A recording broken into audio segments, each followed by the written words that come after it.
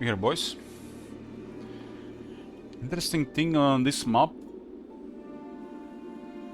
If you play Necropolis or Hive, you don't have access to artifact merchants. I don't know why. Why doesn't Necropolis have access to artifact merchants or Hive? And because of this, it's harder to get the movement set and or swamp boots.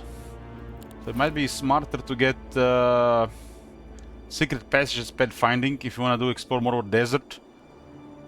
But if you don't and you don't find those artifacts, you just stick to the roads until you get, I don't know, some other way to avoid the penalty. I think the battle logistics on the Necropolis are too good, especially how big this area is at the start. And Necropolis does retain this later, so you get 3 total here, and you get native terrain on every battlefield except the native of the siege defenders.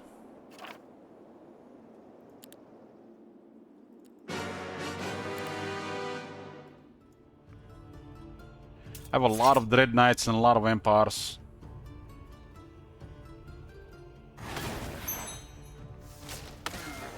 Those 24 Medusas can be turned into leeches. That means I have a lot of leeches as well.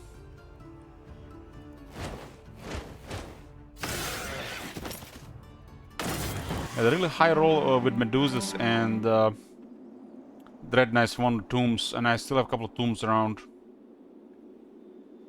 I'm gonna be clearing this area here so I don't have to return.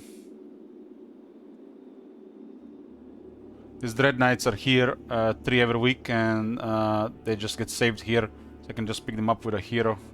I'll have a hero in this area for logistics. Get all the units to town. There are 2 Dread Knights, 1 Leeches, 2 Whites, and 1 Vampire.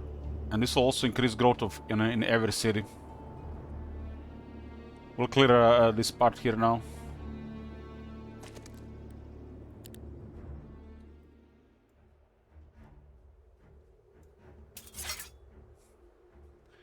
What about that shooter?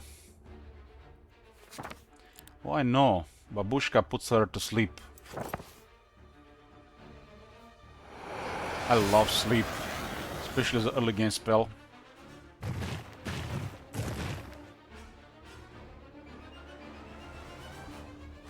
We'll be sleeping for 3 rounds.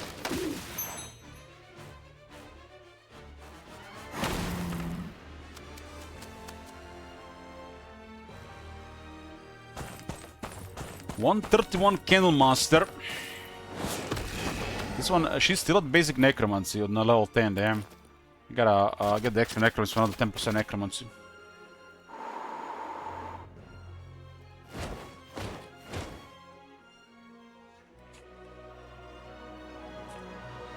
I'm pretty sure they can kill a Dread Knight even on a high roll because I have a defense.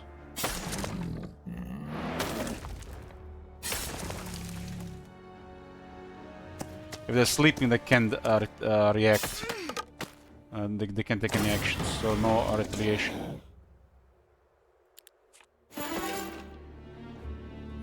Last skill would be amazing to get sorcery or offense. Battle logistics very strong on the Necropolis.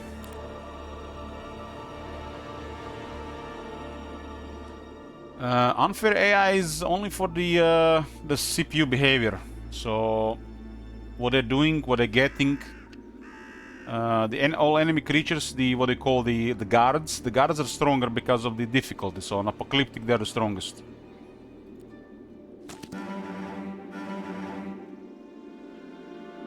The Mercenary Guild for the Undead could be used for Undead Transformer, but that's another logistic. So this is Skeletons, Whites, if you want to just grow more, because you can just bring them to town and use the Undead Transformer to turn them into your creatures.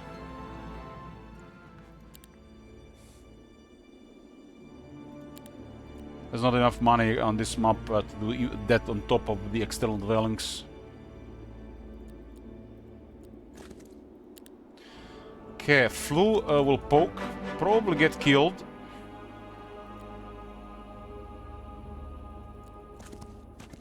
Don't have enough scouting to be safe. I don't have level 3 bird's eye. Might be on the other side. They broke through early here with a powerful army. At least for a week 2.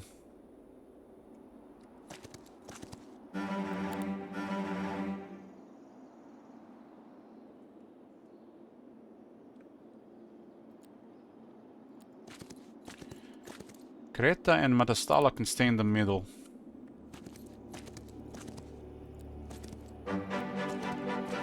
Leah will be at the bottom.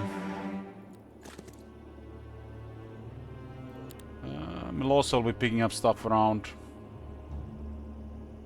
Did forget these 2 vampires.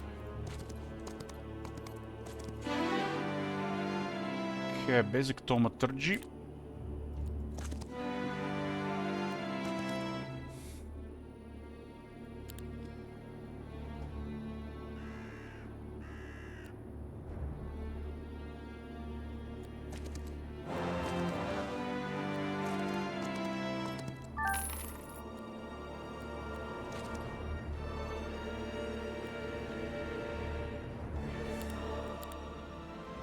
Okay, I gotta upgrade a couple of things here.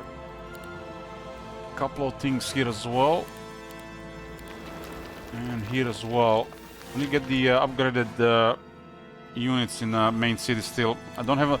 Man, compared to the last Hive game, I would had so much more dust and resources starting with that early economy tier, on expert. And insight as well, and then the bank as well. You can have a really crazy start on this map, even crazier than what it already is.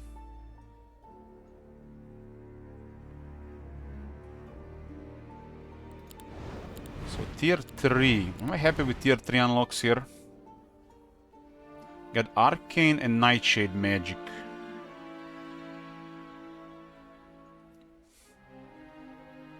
Assemble, use, and then radius multiplier. So I can assemble with both heroes, both Babushka and Marl. So convenient when I have to meet up.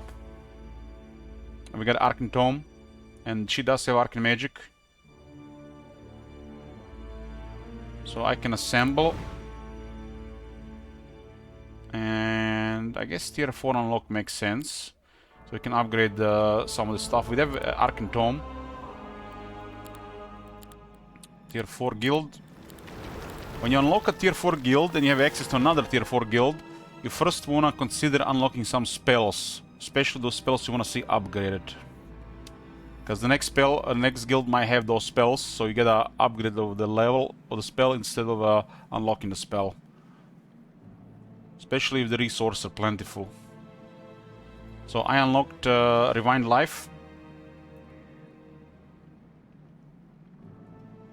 I got Arcane and Nightshade magic.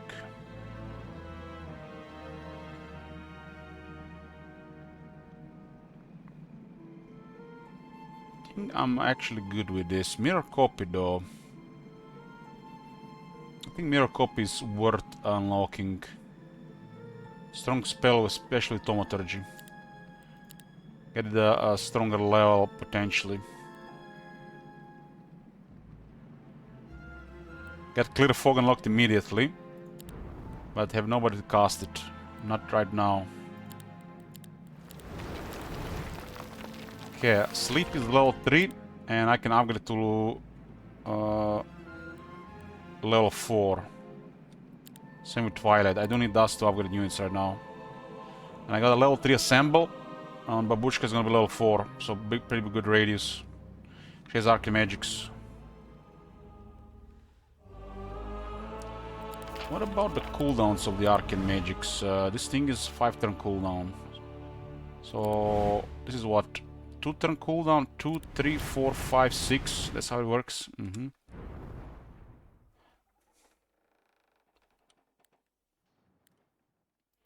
I wasn't sure if it was spell specific, but the duration and the cooldowns are assigned tiers. I mean, spell power and cooldown assigned to tier. Unless it's a special rule spell like Sleep or Doriath's Tide. Then it's based on some other stuff.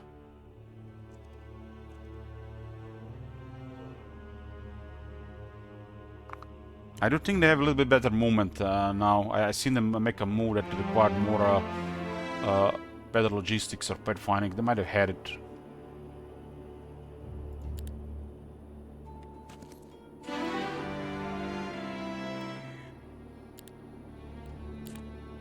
This guy could probably get level 5, but I don't think he can get another Mercury in level 5. Can get 8. Maybe because it's every 5 levels it will count. Maybe it's just on level 6 that counts the first level.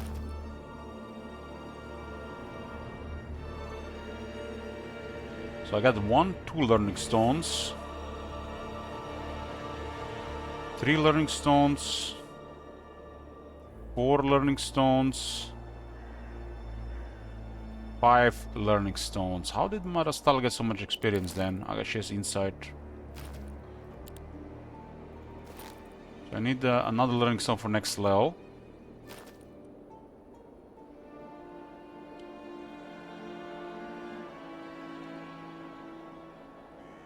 To see if the level 5 counts for his specialty. Okay, Flute didn't get murdered here. So they break through here immediately, so it looks like they went around.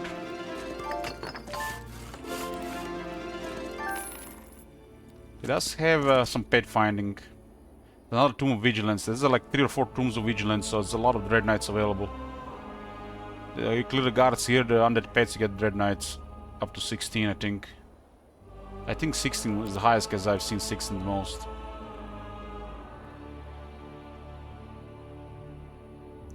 So, does she have currently... She does have a symbol with her. She has basic arcane magic. I should clear this area now. So, I want sorcery or offense here. She has logistics, so she'll be able to keep up with Marl.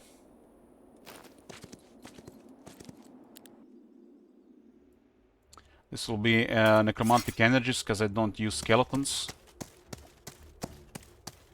I got wrecked in the first fight. Lost like 500.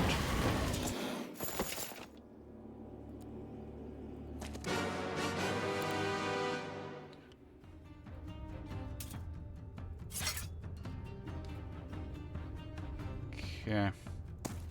I do lower their initiative, and I get +1 speed, +1 initiative, +2, +1 initiative, +2 speed on this terrain.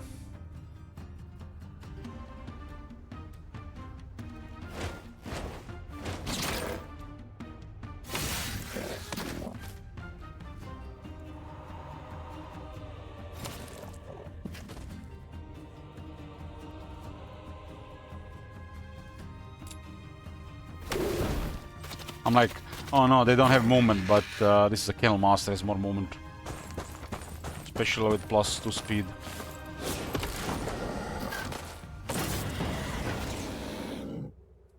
$128 whites. But +4. She's only basic Necromancy right now.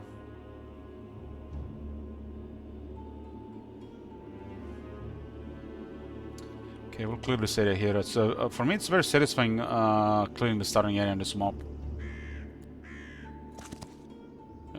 Halflings, huh? What are you gonna do, halflings? Can do nothing.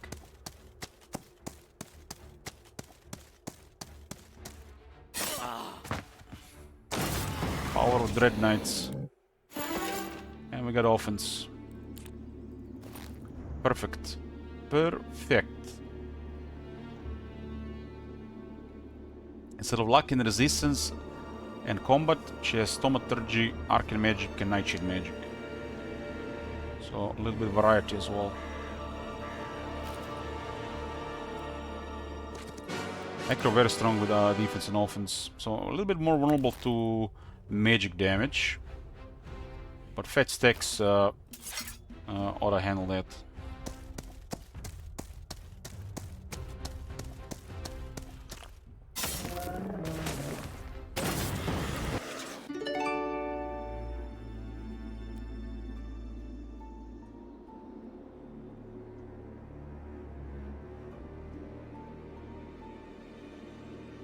He's actually strong with assemble, especially if he's going in a different direction. Because we just clear in opposite direction and we assemble with him and he goes his way.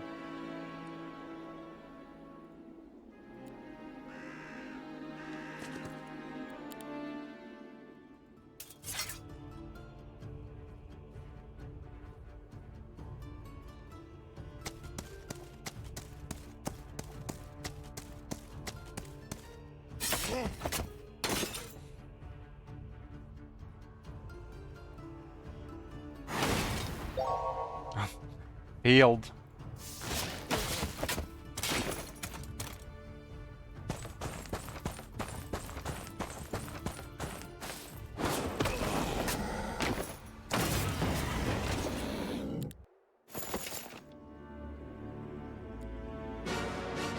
Six, huh?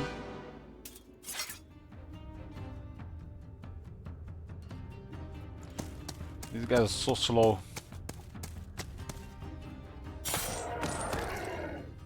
Can put this to a little bit higher.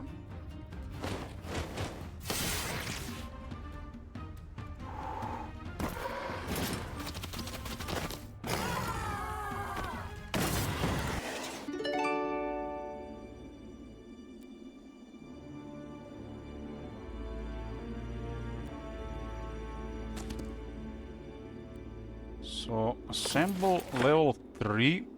Level 1 has radius and then level 3 has radius. It's the sight is a factor, so scouting buffs it or item that scout. If you're doing reinforcements or assemble, you can always skip plus scouting artifacts in inventory.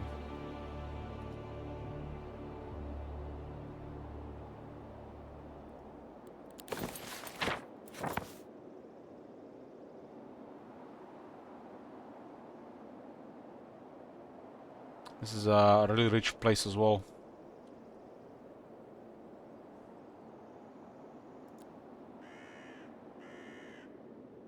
So, not really most ideal move here. It's a daylight tome, primal tome actually, not daylight.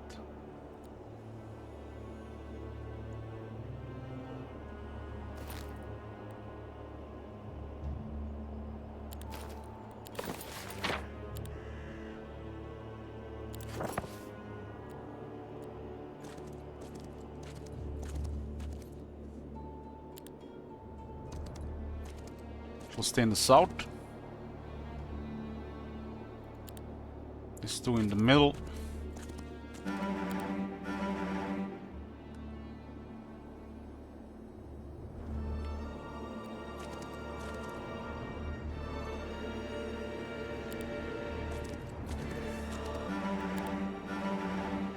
If I miss them 1 week, I just get pick twice next week.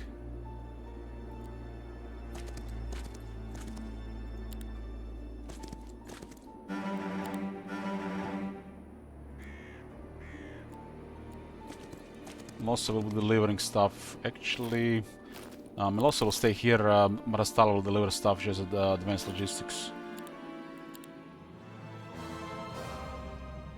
Mage Guild 5. Expensive building, 5,000 gold, 10 wood, and 5 of each resource.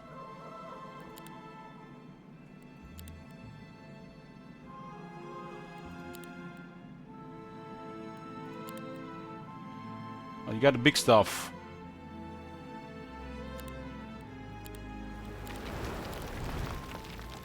Shadow Army, Judgment, and Reality Distortion. We want Doriath's Tide. Cost expensive to unlock 10 of each. I'm actually running out of crystals.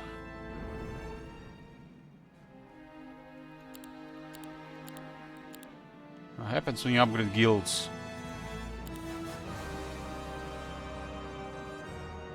Haven't recruited troops this week also.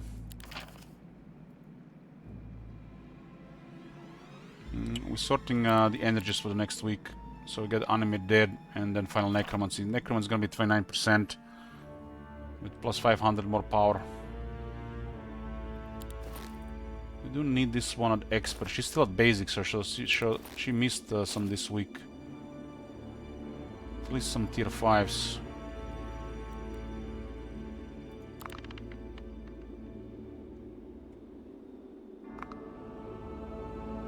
Can visit the city for Undead Transformer, turn the Medusa into leeches.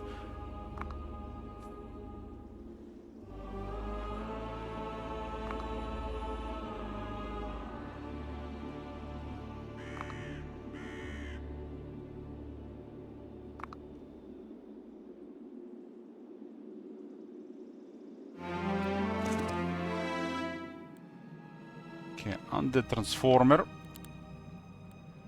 It's a downgrade, but the leeches are more useful to me. That interface seems like it's not scaled properly.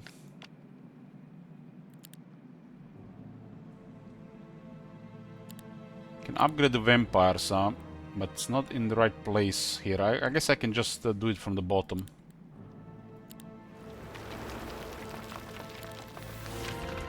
$30 mercury to upgrade to the lords. They each require 1 mercury as well.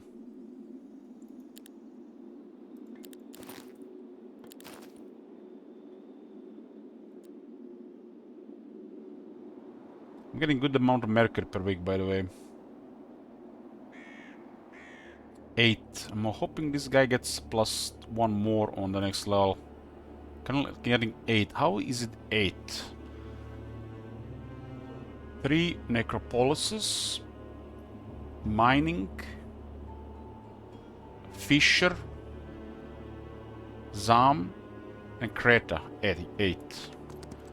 Will this go to 9? I think it's on level 6.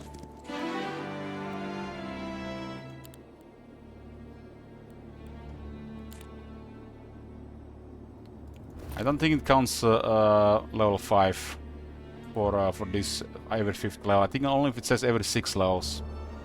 And Abigail works on every 6 levels. So he might need 1 more level. We'll find 1 more level for him if it doesn't update.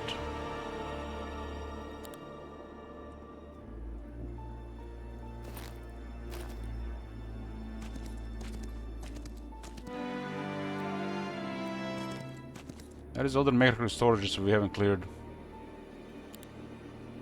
Okay, the flu. So they literally came directly here.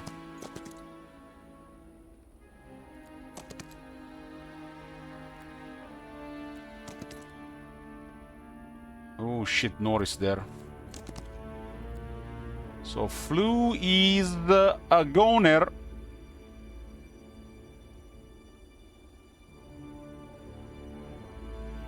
This is our border with purple. Conflict started already. We're fighting in 3rd week.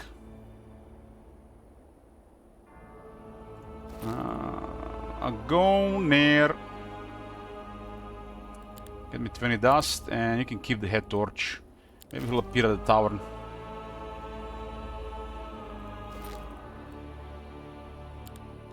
Rip Scout.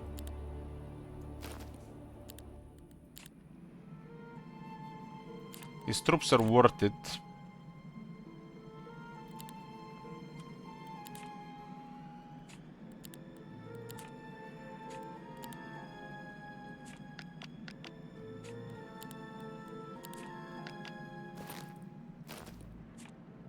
Since there's a breach into the area, we can send him to explore the roads. Oh, look at this economy. If he upgrades economy, maybe I keep him.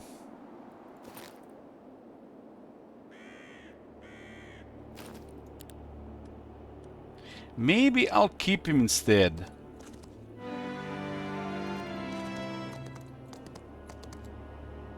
Probably worth keeping just for basic economy.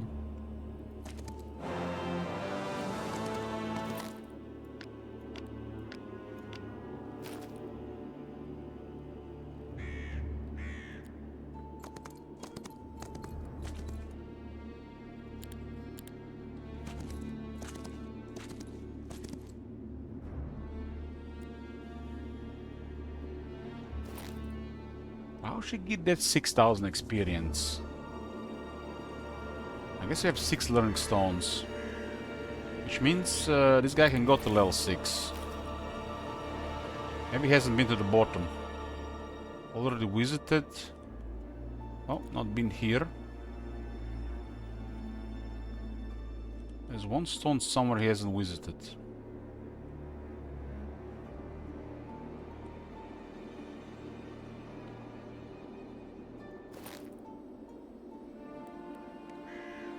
$6,300.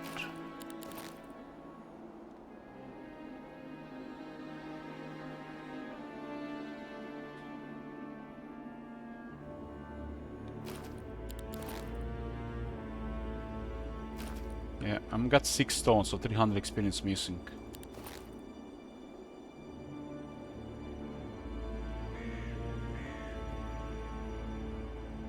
How was this experience acquired? Ah, chests. Chests. That's why it's okay to keep a chest somewhere, I guess. If you wanna get like a breaking point.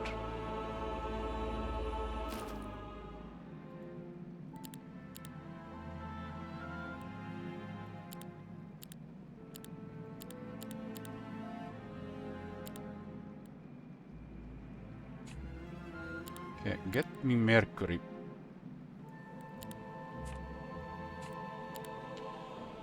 Okay. Look at them sweet vampire lords. Get more HP, 7 more defense, 5 more damage, 2 initiative, 2 speed. So vampire will have pretty much, with this build, will have 11 speed, whatever he wants on turn 1. Inclusive 14 initiative, and we have penalty on enemy initiative.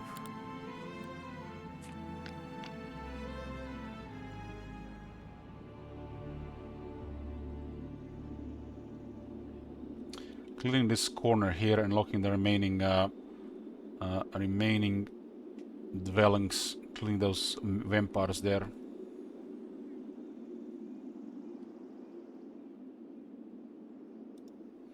So I can use this how many times now currently? Twice, huh? She kind of want to go south, so we have to plan this ahead. Assemble radius currently awkward, because no scouting. Haven't kept the helm. 42 voodoo. Assemble can go level 4. Level 4. Could have gotten it with advanced arcane, but this is convenient right now. And now I can assemble at a very nice distance. Twice a day. That's very, very convenient. This is Leah.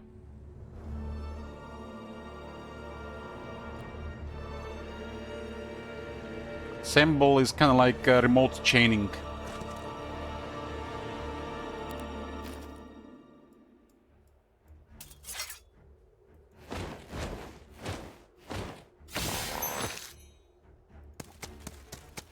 We got the speed build.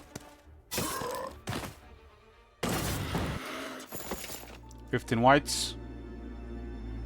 Leah can pick this up before the end of the week.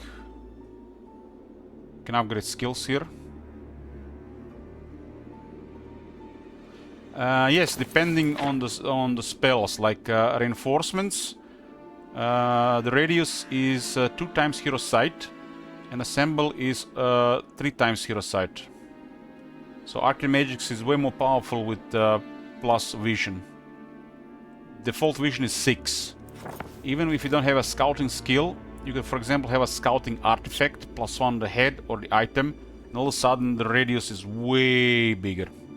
If you watch the Hive, I was in the middle here, and I would cover the entire area with reinforcements. I could interact with any dwelling from the center city without moving, twice a day. She had expert scouting and I think an artifact for scouting. The radius does increase also on the spell level, so that scouting bonus is even bigger. This is also just a huge quality of life convenience, and feels like, you know, magic just gives that more power on high level. So it's kind of like remote chaining, so you don't have to plan as much.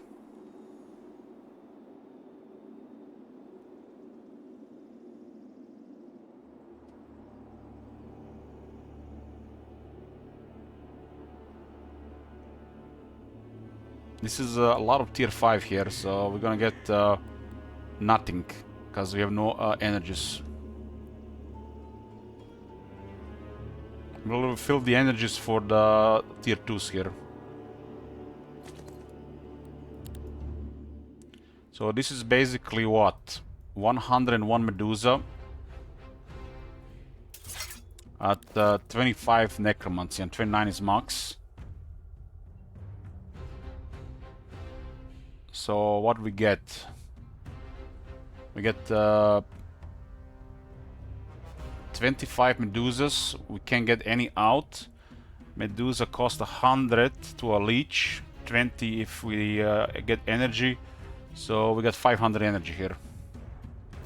Gonna get a bunch of whites on the next fight.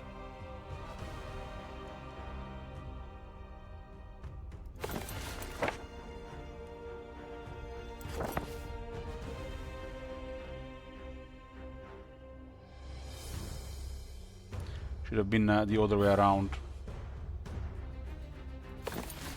The other way around.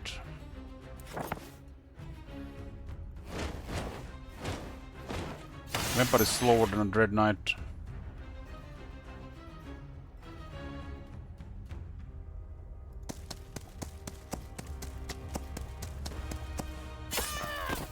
Means lower speed than a Dread Knight. I mean, like actually the same. Never mind.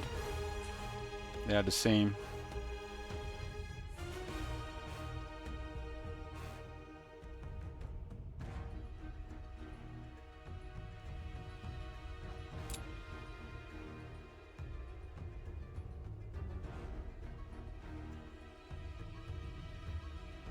I don't have to worry about the Medusas, I think. This guy really needs more knowledge.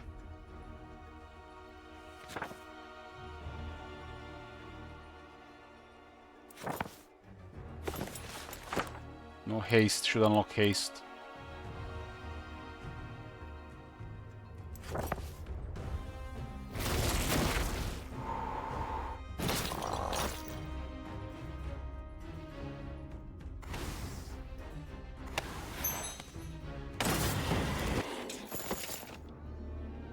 And we got 500 or 500 necromantic energy here.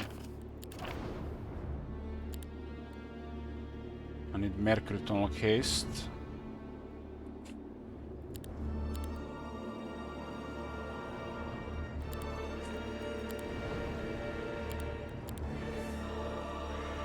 Three guilds, no haste, huh? Okay, we got advanced luck.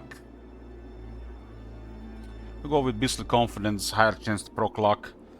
So without this, at 5 luck as the undead, you got 30% chance for a lucky strike. With this, you will have it's actually 36. 5, no, 35, 36, yeah. 5. If it's like 6 base inside, it's 30, so no, it's gonna be 35. 35. If you have Primal Magic, it will be 40%. So another 5% chance on max luck. That's pretty nice. From 30 to 35 if you have max luck. The undead don't have a law that increases luck further, but instead they lower it for the enemy, both moral and luck.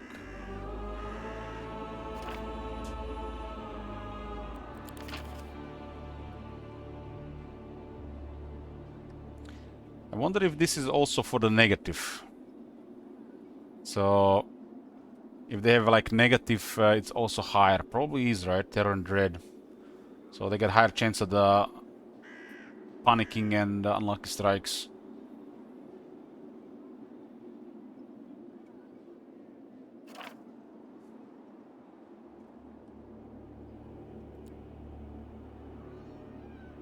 These are whites. We're gonna get a lot of them.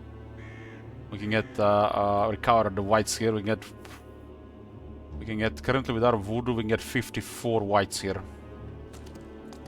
And they got the numbers for max. Almost max.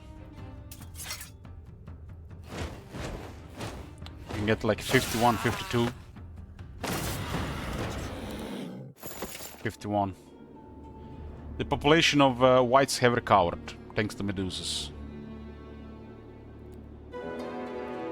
And a bunch of skeletons here. Skeletons got wrecked in the first big fight. We lost like 500. So I'm not keeping them right now. But we'll put them in town.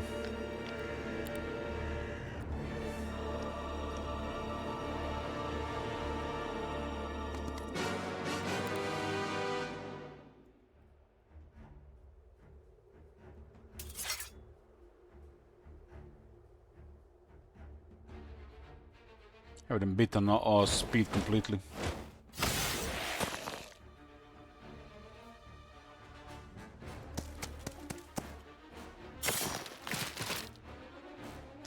Do you think there's ever use for skeleton archers? Of course. Of course, it's like one of your best units to progress.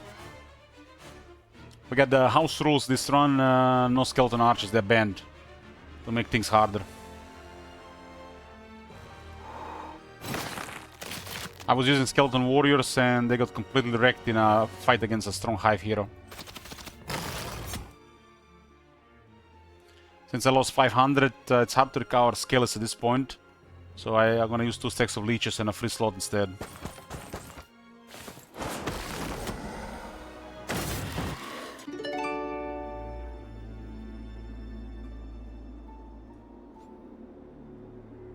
And this is a lot of Dread Knights here. So this is amazing at a fresh week. You can get, let me tell you, you can get 10 Dread Knights here. Up to 10 Dread Knights. That's amazing. Amazing. Fresh week though.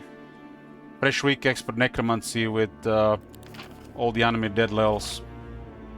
This is 10 Dread Knights.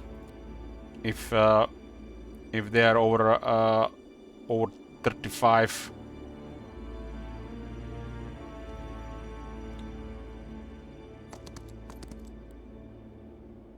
It's a lot of undead pets. Imagine this was 764 of any other unit. Holy shit, the Necromancy, huh? You would got you would get probably max 200 something whites. My bet. This could give you 200 undead pets if it was any other unit. 200, damn. Such a big guard there. I think this one is unique because of the building. I think it will always be undead pets.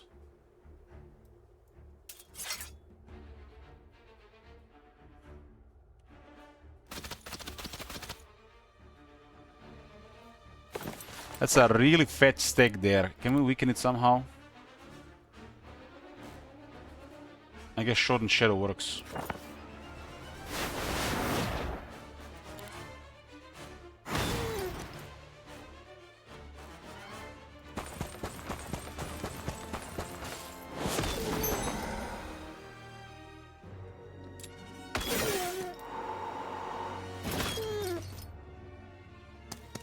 Maybe didn't even need it. We got a lot of damage as well.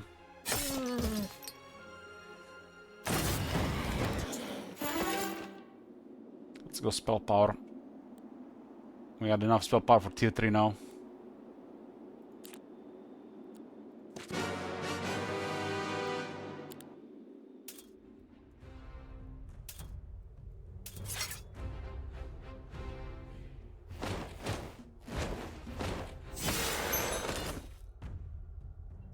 Obstacles in the path.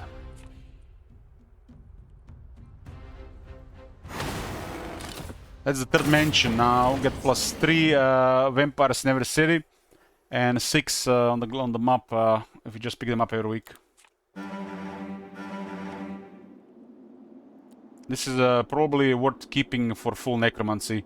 So Mal can probably can get up to 10 Dread Knights here at the start of the week. 10 Avatars of War. That's really big. Okay, so that's it for Mao. Now we go back to Una. We go assemble. Remote chaining.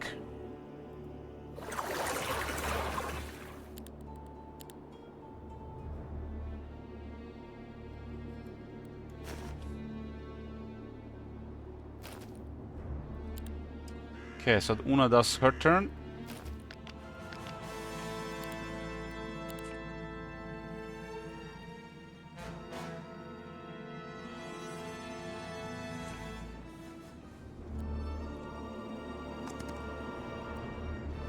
That's a lot of undead pets. Him she is only basic necromancy. We're basically the farming stage of the game. Before we got comfortable to go further. They're fetch stack, and we only have basic offense, so we wait.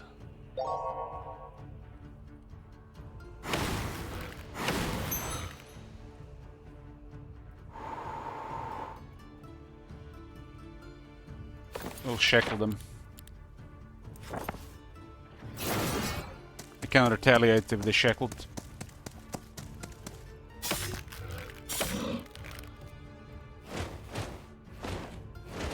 She's only at 7 attack as well.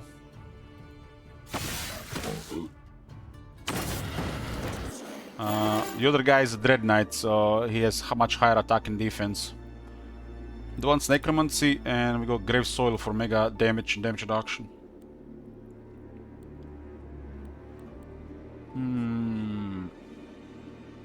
Dead Herald is basically additional Vampire per week or additional 2.5 Dread Knights.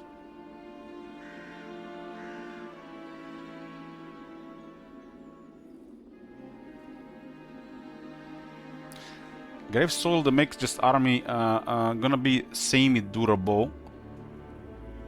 Considering my other guy had it was a might, I think the other guy could have went with Dead Herald and she could have went with the Grave Soul, but Grave Soul is just too good.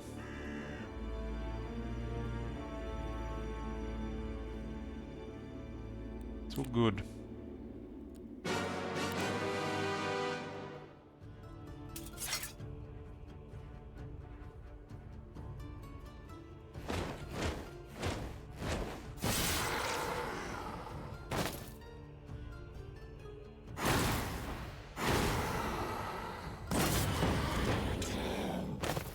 I prefer the blue over the green. Blue are more balanced. Green are very imbalanced.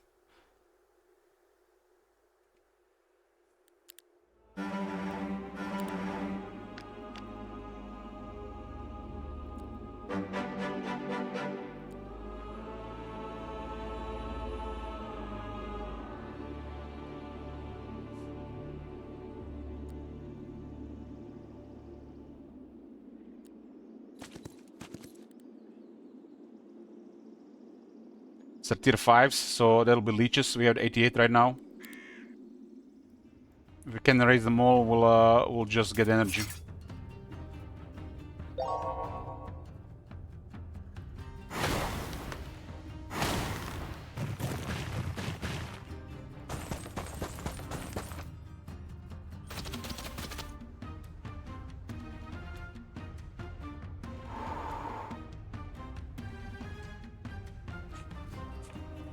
These guys have 18 damage, huh?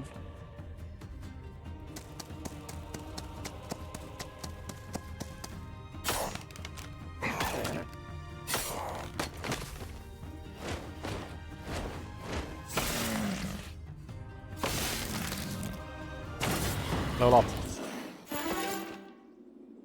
I need the expert necromancy.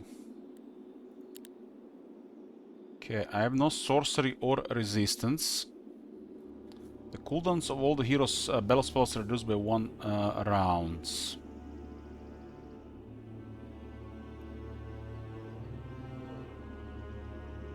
My spell power is 8 and my knowledge is 10.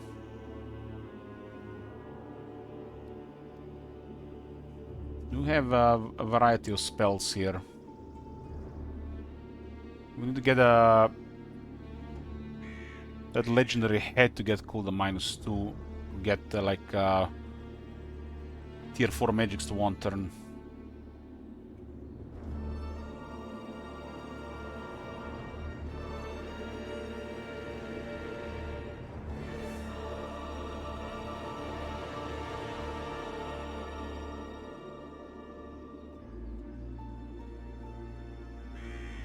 Not needed with 2 leeches as well.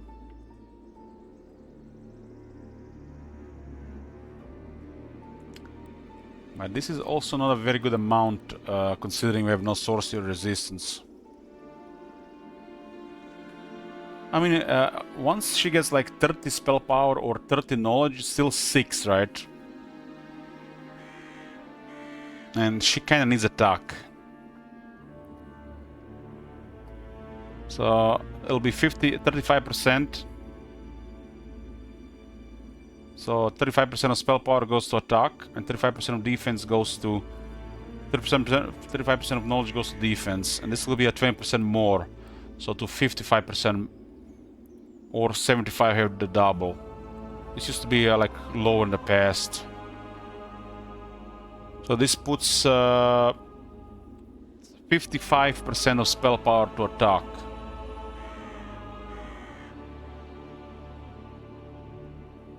And spell power will be a priority past a certain point. Oh, Bell Mage's Authority. Get more attack. She does have defense. And she's a magic hero, so we're gonna be lacking most likely attack. Aura of Destruction and Bell Mage's Authority will grant that attack. We have a very strong attack with several of our units.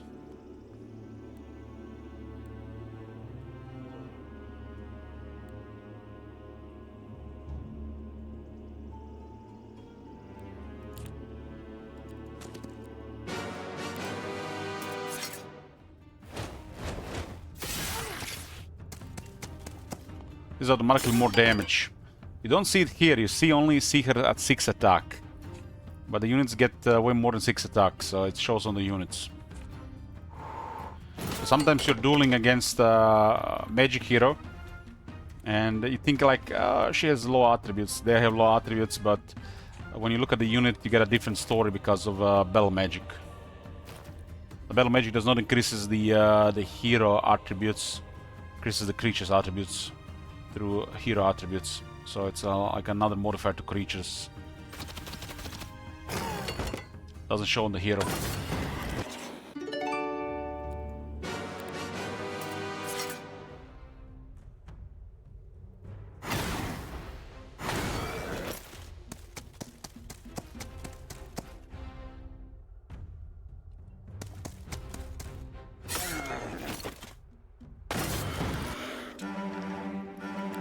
So this area have 2 Tomb of Warriors. So now we have 3 Tomb of Warriors,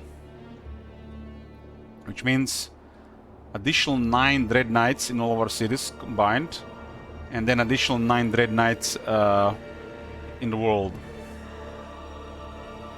Got 2 leeches, so that's additional 10 leeches in the world, and 6 in the cities combined.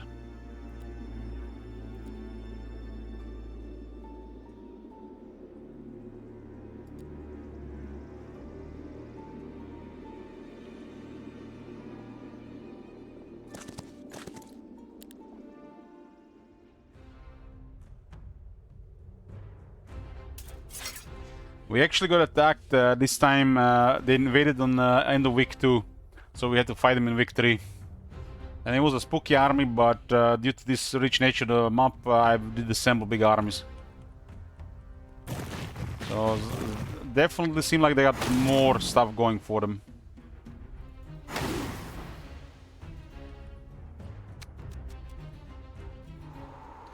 These are tier 3 embodiments, so no Necromancy.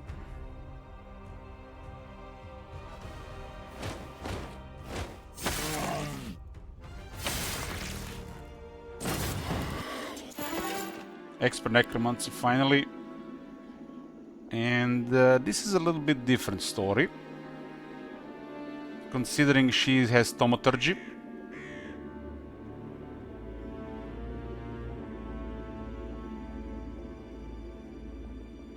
We're gonna go with to the Fields of the Dead with here. So instead of we'll be able to refill her voodoo necromantic energies faster when they're depleted or not available. So meaning she'll be getting more necromancy going. Having a bigger pool per week, 500, you know, it's noticeable, especially in fat stacks with the Fields of Dead. But if out of the two, this one might be better in the later game. But they work together.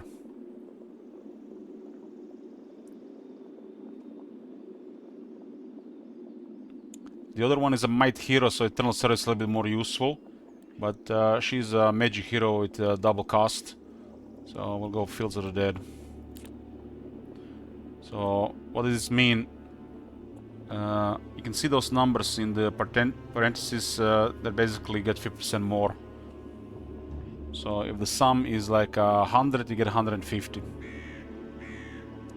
So you get to do more necromancy during the week, especially on you know, fat stacks over time, and Apocalyptic does have a lot of fat stacks, so makes this then even a little bit better.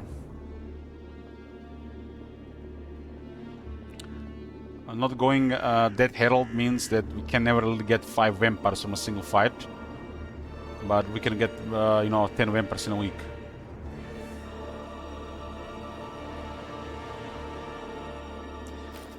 Hi all, I'm having trouble understanding how necromancy energy works. It does not revive fallen creatures, right? That is correct, that is correct. So basically necromancy targets the corpses of the enemies. So if you have defeated 100 tier 4s and your necromancy is 25% power, meaning that 25% of those corpses can be used for necromancy. Either creating 25 up to 25 grave robbers if you have necromantic energy available, and if you don't, it'll create as many as it can and restore necromantic energy with the rest.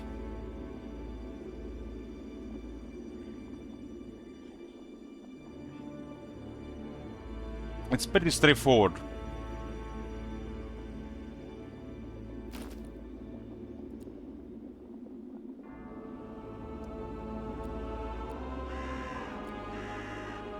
No problem.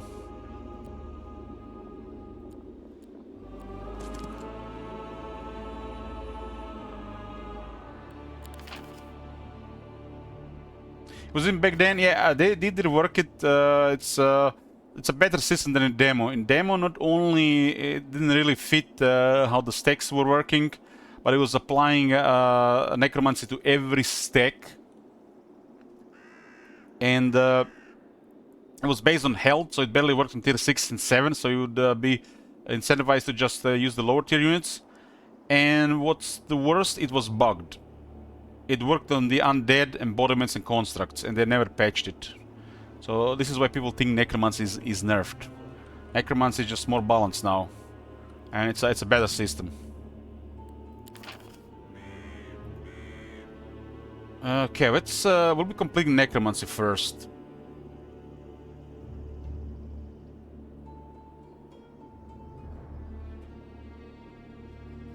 Okay, this will be more energy for the next week. So we have plus 500 energy for next week, so it puts us to 2000, so we can get like 4 tier 5s in a fight. And that was the end of turn. Shade Spinner Una does have assembled, so we can do remote chaining. Where this band flew, he was about to get killed.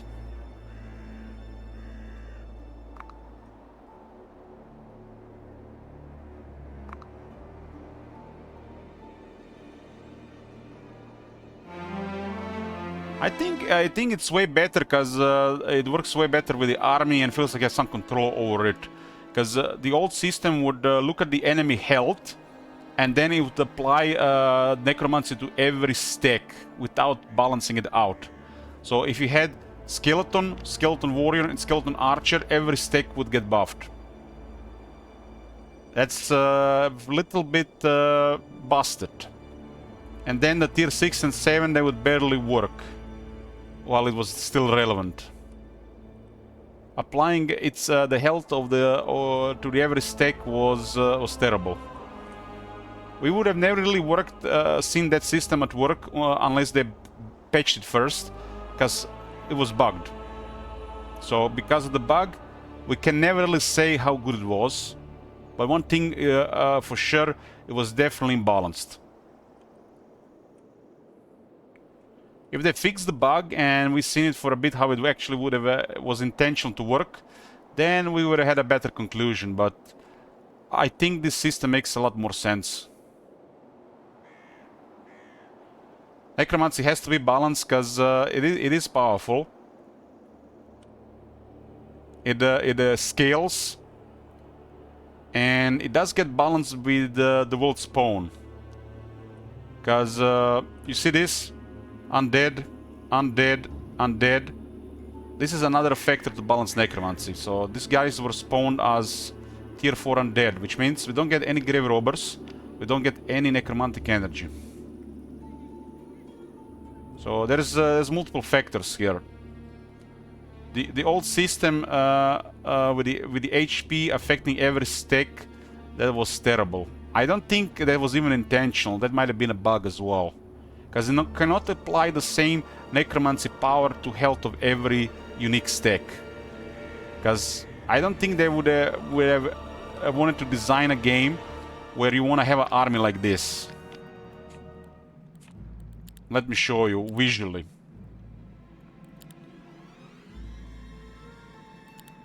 So the old system wanted you to use this. That makes no sense. On top of this, it was bugged, so it worked. It worked on the undead, embodiments, and constructs. So this was definitely not intentional. Maybe this and this were. So probably one bug here, and then the bug how it worked. So that system was broken from the start without them trying to fix it. They planned for a rework from day one.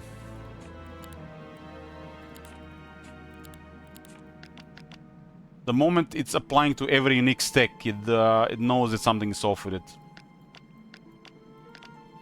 It has to apply to every tier across tier balance evenly. And that the new system works like this, which means the old system had two bugs. It wasn't applying evenly per tier, and it was taking undead, embodiments, and constructs into necromancy.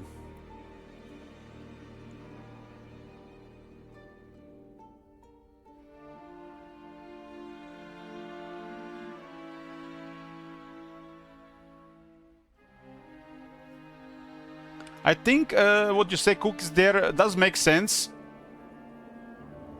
Targeting what you want to raise, you know, per battle could be a thing, but I think this is just another way to balance it and to promote a more varied army. Because several of the vampire units could be highly abusable on a high stack if you would just selectively buff that unit only. Then you have to balance units around that as well. The whole undead faction is already balanced around necromancy, so they'll just complicate things even further.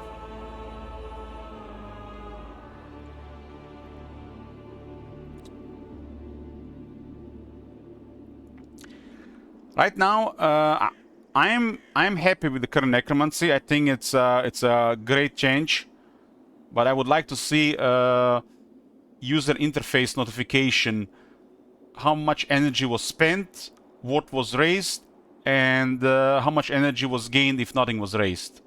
And I want to see, you know, click yes, and not just it just goes away after a split second. You don't see shit, because you're getting levels up all the time, and you can't even see it because the level window goes over what necromancy did.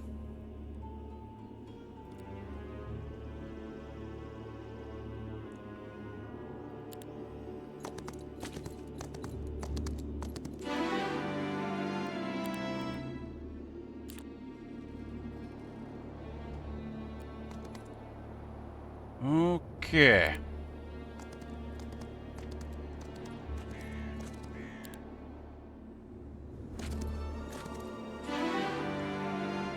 Expert recruitment. Go relocation. Will be convenient.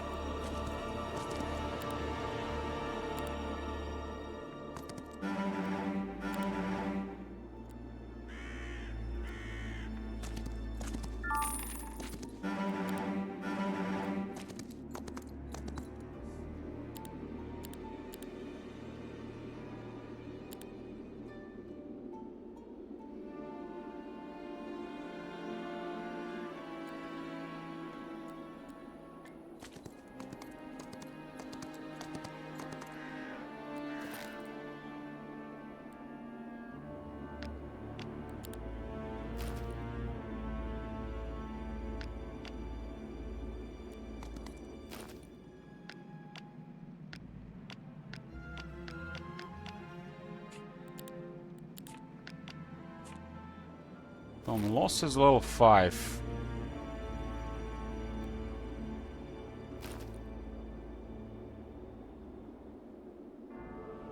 Considering our gold piles, she's getting like 100 extra.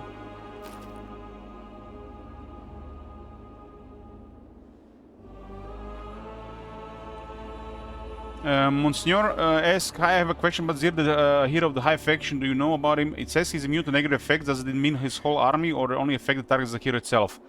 I think the only effects that targets the hero himself, like the curses, for example, from the Tomb of a Nameless Hero.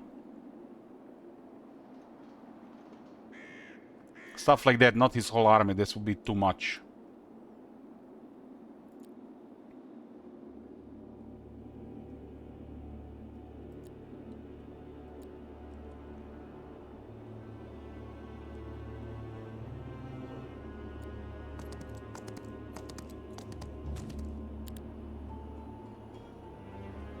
Is there anything to build this week? Not really. Got vampires in the second city. Considering I'm getting 27, 633 vampires a week, which means I need 66 mercury per week. I'm currently getting 56. Not enough mercury. So this guy getting a level up would make all the difference. And the level 5 does not count. So he needs a level 6 to get +2 mercury. So maybe only on effects that says every 6 hero levels count the original level, but not supposed to count the level 1. Abigor might have it bugged.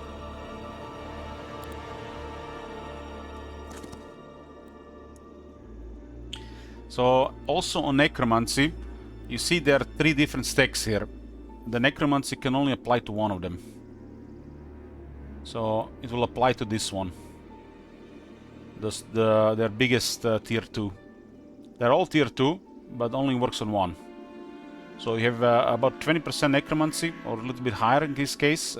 This is 14 Necromancy power from this unit, which means it will be 14 whites. So whites will go from 229 to 243. Unless it's a little bit higher than maybe 244.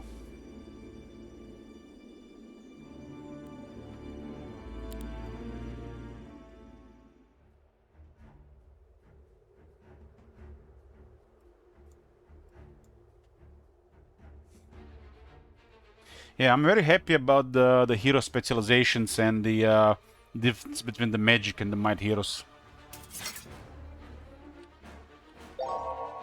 They've been really careful about designing 18 heroes with the varied stuff.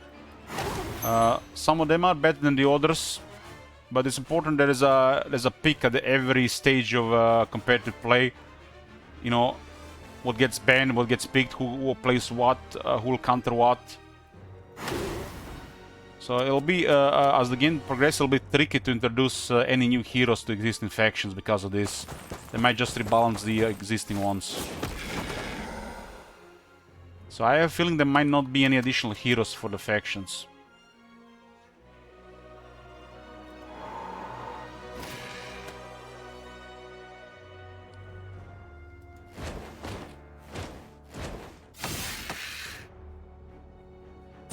So 229. So I'm supposed to get 14 or 15. 16, so it's in higher. We got the expert 25. Okay, 16 makes sense. So I didn't get a level up, so you can see that plus 16. But if you level up before that, it just goes over it.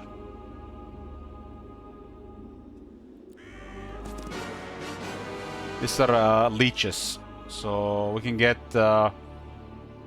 That's actually 54 and 54. That is over 10 leeches, huh? But other energy we can get 3, and the rest will be turned into energy.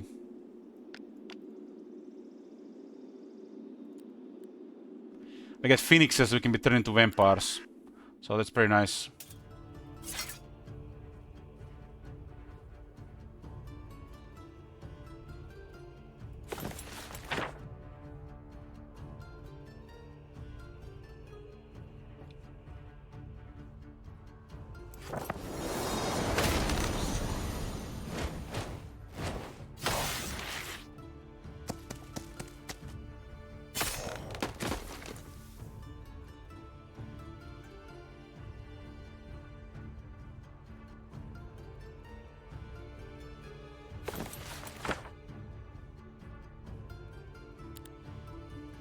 This thing is at 7, this thing is at 6, huh?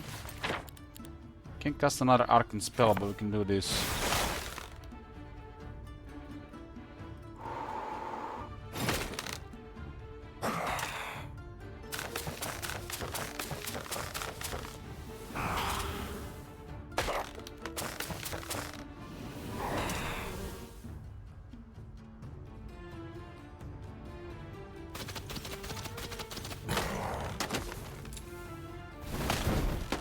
I got a fat stack of Kenner Masters.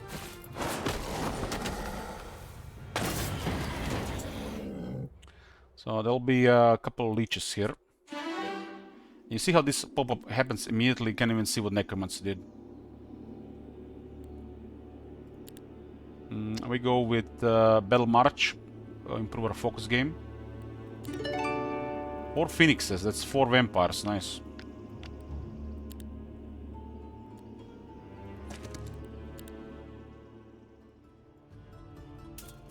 Haven't recruited any troops this week, pretty much.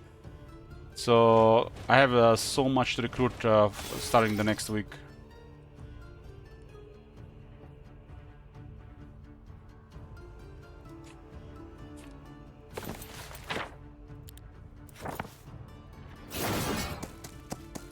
Got the Arcane Magics from the Tome, and she does specialize in Arcane Magic as well.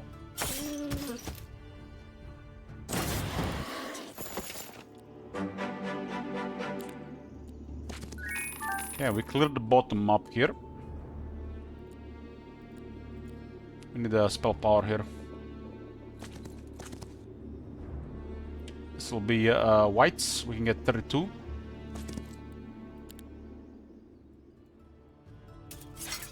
We're starting to get limited more with energies than actual necromancy power.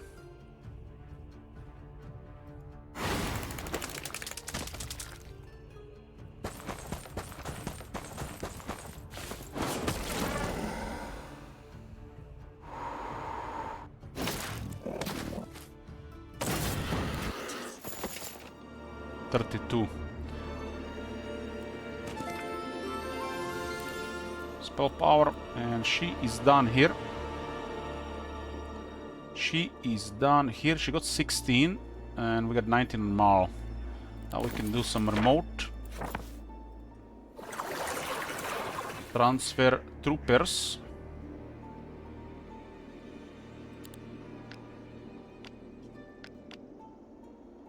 And the gear.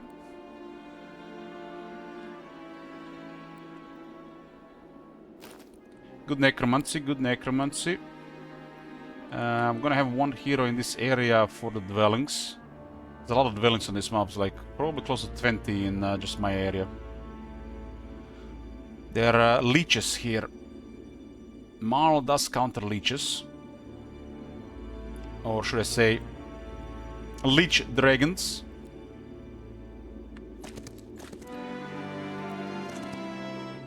This really doesn't do anything for this week, so just let them run.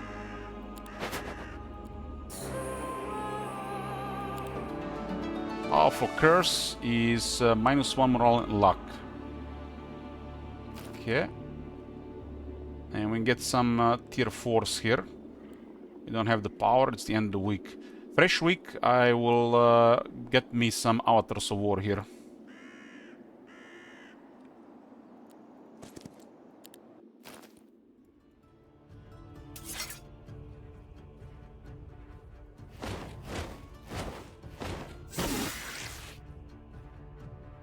I need speed on these things, huh? I didn't learn haste.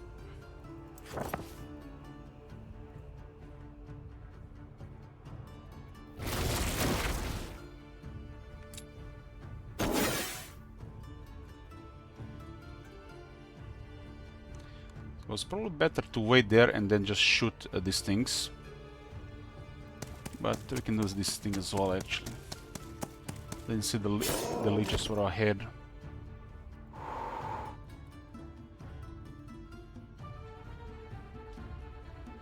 Marks an enemy, cause them to take always maximum damage. Get a lucky strike. Lucky strike. We didn't get anything here because the wood was depleted. We had 4 Lich Dragons here. This is a fat place. Offering artifacts and a lot of gold. These are spooky things.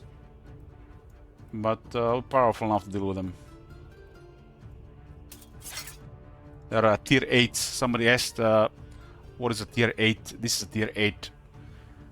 Currently there are 2 tier 8 units in games, Lich Dragon and Avatar. I think those are the only 2 tier 8.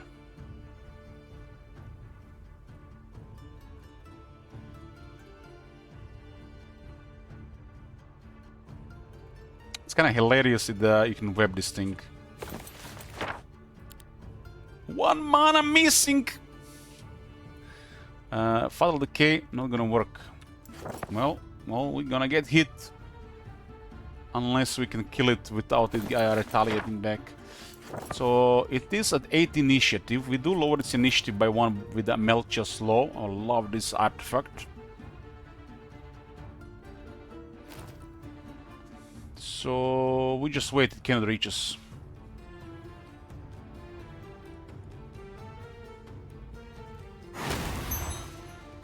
It's only 4, we have a really strong army. Let's get some pets.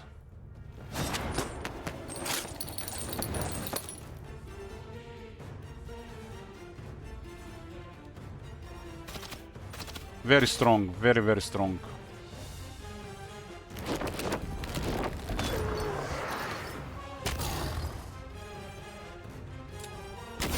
Get rid of his retaliation.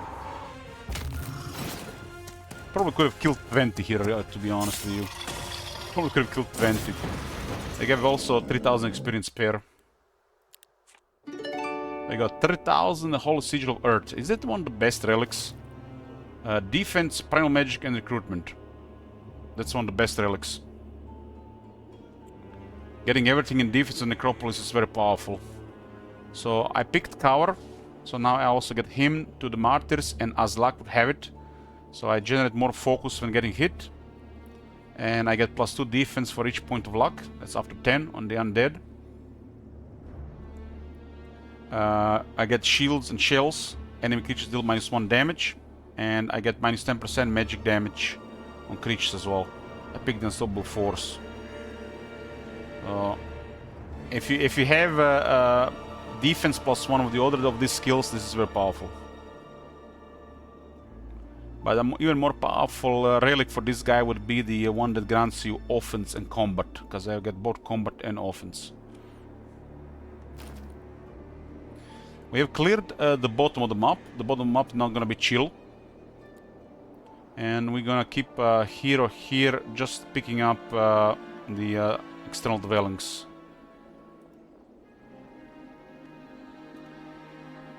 We definitely want to pick the knowledge here, liking it.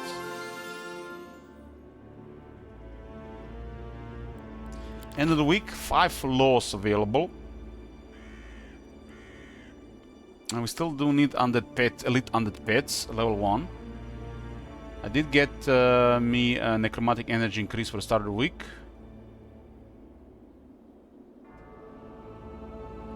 Okay. Might as well get the undead pets growth and initiative. Don't care about increasing the growth of the first tier 5s. Maybe tier 5, maybe the leeches are worth it. We still get 3 more right now. But considering what is available, the laws are kind of limited. Necromancy exists. I think tier 6 and 7s are justified. Probably better to increase luck and or defense later than getting that extra leech. I think tier 5 could still pass, but I'm gonna ignore it. 6 and 7 growth is no brain.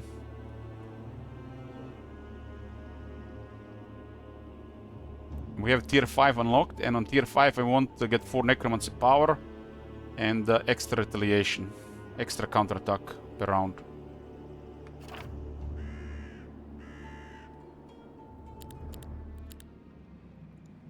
Still need to upgrade 2 buildings here. Kennel. I'll be using Barghests really quick. Barghest is at 8.6 with low 10.6. Home terrain 11.6. Home terrain low speed 11.8. Bad logistics 11.9. Spooky doggo. And they do hit hard. They're hard to kill in melee. They can go big. And every time they hit, they lower the defense of enemy, and they buff their defense until the end of the fight.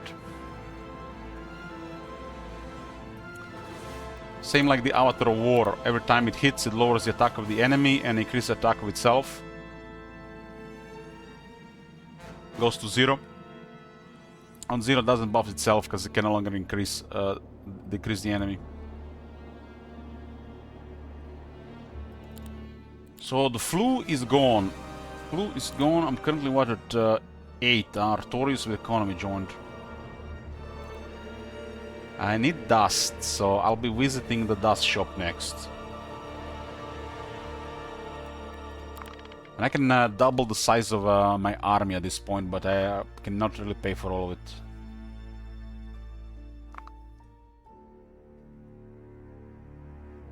Both heroes have their all skill set, so we're ready to clear the rest and poke in the desert. I enjoy clearing the starting area. We could all have been poking out of the desert.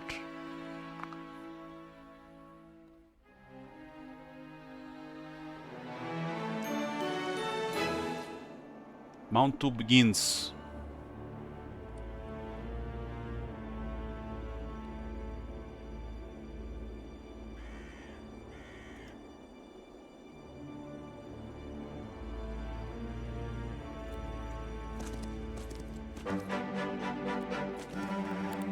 It does have reinforcements, huh?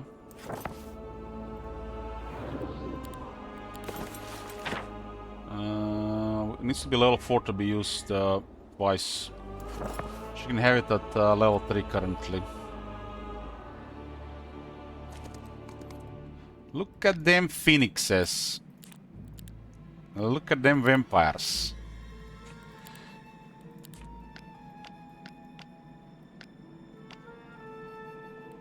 Get 9 more vampires, huh? I currently have no resources to recruit all these units. This is 43,000s, 71,000s, and this is 67,000s. There's no gold. But you don't have to recruit everything. There's 17 vampires available on the cities. Undead have such crazy growth.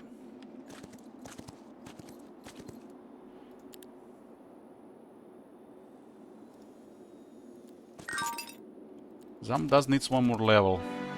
So you can get 2 mercury a day.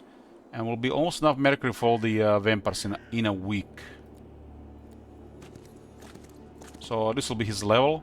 And then on level 6 he generates 2 mercury per day. And this will grant double mercury per week. And we'll have just enough mercury for all the vampires in the week. We currently need about 66 mercury per week for all the vampires. Vampire lords.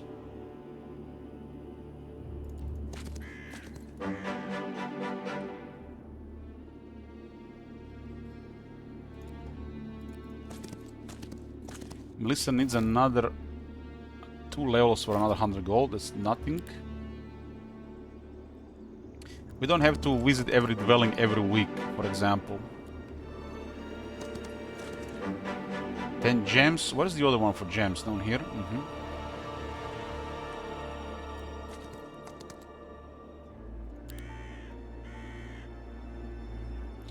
This map is cleared.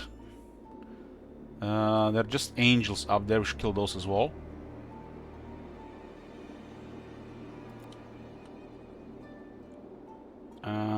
We can get up to 10 Dread Knights here. If I had this, probably would have been 10. But we'll probably get... I have 25 voodoo, 25 power. And I got 2000 energy. 1 Dread Knight costs 200, so I get up to 10. 10 Avatars of War from a battle outside the city. That's quite a bit.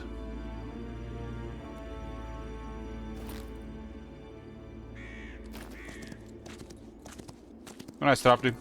So there are 40 of them. I get exactly 10 Dread Knights. Nice. Exactly 10 Avatars of War. That's huge.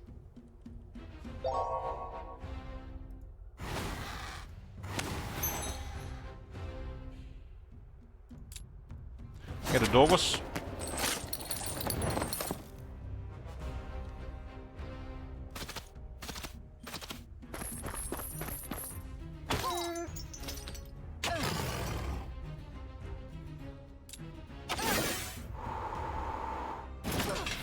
Luck strike. So we get 50 Avatars of War, this will be 60, huh?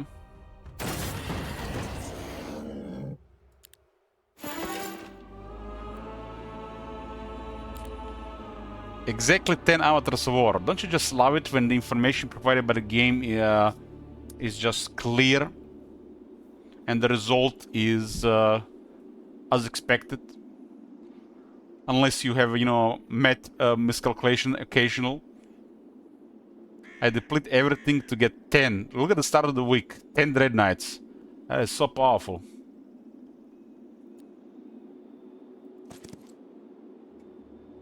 You could definitely don't get that in the old Necromancy from one battle at this stage.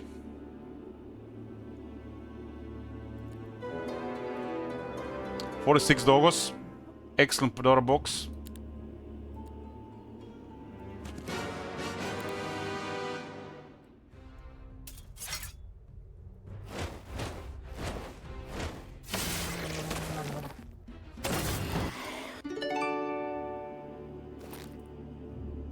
Overtime effects has dependent creatures lasts for +1 round.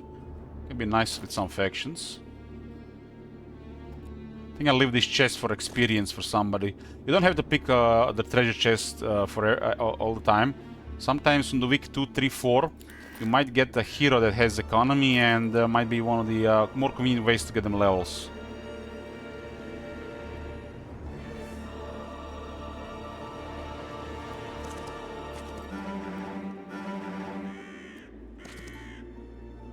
She does have expert recruitment now. Let's get some movement speed here. Movement points, I mean. That was the wood behind this. It's like it's impossible to even see it unless you mouse over.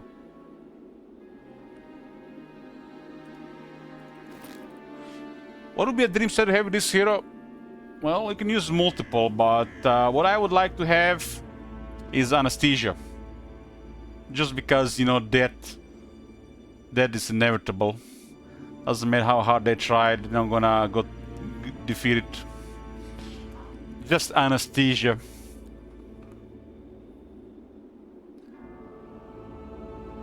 Anything else will just kill them faster. I wanna savor their death. Make them hopeless.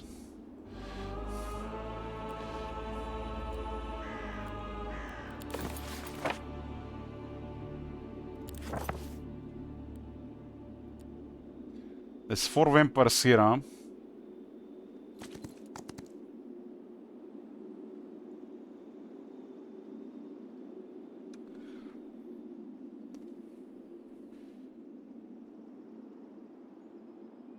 Power of the Dragonfather is pretty straightforward, yeah.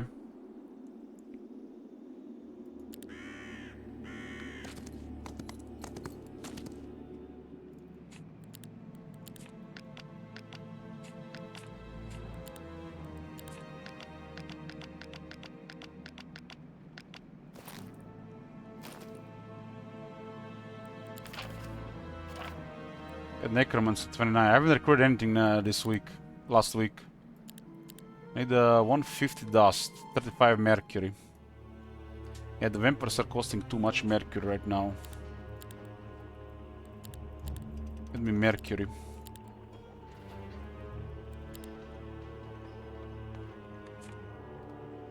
Got enough gems. I'll buy dust from the alchemical lab. A little bit. Who's at the tower? Not the leader. 100 pits. The other guy is the riders.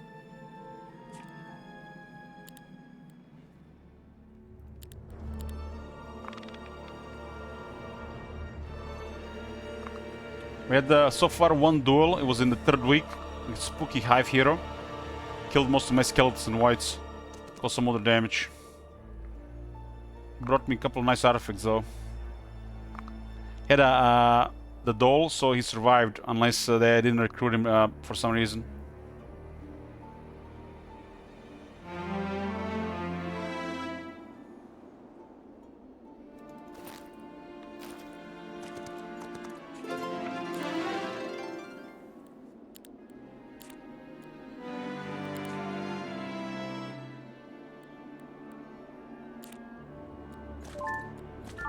Earth's Rage level 4, huh? Good for siege. This guy's level 6. It automatically updated from 8 to 9. And you have to wait next turn.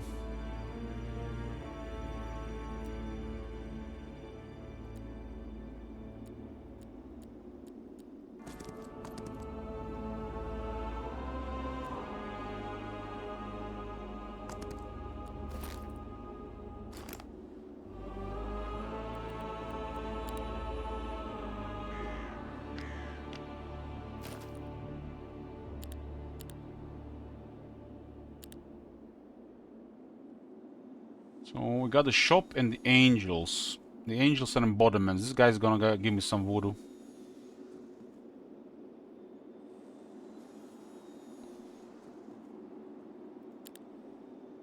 She could get a bunch of grave robbers immediately though.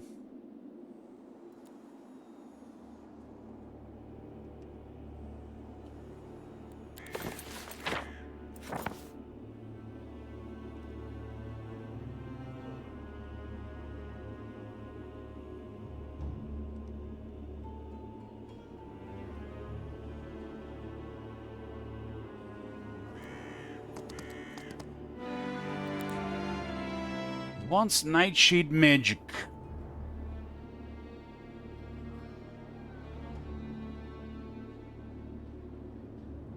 Cooldowns of Nightshade spells.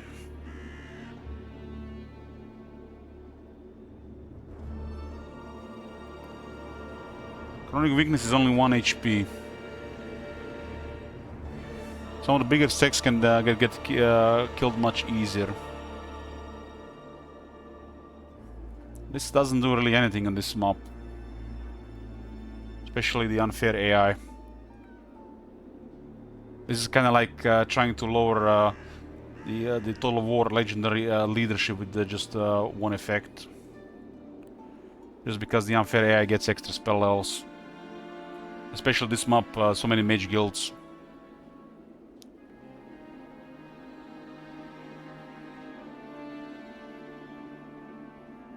I don't know why I would take Nightshade time.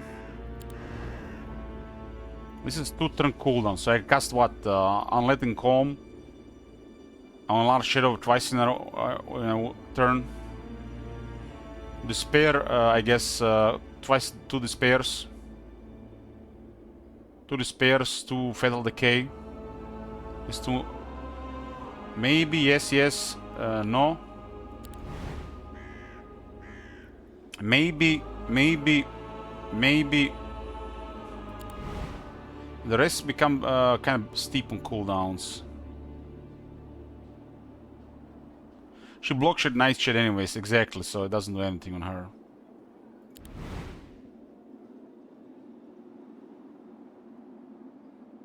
So for her it's even worse.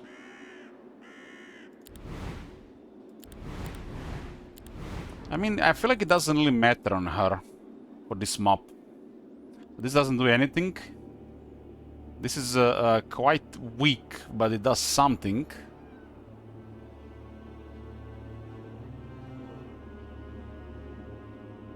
I'm not even sure what kind of battle we had to be for this to be available. Would be a really nasty battle.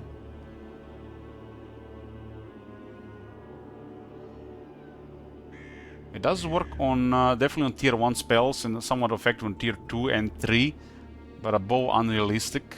Has to be a really nasty battle for this to actually do something. I don't think it matters here at all for this too.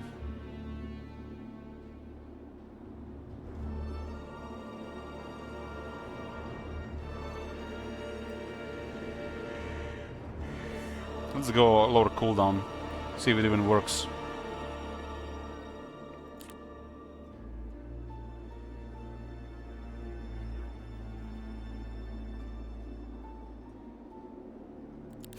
She's assembled twice, so she doesn't need her own army for now.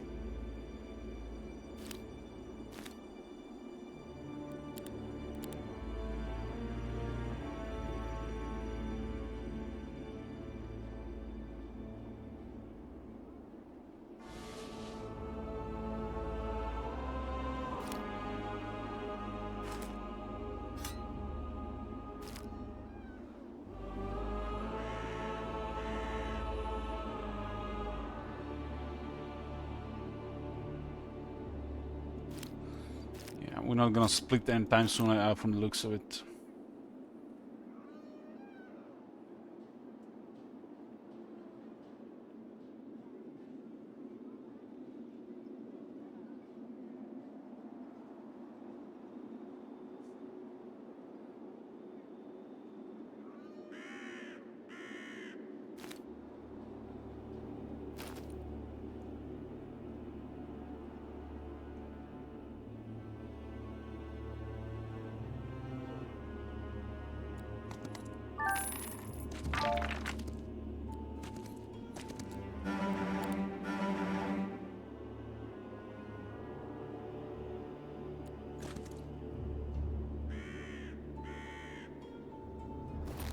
You forgot to switch items?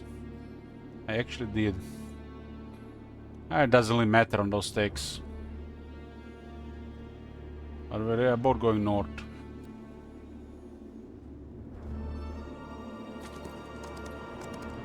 For this to be more effective, they have to be a little bit apart.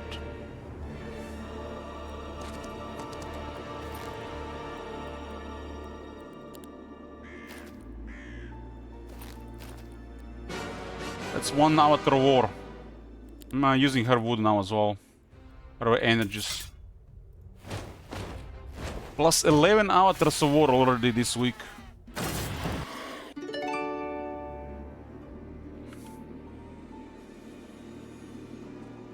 There's a Primal Tome here.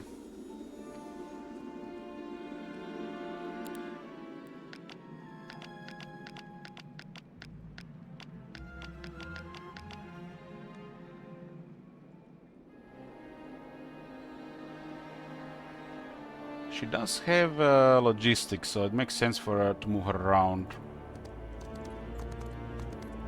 She's enough for this area's units. There's not much in the north unlocked yet. This guy get the expert economy.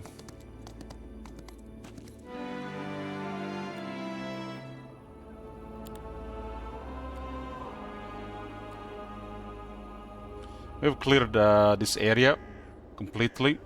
It's now just 2 Dread Knights, 1 Leeches, 2 Whites and Vampires to pick up every week. Or every 2 weeks. 35 tier 4s. So it's quite a bit of Grave Robbers.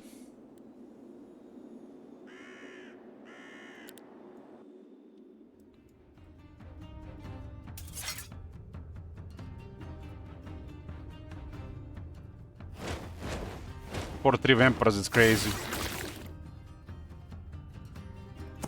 And we have their initiative debuffed and are quite buffed.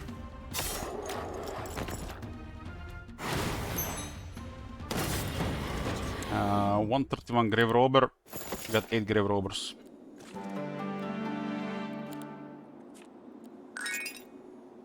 One 38 dust. It's Leeches upgraded. Now we can slowly upgrade the rest as well.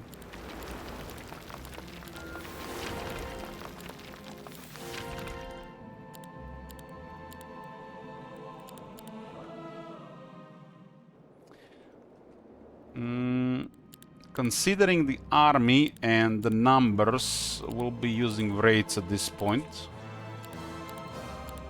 This map makes total sense.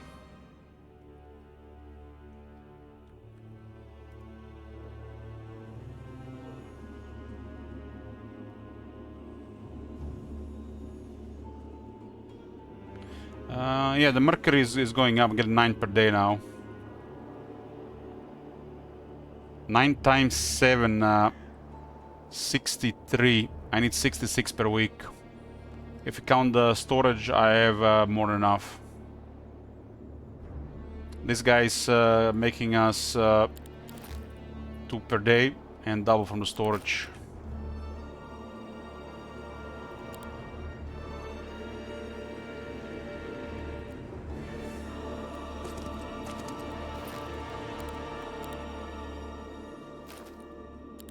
Let's clear these angels.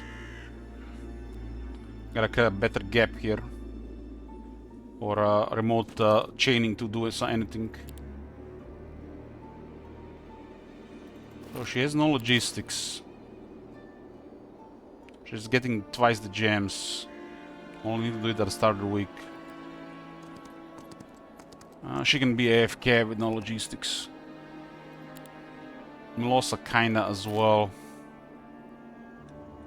Center City.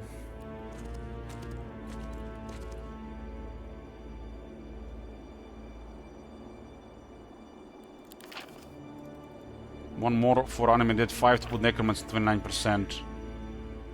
You get 9 from Law. 2, 5, 9, so 29% Necromancy.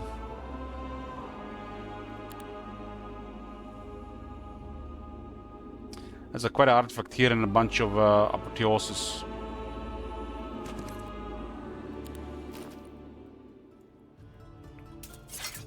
And they cannot resist our turn 1 attack. This is what happens when the vampires have speed.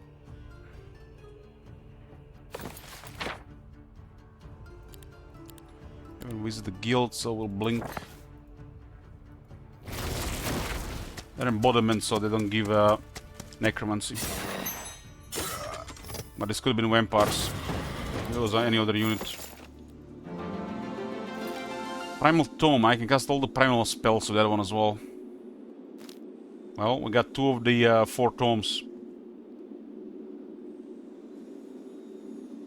I picked random hero just to add to the difficulty and make it more interesting, really. So, to use what I get. But yes, Necro specialists in this maps are crazy. The larger the map, the longer the game, the crazier the Necromancy. The Necromancy specialists are just really crazy, even crazier than this.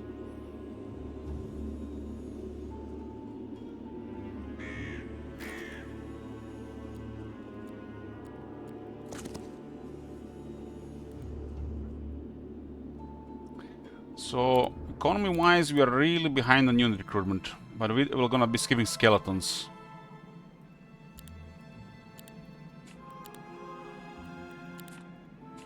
So we can use double leech stack.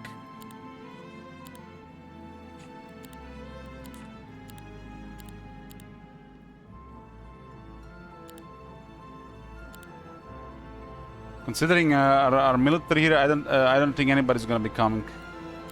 They know.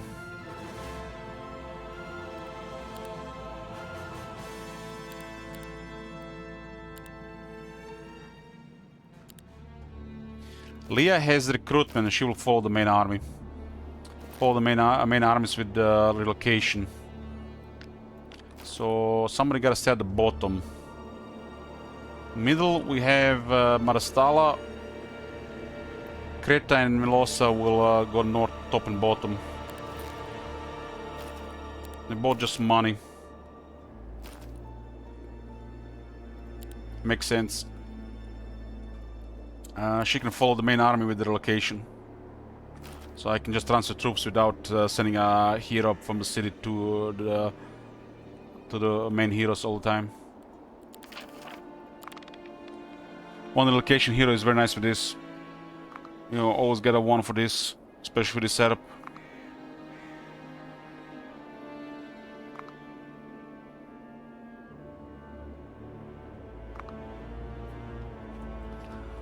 Late night vampire grinding. Is there anything a little better? Oh, yellow is around. So yellow is to the bottom right, purple is on the top. We are kind of like in the bottom left corner.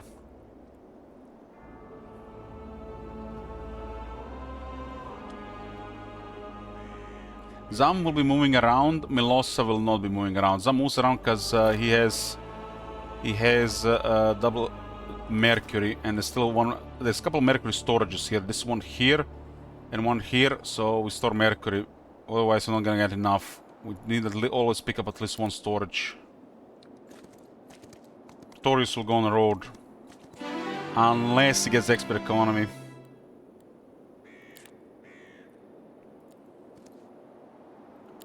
Milosa is staying in Mormol, South City.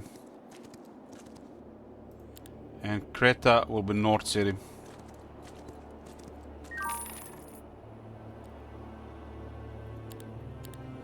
Leah is relocation, so she gotta be with the army.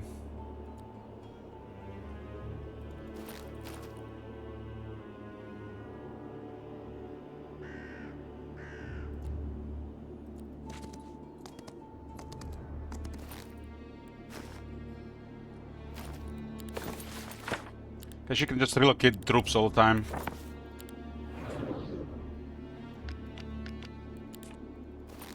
We can do it once every 3 days with her mana region.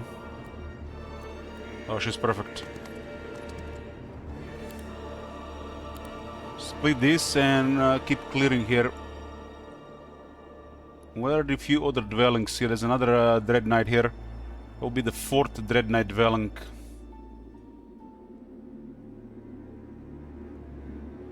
This is a bunch of voodoo. We are at 0. Probably do it with the Shade Spinner. Sink her more towards the right. There's also vampires there. She gets more power as well.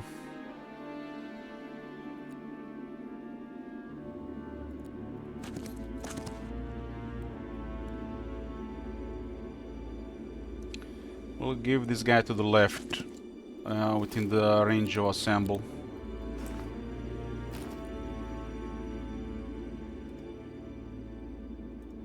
He has 18, 15, 5, 6, so way better stats than her even without the items. Stats are more even on the spell power knowledge things. You might have not picked up some of the other things like this, for example, so she's behind.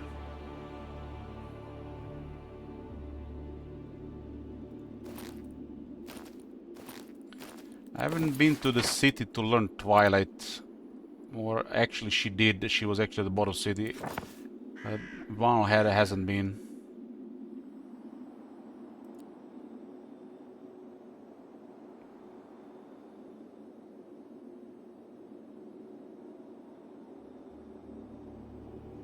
Mal should visit the city to learn level 1 and 2 spells, actually.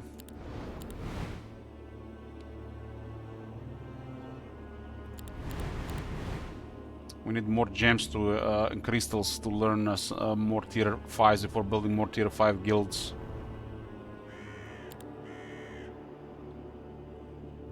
So Zam is making 2 mercury a day plus 2000 gold with his gear. There's a mercury down here. We can pick mercury and get double. We need about 66 mercury a week, if not more.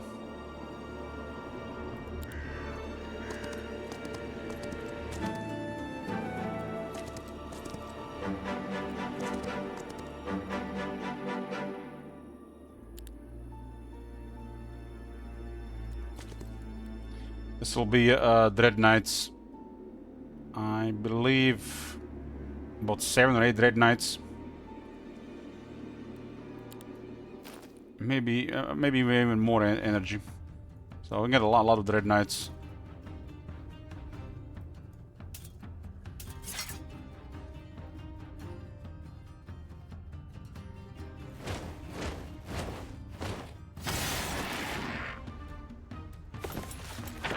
We'll shackle this one so he cannot fight back.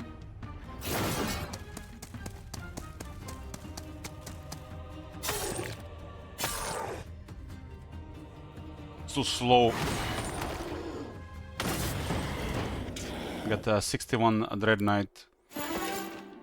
Expert offense, Shell Blades. Got 7 Dread Knights.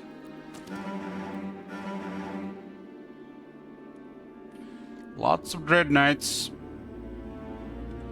We definitely use attack from these things, but only if they're away. We no longer go out of our way for these things.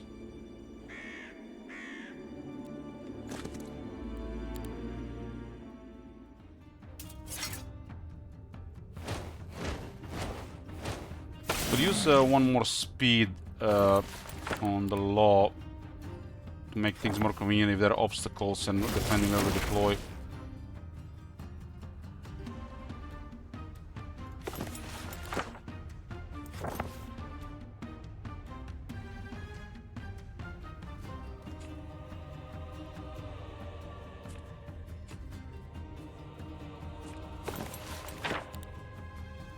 I'm not 100% sure they can kill one. I will just get rid of his counter.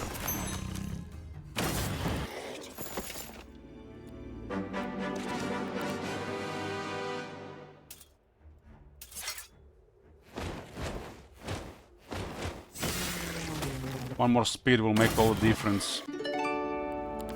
Okay, but we'll get Necromancy first. Okay, we get max Necromancy on the laws. Now it's 39%, and she does recover plus 3% more necromantic energies when we're not raising troops. So she's better at this than the other hero. Just because of a different setup. There's a balanced monastery here, and there's a bunch of Dread Knights here. There are also a bunch of vampires here. So what do we want? This is nothing.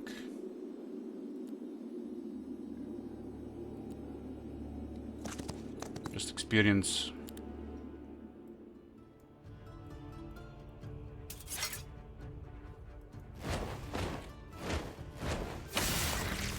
Really fat stack of the vampires.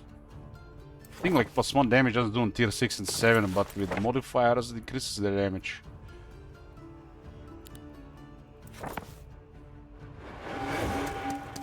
I have 2 ways to get rid of the chance to counterattack.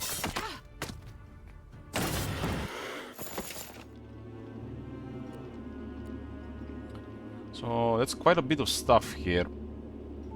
I can restore my energies here and get more Dread Knights here. Or I can get 4 vampires here. I think I'm gonna wanna get 4 vampires, right? Cookies was like, what the fuck is he talking about? Of course get 4 vampires. That's 10 Dread Knights or 4 vampires. She might be actually even be able to get quite a bit here. We do have extra 50% more, and we are at 29% power. This is a game changer. We can just make it sure do its work. But no, this is a case we'll turn it off. We'll refuse the Grave Robber. Instead of getting Grave Robbers, we'll fill the bar. Same here, and then decide between the Dread Knights and the Vampires.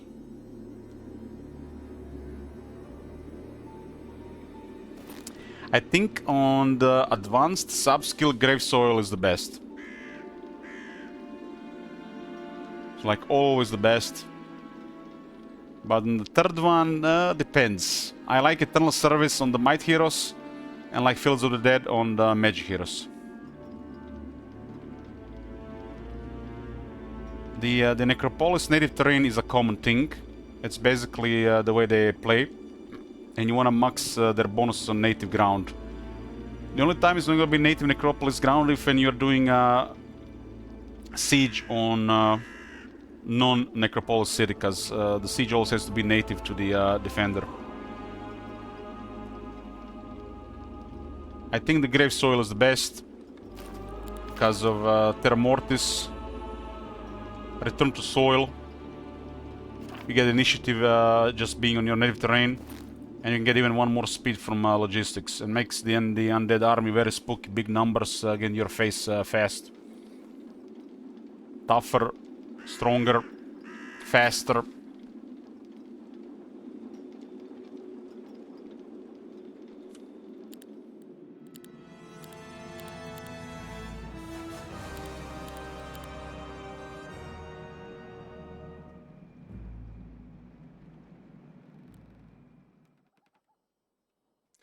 Must get low for it, yes, but not in this current area.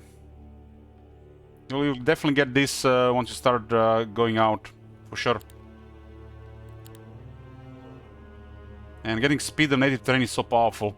On top of initiative, more damage as well. Makes the Dread Knights and the Vampires obscene.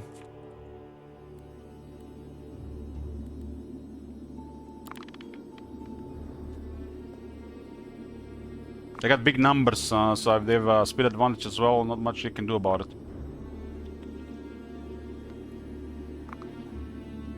Somebody is losing city.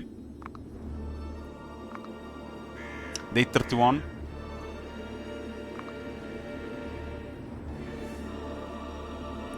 Since I have available massive white numbers, I'm gonna use switch to Wraiths.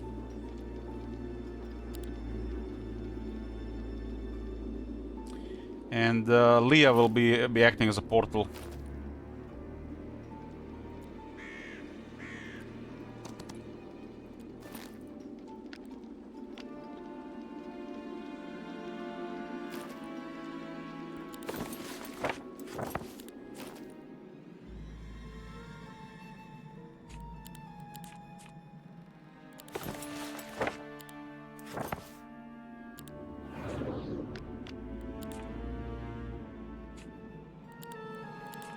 Wraith is faster than Phantasm, has a Howl the Banshee, which is situational to make the enemy move away, and it has the 40% vampirism.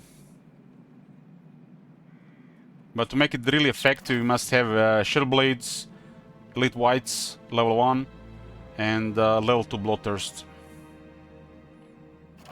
But we're getting to the point where the Wraiths can be extremely powerful. If the enemy is not undead, embodiment, or a construct. So powerful that the fact that if they attack, you just win. They just have to attack once.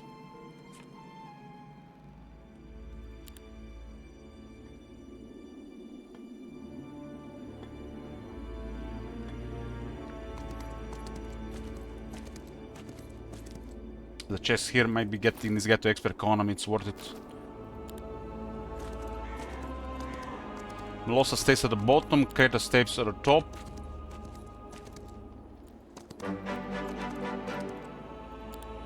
And Masastala will stay in the middle.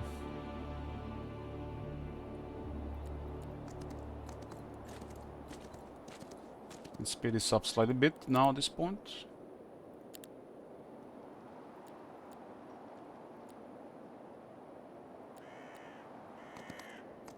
Leah will just be in between for portal duties.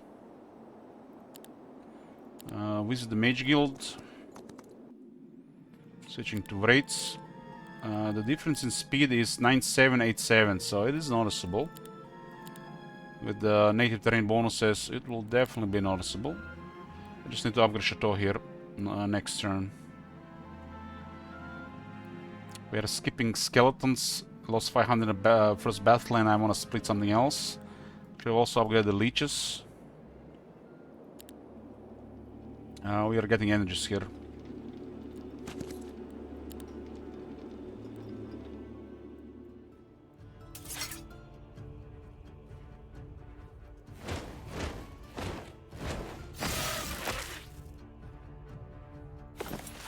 Weakening race so they cannot retaliate. Double strike kills them. Red Knight has crazy damage because double strike. It's like on a tier 7 unit level damage.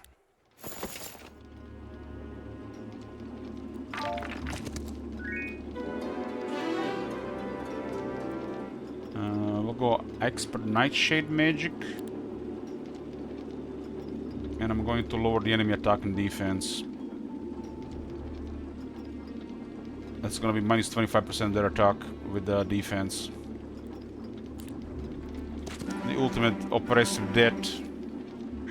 We got 4 Dread Knights here or 1 Vampire. Sect is not big enough for this.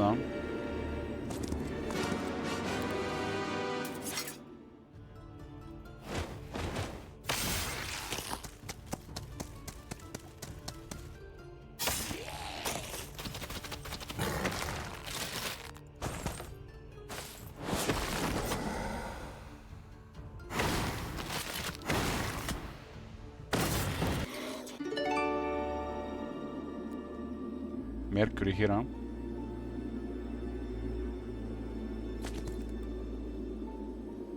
This is okay, necromantic energy, and we need bigger stakes though.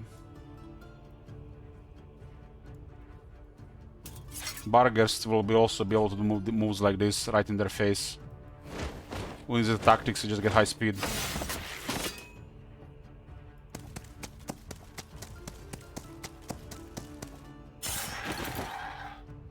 And with ideal build, I'll give the enemy minus 3 initiative and minus 1 speed.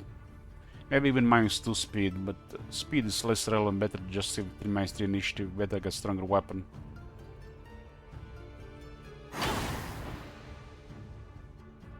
Don't have enough damage here, huh? Sleep!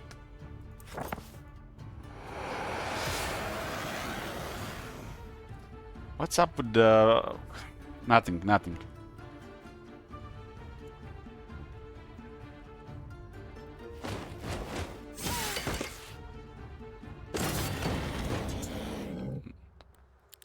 He's such a powerful character, really. Another weapon, and we got the mana refill curse.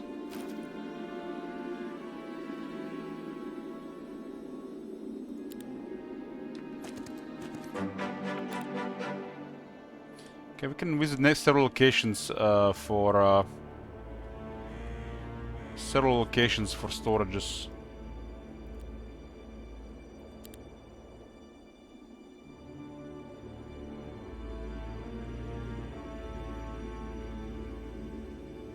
Get 5 Dread Knights right now or 2 Vampires.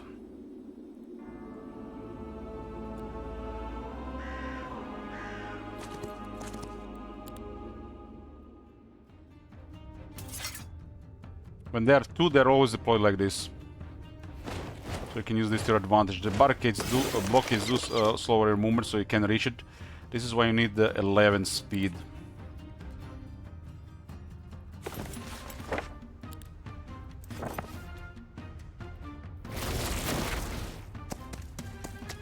We have 1 more speed available on the laws and for native terrain.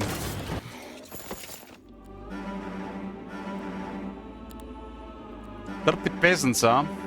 I'll take them. How much do we have to... So they'll pay themselves off in what? 300, 4,500 by hand, 300, 15 days?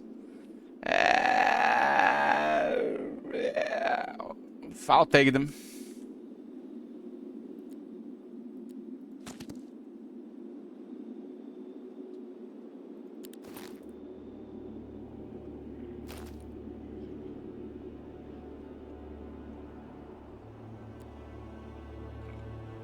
Peasants pay you 10 gold a day. I'll visit other mercenaries guilds, maybe they show up again. It's nice to get a peasant dwelling sometimes, right, because of this. In Heroes 5, temple/castle type faction, their basic unit was peasant, and they were paying 1 gold per day. So you get 100 gold per day. And they were one of the most numerous units. I think they were even more numerous than the skeletons in Heroes 5, if I remember right.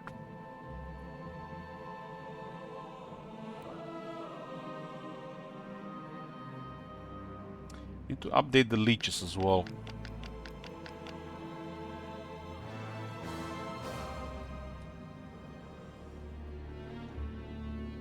The army is real big, but we'll stay together. We got remote chain.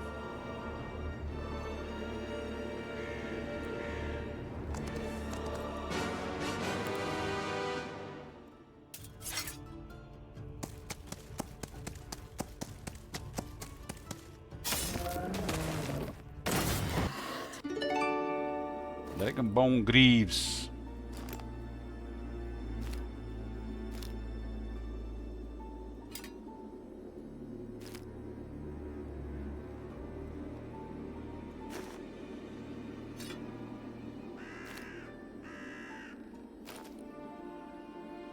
Is it 0 Necromancy here, huh? It was a dragon with no power. This thing is gonna be always vampires. This one as well. So fed reward here as well.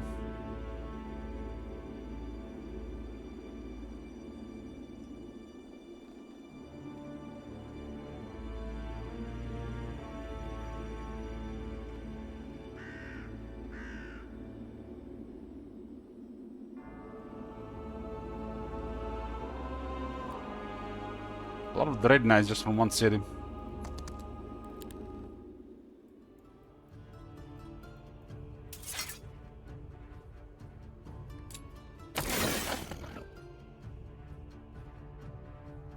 The +1 speed will be in their face all the time.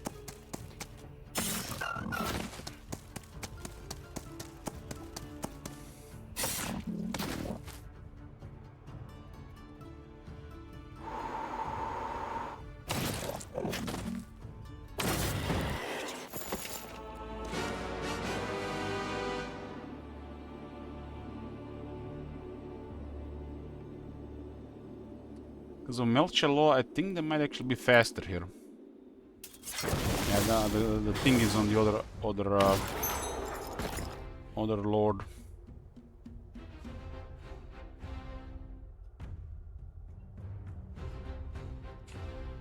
The thing has started initiative at 12.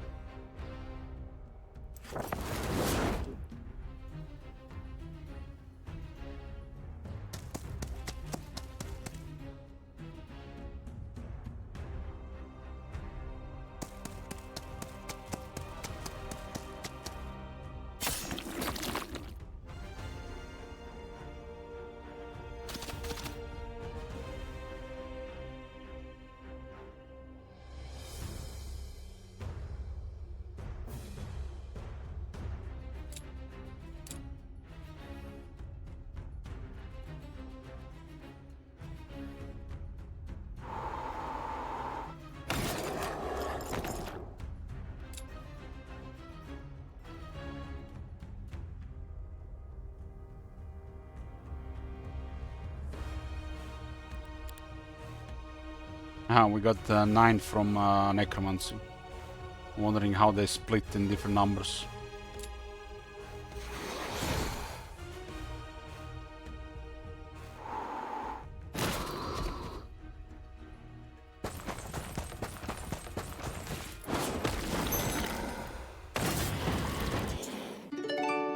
Lance and a rapier. It's plus 10% metal damage. It's better than 10 for a targeting.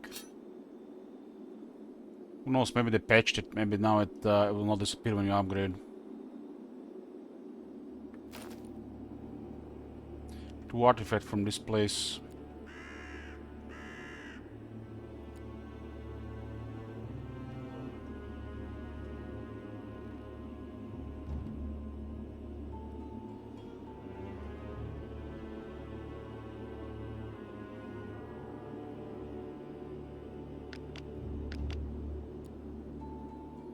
Splitting like this will make the heroes equally strong, but they already leveled up to the point where they want to do stuff like this anyways. Just need to decide who gets what gear when we actually split. We got leeches here.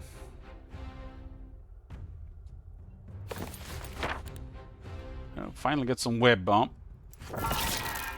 And we wait.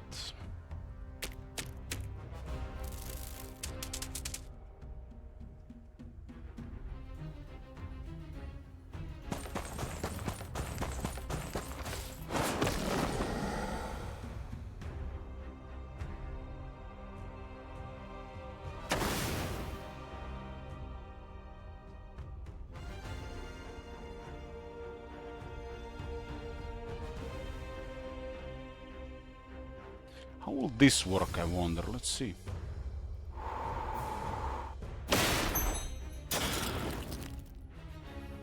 Okay, so they retaliated at that strength.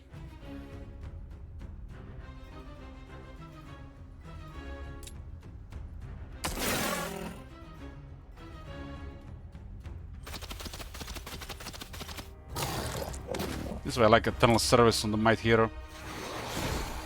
Might Hero don't want to get crippled with trying to keep up the numbers. You're always gonna get a focus build anyways. If you don't, you got really unlucky.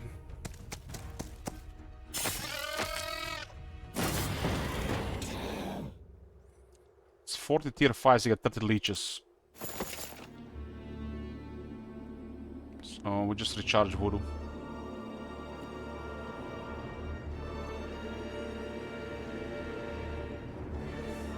Just put this arm more appropriately.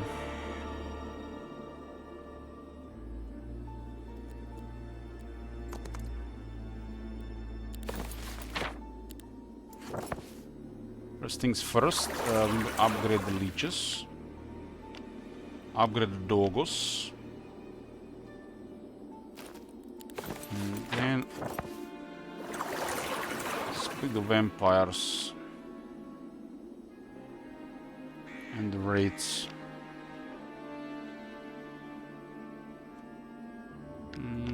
There's too many Dread Knights for why would we even have 191 at this point? It's just ridiculous. Spread these things around as well.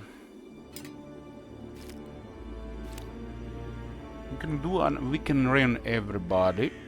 What about the tomes? What about the tomes? The tomes are make more sense on Mao since he's not really a magic hero. So I gotta split the gear properly. Who gets the law? Who gets the holy sigil?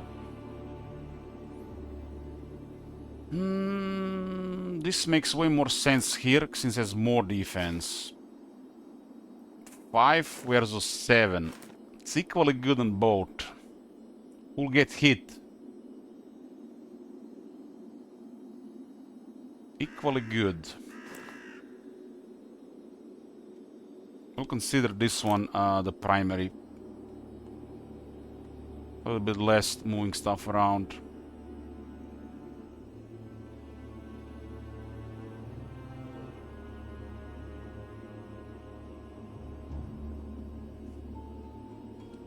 What about the other stuff? We don't have artifact merchants, so the other stuff is limited. He does have the primal tome. Why would I even need the primal tome? It's probably useful on her. More useful on her. Mana regeneration wise, this guy mana sucks. So she should get the attack and he should get the knowledge. Arcane Tome definitely here since she has the Arcane magic. And this is a little bit even around. This is better on him because he needs this. Club is better than the sword on the Shade Spinner. Attack more available in defense for her. And the rest is okay. The rest is okay.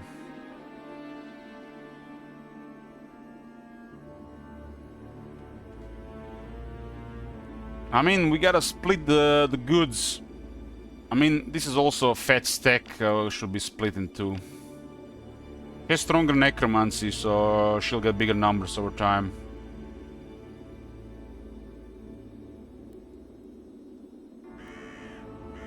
Mal gets a weaker Leech stack, huh? A lot weaker Leech stack. We have the sword that wanna steal as well.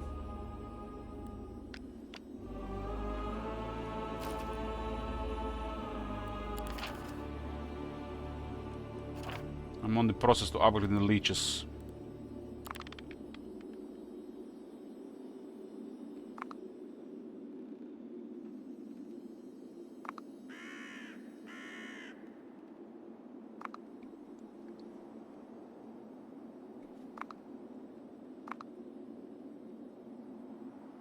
I got three cities. We have plenty of good troops for two stronger heroes.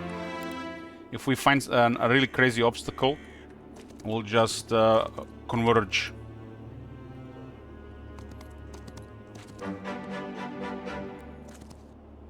And keep on the logistics of recruitment around.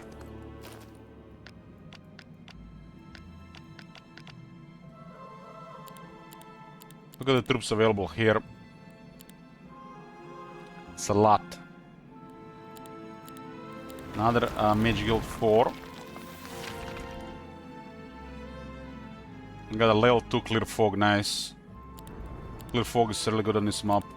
Okay, second Chateau Feast. The main city has been fully upgraded.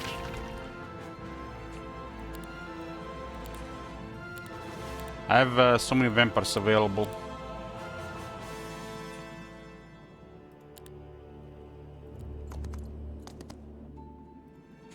And the bar gets upgraded, get the leech upgraded, and get all the vampires we can.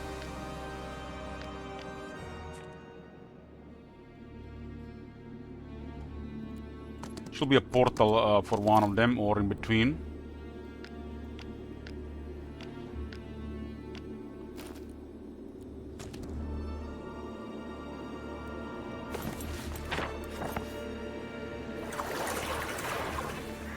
Okay.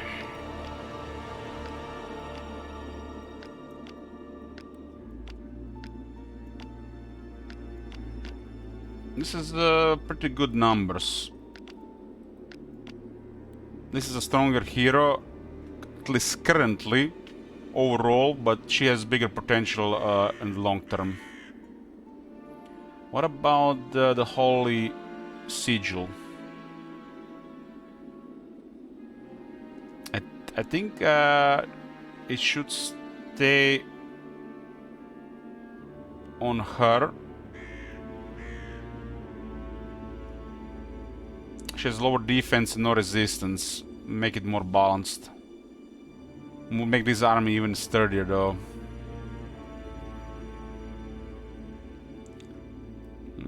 This is better if we have the duel. So if we approach to a duel, Mal will fight. We don't really need this against the neutrals with these numbers.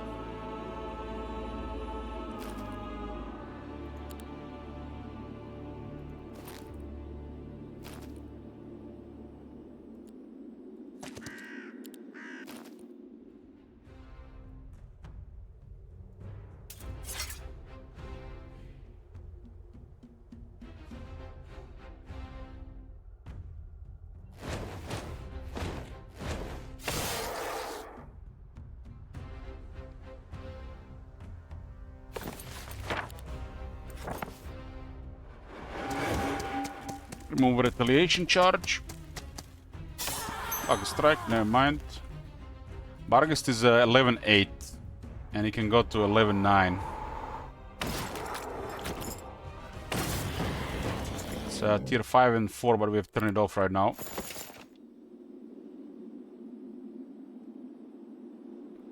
It's day 5.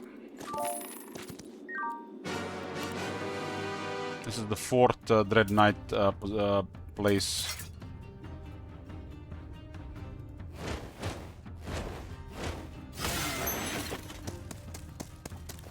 She has 2 luck.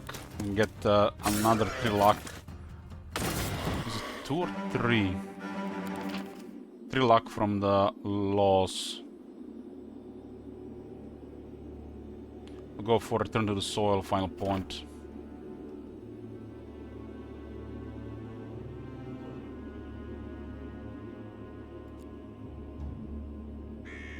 These are magic creatures. Tier 4. This would fill up my bar and I can get 10 Dread Knights here or 4 vampires. 37 mana.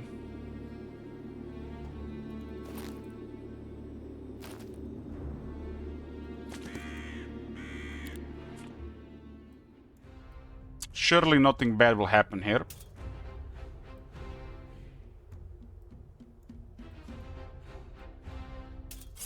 One stick, huh? Why is it 1 stick?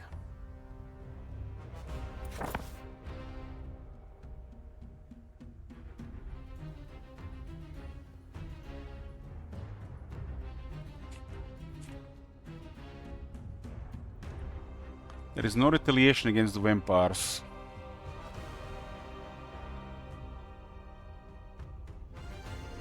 Lucky Strike cannot kill this.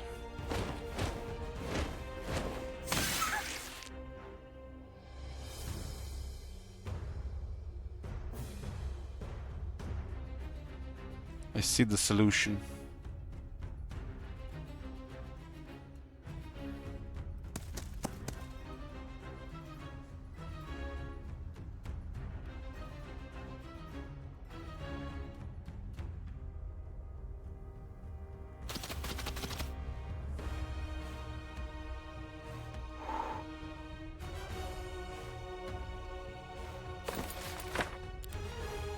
Carpus, 3 rounds.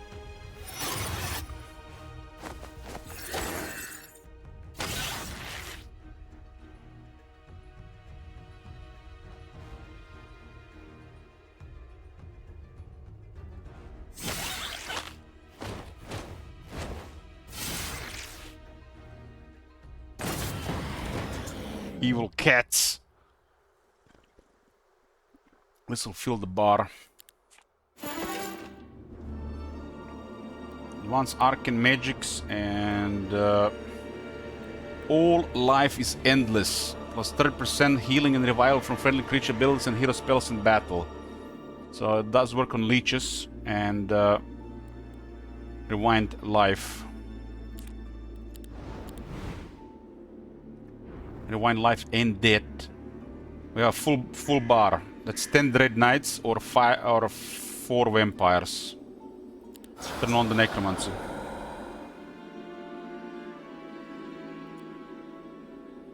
I think 4 Necromancer, 10 Dread Knights. I think 10 Dread Knights is 10 Dread Knights.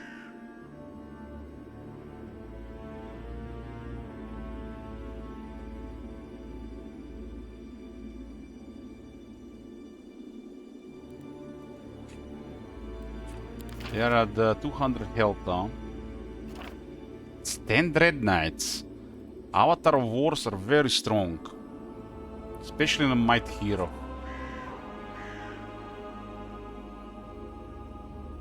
The Vampire are probably stronger on a Magic Hero. Well, we gotta go with that. It'll be the Vampires. This is a very good Necromancy stakes.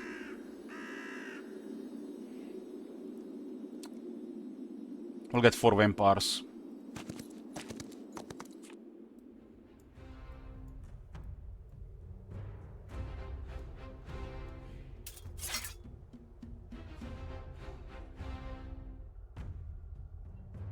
Wait.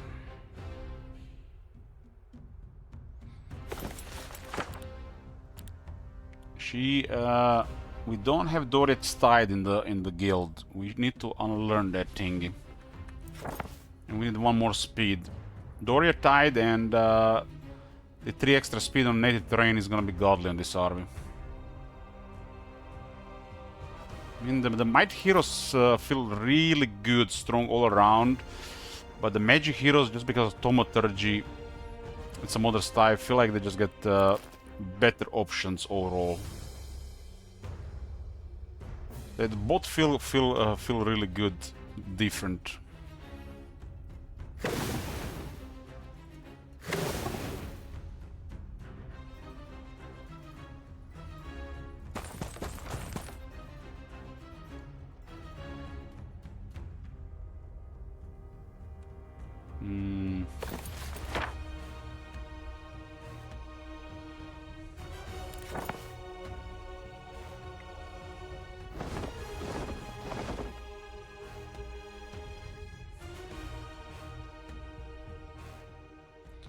Magics cannot be targeted by dragons cannot be targeted by magics below tier 5.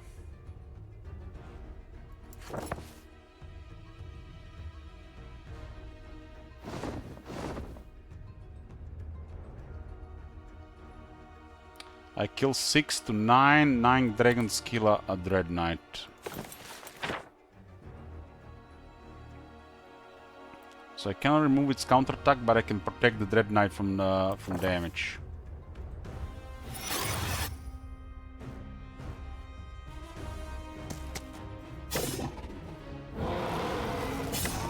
Luck Strike.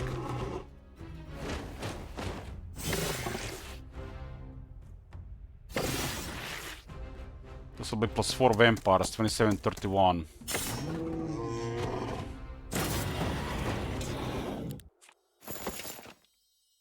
And we gained another 750 magic, necromantic energies. The stake was that big.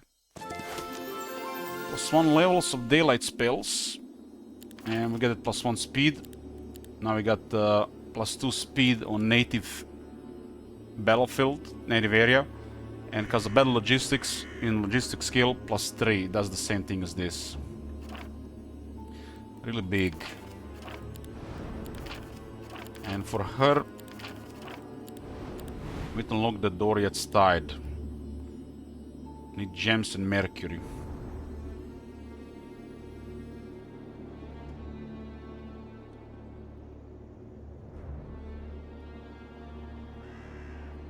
I'm not sure why we're getting 10 mercury a day.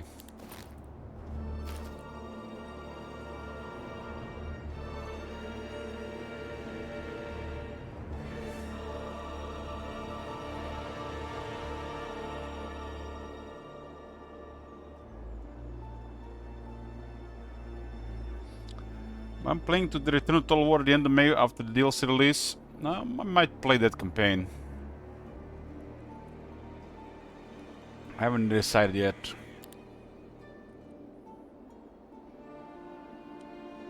We're supposed to be getting 3, 4, 6, 8, 9 mercury per day. We're getting 10.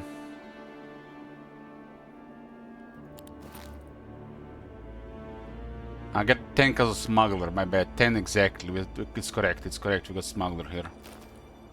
It's correct. That was a bug with I think with resource depots back in the demo that I reported. For some reason they were cunning at 2 sometimes. So we were just checking sometimes.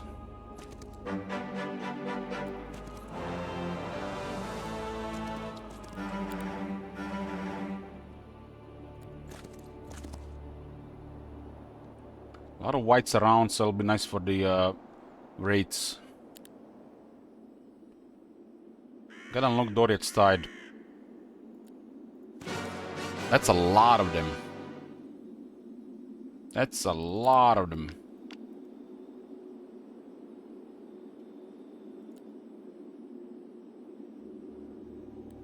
Makes you wonder what the reward is going to be. Is it because of the apocalyptic? I don't think I've seen this many.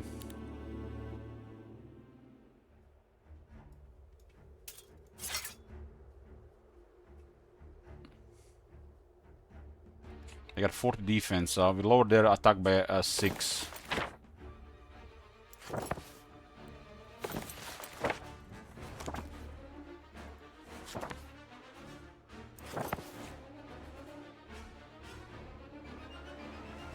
They're at 6-7.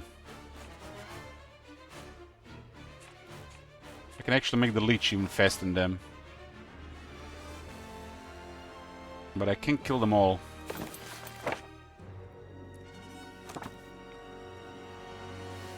Doriath Tide is only for this round. He doesn't have the spell power, and it's 8.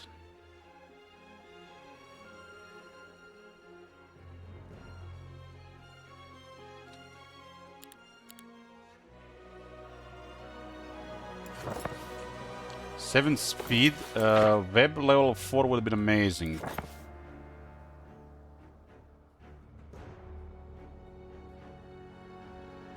Can ignore the left side, I guess. It's still amazing.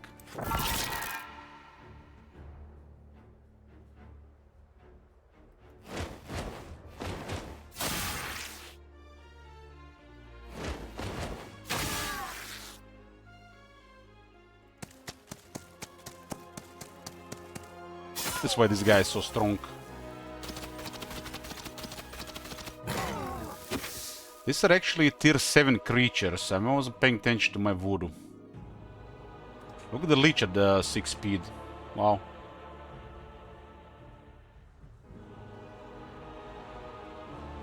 I think I can do this.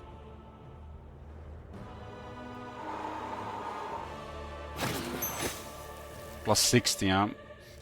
Yeah, that unit is beyond filthy. Might have been the filthiest unit in the game before the Maniacal Reaver.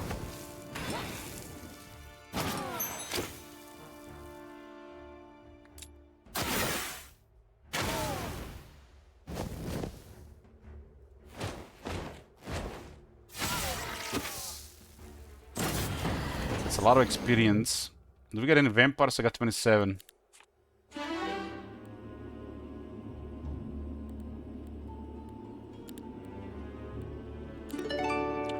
Look at the reward here. No vampires, I need voodoo.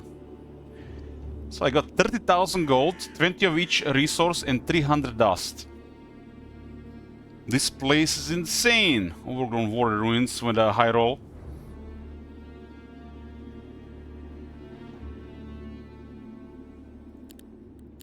Anyways, I started upgrading. Get me Doriath's Tide and get me Doriath's Tide +1. I got 2 level 5 guilds and I got more. It's one of the stronger spells. Especially used as, as counter magic because it counters the enemy stuff.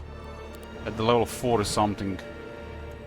Dispels all negative movement restricting effects from friendly creatures and all positive movement enhancing effects from enemies. So they use Doriath's Tide. And what do? Counter with a level 4 Doriath's Tide. It's a spell we want to see level 4.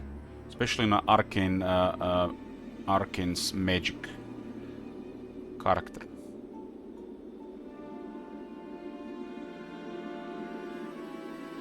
So we got 786 voodoo here. Several storages here. There's a cooldown reduction here. 2 round cooldown. You could actually get quite a few spells to 1 turn with this one.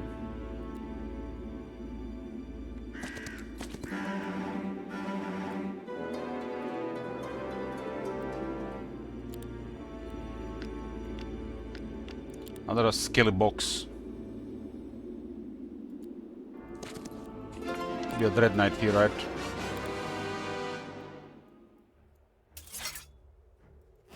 +1 Dread Knight.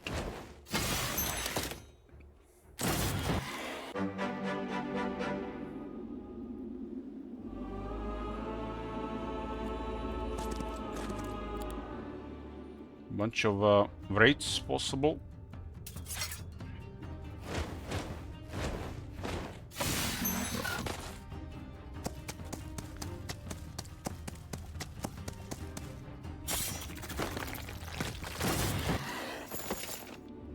Better logistics, vampires are pretty crazy. Necropolis pretty crazy. Return to the soil and the battle logistics. Got 43 rates, very nice.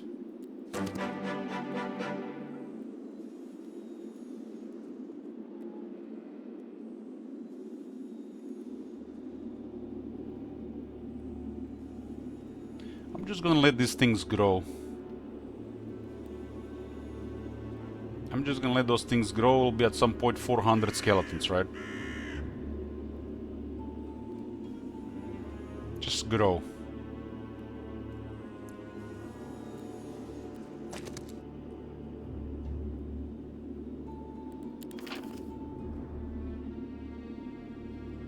Magic absorption is solid, but not on this map, so that's doesn't really do anything. But then again, makes the draining even worse. Then we have to expect they have all level 4 magics at a stage you face with them.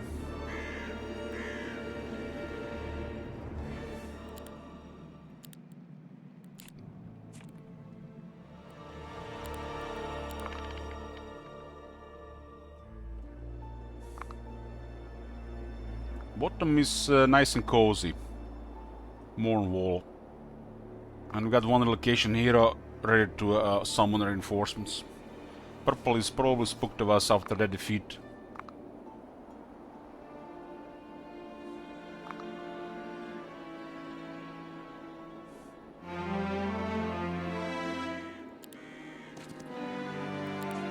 Perfect! Well, Artorius, you get to stay. I was about to send you to the road. Making Mercury 1000 gold and 5 dust daily.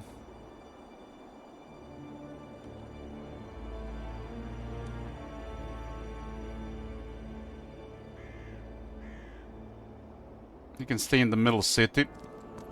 But Astala is gonna be moving out all the time anyways.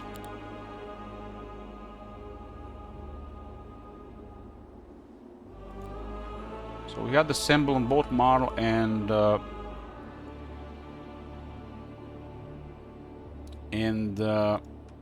Babushka, and it's at level 4.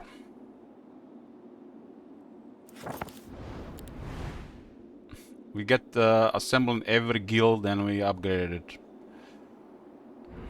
It's good for Mal to use the level 4 as well. Kinda needs more mana.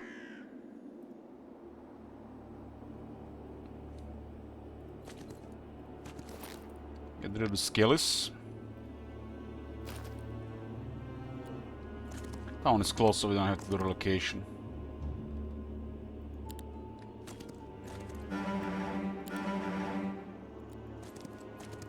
We can relocate the reinforcements at some point. Especially if there's something spooky around. They might not be coming towards us if we have everything on one hero, I feel. Does anybody need a level? I got a chest here. I don't think anybody needs a level. There's logistics at advanced. I get the logistics in Terran Circus. How much for level? 2000 experience, not worth. Leave these things to grow.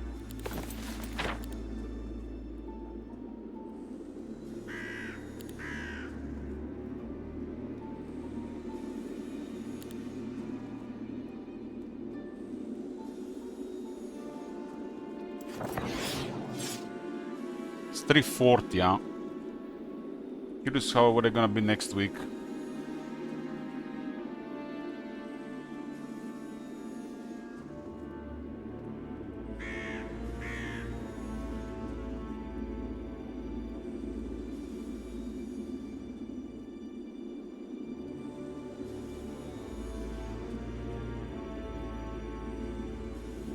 We fight. I don't know. We got 2 webs, huh? Whole Reapers. We even need the web with so much faster. Save mana. Kinda need mana regen.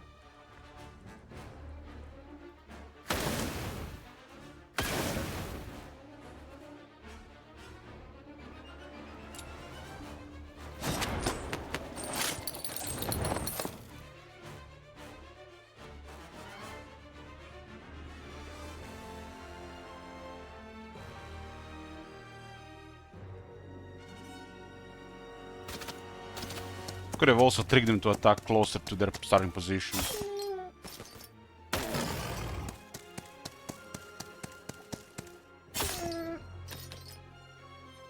Thanks to the Holy Sigil, I'm getting, I got 4 focus points there.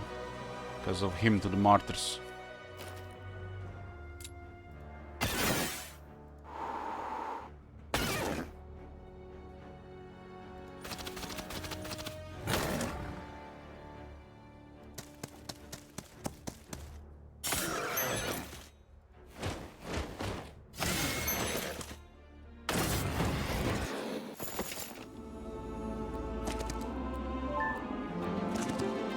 This item does have potential, I have to say. It does have potential, especially when I cast tier 4 and 5 spells that are low cooldown. Like tier 4 at 1 turn cooldown. Get the Melchalo upgraded. -2 initiative to enemy creatures. It's very powerful stuff.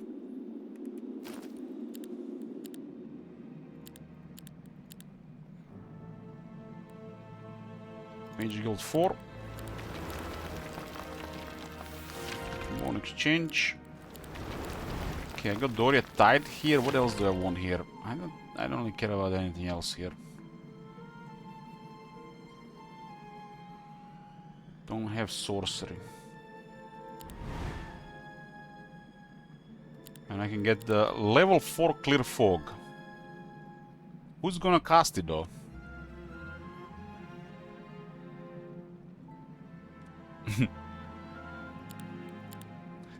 Upgrade Divine Life. That's +2 levels for Marl. Marl has the Arcane Tome. We're not Daylight Tome though.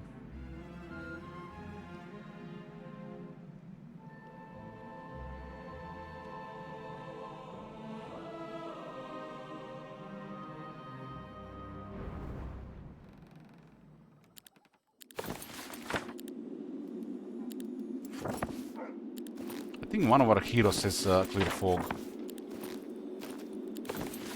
It's her. Damn, she useful. She's useful, boys. Big brother is here. Or big sister. Dungeon outside the road. She doesn't have the mana to cast it all the time, though. We need to get knowledge. Where is the knowledge? Down here.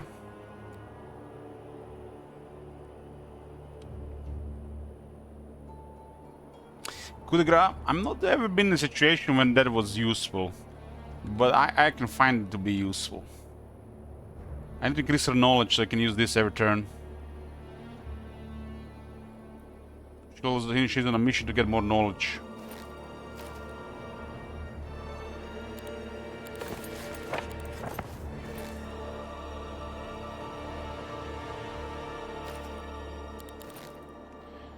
No knowledge, huh? I get her knowledge. She needs about 100 mana to cast this every turn.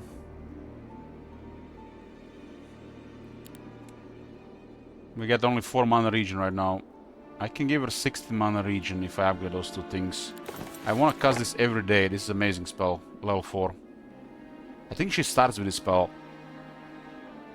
And we got it in every guild and we upgraded to level 4. I didn't even to upgrade it, she had the expert, so that was like 25 dust for nothing. I got so much, 300 dust from that, so I guess it doesn't matter.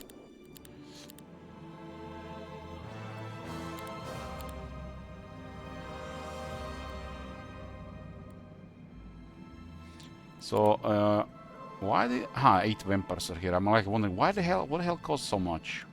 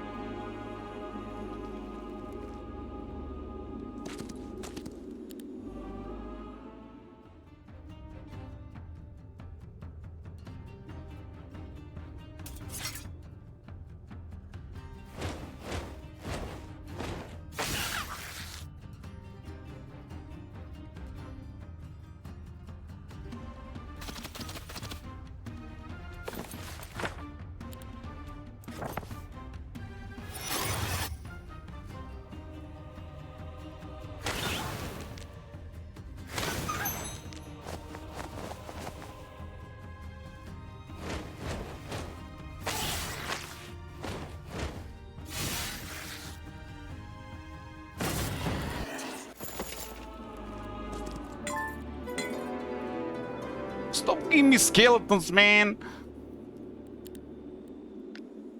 It's a third Pandora box with skeletons. Now I can get these things. It's another Dread Knight. Skeletons got wrecked in a battle at the start, so I don't really care about them right now. They're warriors, so who cares? One more Dread Knight. I guess I have to send somebody to pick them up.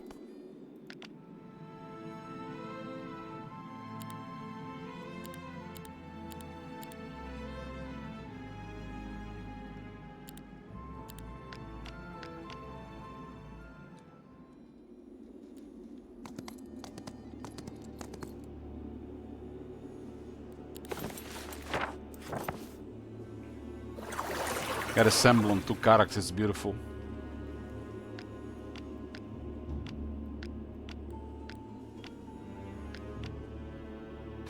It's beautiful, beautiful, beautiful.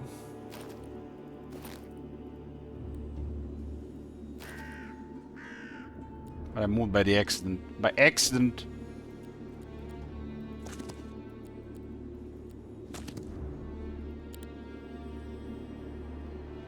Okay, we'll go send her on the right.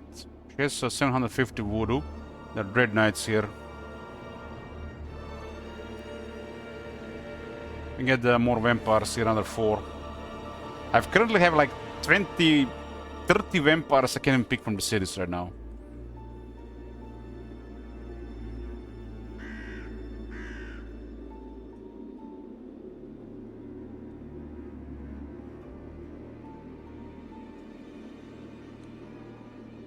Hopefully this is a high roll.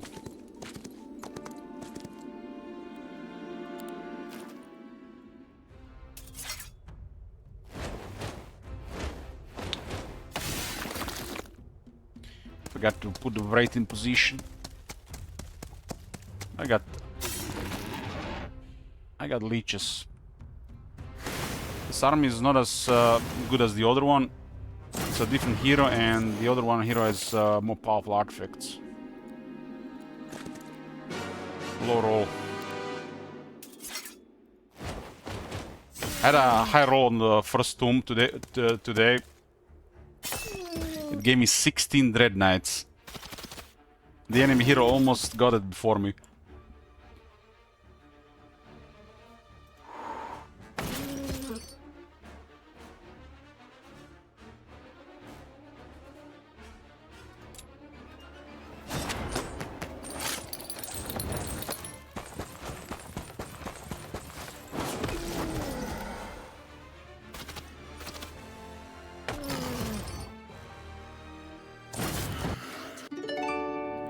Well, I think that's the lowest roll for Dread Knights.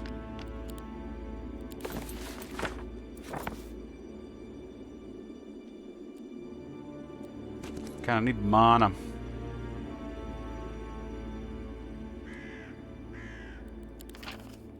End of the week. Any use for the laws here? Not really. Luck is probably the next best thing after vampirism. Of Bloodthirst. I'm gonna get these things as well. There's these things here left.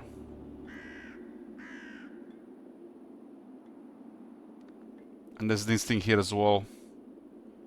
23. I got... I'm probably not gonna go Terror and Dread. It's expensive compared to the alternatives here. I'll put the extra point into luck. Or defense.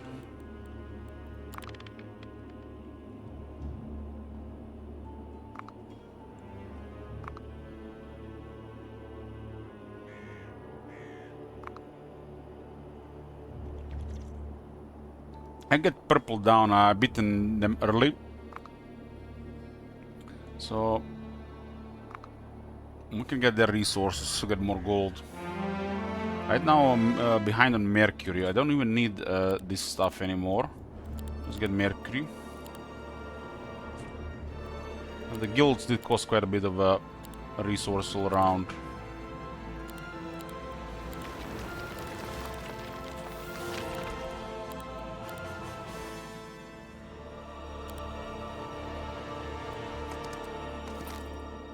She needs mana.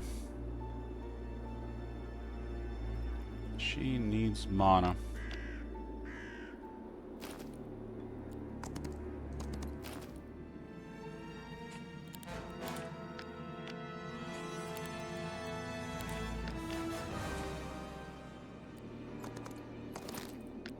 Four Dread Knights for Babushka.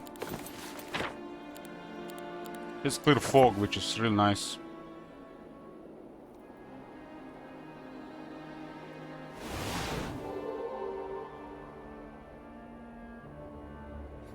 That's the demon baby.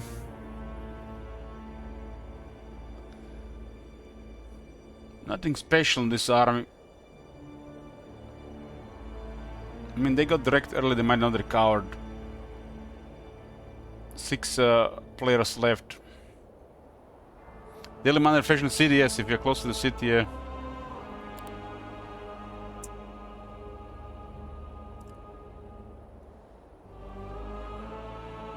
I don't need to use relocation with her all the time.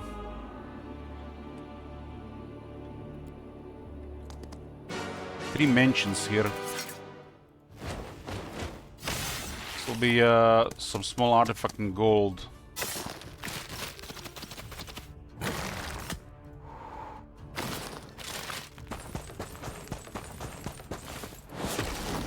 Maybe 4,000 gold.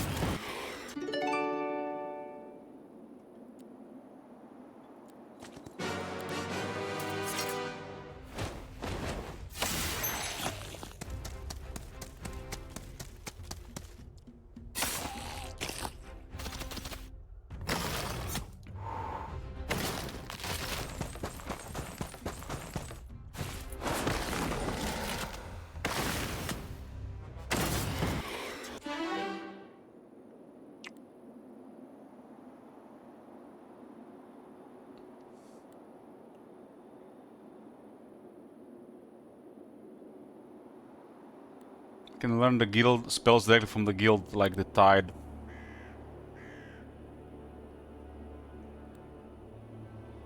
We'll go with the Skull Singed Dored is 9 voodoo. The levels will definitely add up on their own. We get +1 from there and +1 for Thaumaturgy, right? 9 spell power for arcane spells.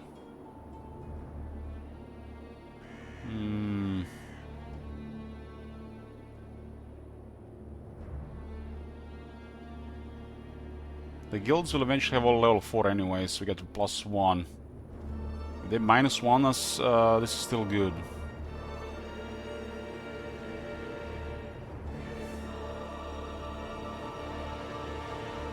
I think she'll have enough spell power because of all the balanced monasteries.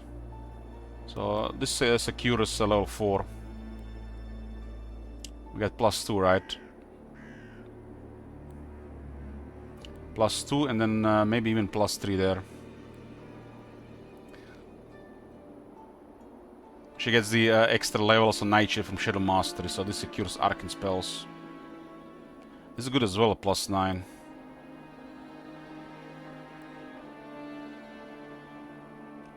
+1 on Thaumaturgy, +2. +2 will keep it at level 4.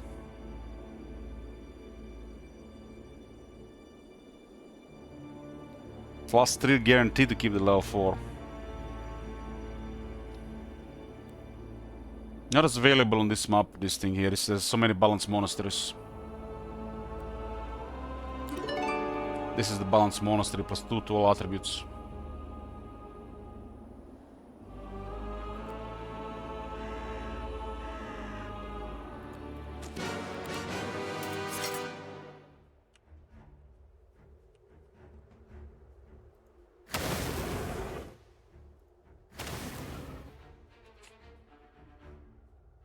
The Lich does also give a little bit more experience, huh?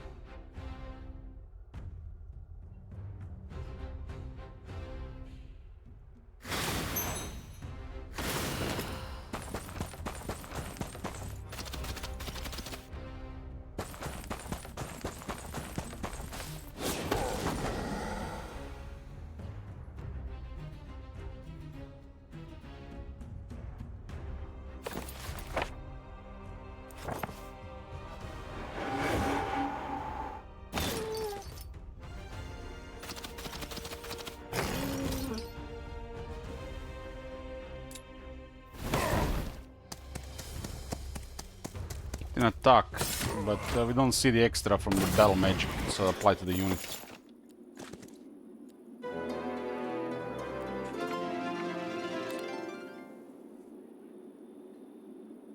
Voodoo at 300 is the end of the week.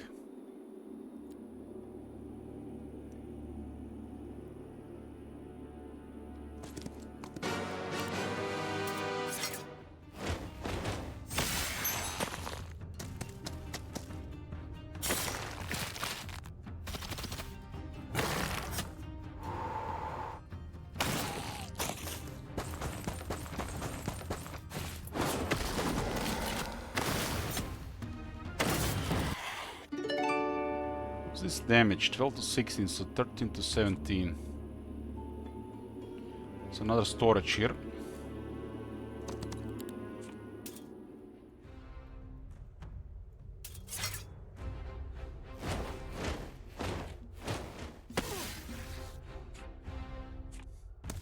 One damage on the vampires.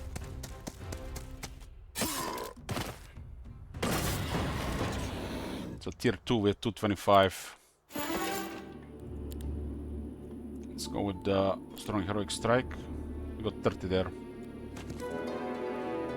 Oh, 30 raids.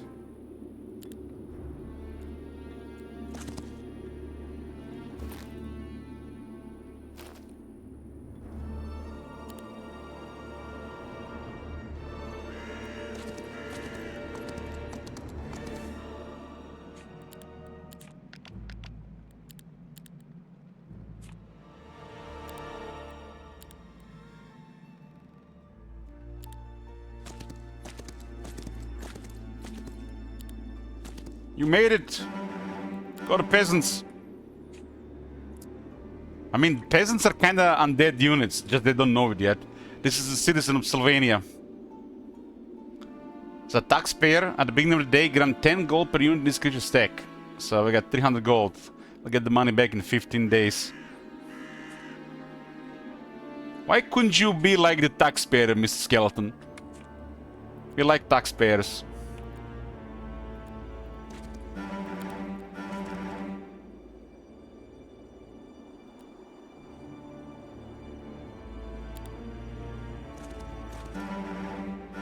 Got the skeleton archers, huh?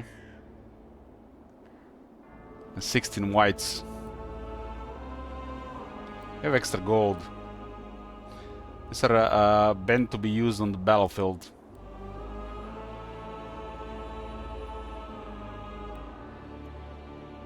They're actually banned to be used in period, so we can use them.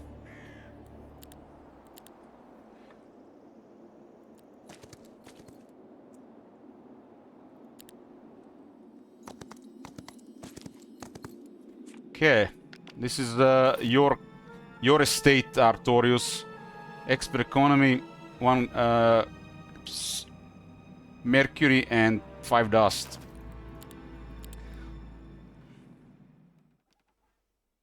End up with 2 heroes with economy. One has specialized in wealth, but it's not the same. It's like a lot of wormers here.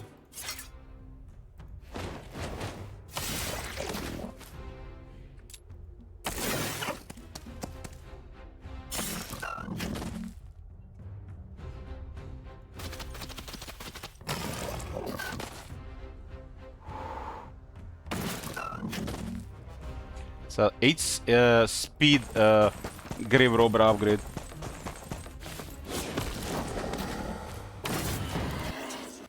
It's kind of nice having room in the army.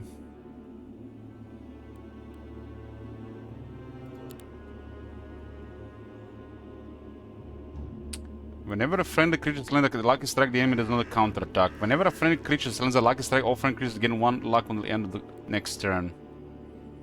If our luck is debuffs, the lucky day is better.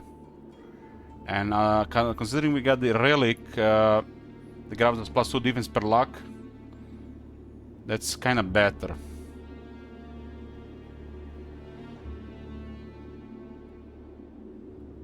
We're not gonna be relying on this ever.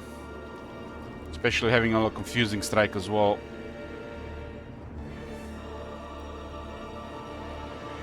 It's more likely that we're not gonna have 5 luck. More likely. This is +1 luck until the end of the next round. I mean, I'm not gonna be casting spells for damage, so it's pointless. This guy can cast only 1 spell, and it will be something debuffing for sure. Maybe something big for buffing as well. This is crap for this guy. This is good with sorcery and high damage, high spell power. Lucky Hit and Lucky Day are both good for the Necropolis. I used to go Lucky Hit, but playing the game a lot more showed me the Lucky Day is also pretty good. You can always expect to get 5 luck, and then you're gonna retain 5 luck. You're gonna enter a fight, and the enemy is gonna have Pyroboros and other luck debuffs, and you end up like having 1 luck. And the Lucky Day can stack luck.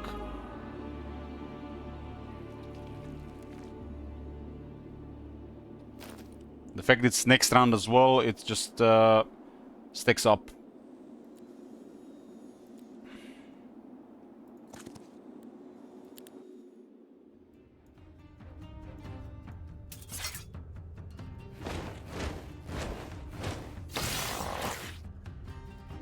This is not a destructive hero. It's not even a magic hero, so that one was terrible.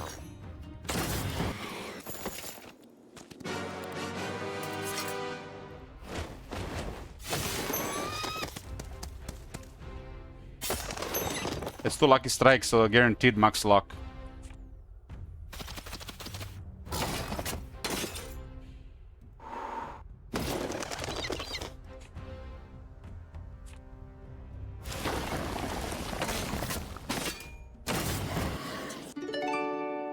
And makes the gifts of the afterlife much weaker.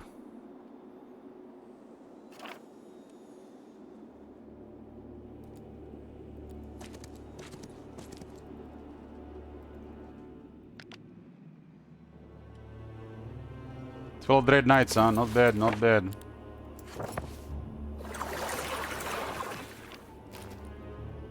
Not bad.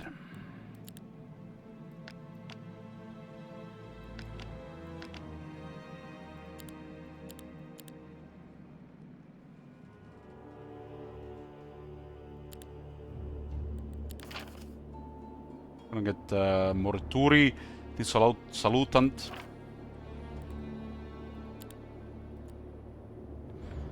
Okay, I need knowledge here. It's 2 knowledge down here.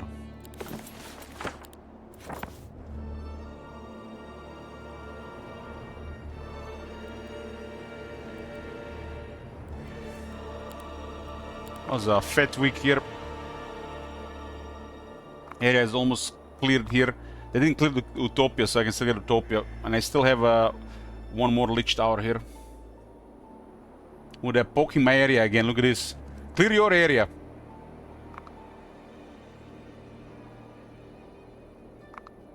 They want to fight? We got a trespasser.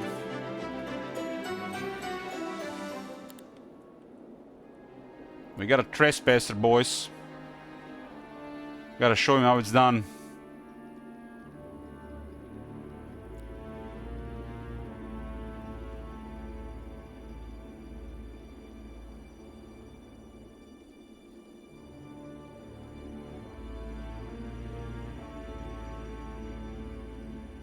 It's a bunch of doggos here, huh?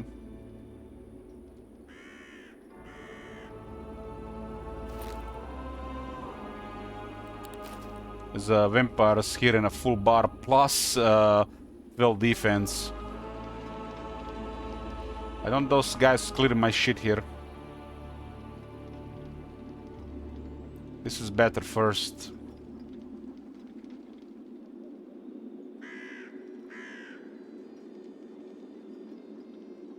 We get 4 vampires here, 4 vampires here. And probably almost another, what, 600 energy.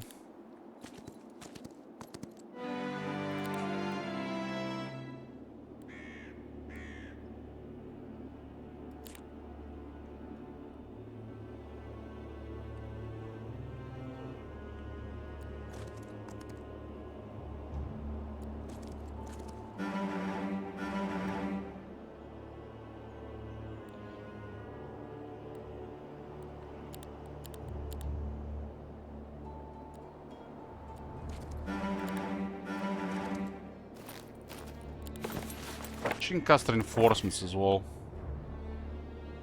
She has mana for it.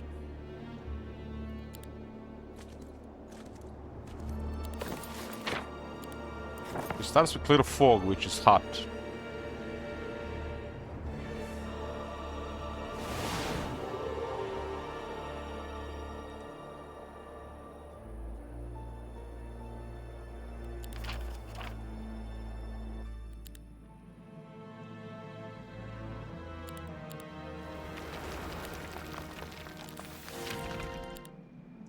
"44 Dread Knights, huh?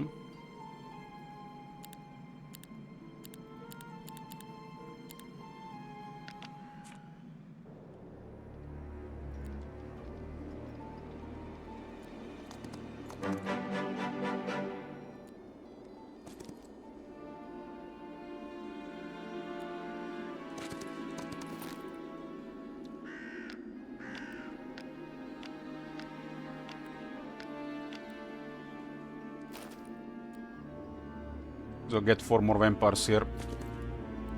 I'll be 4 vampires plus some power voodoo. 100 each. So 29%. Yeah, we got 4 vampires and a couple hundred voodoo.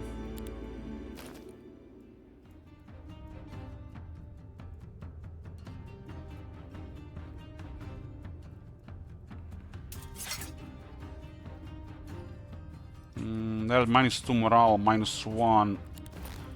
Yeah, we got -1 plus Dread Knights. You just wait. Those things are really soft. Get a Dogos.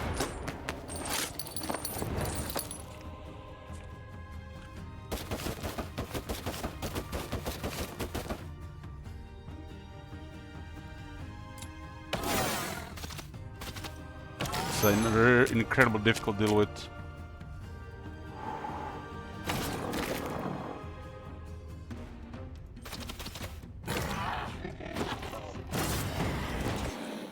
Plus 4 Vampire Lords.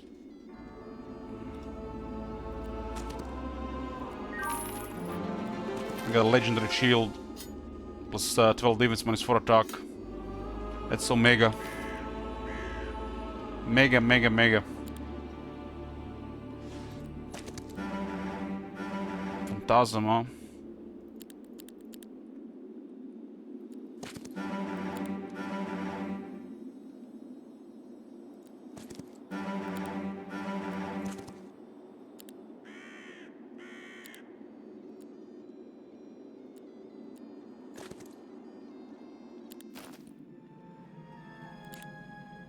The leader is still here. Might be all the Portable Heroes dead. So got me also 200 on top. There's another Lich place there. Stables are desirable.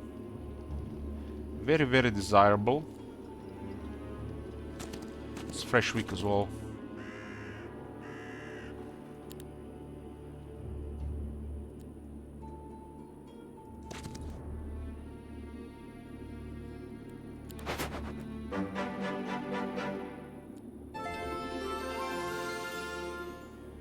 Should target that Mountain Monastery. She needs attributes.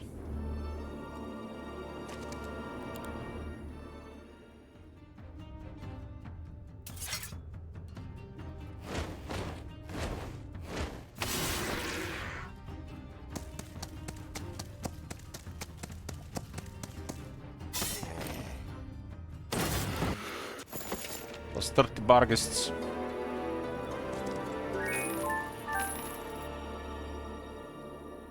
There is a Pauper Knight order here and here. One is in the path.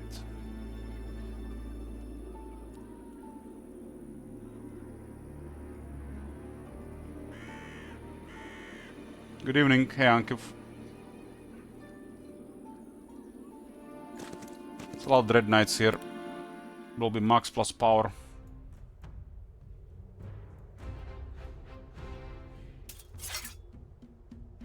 These guys are at 4 speed.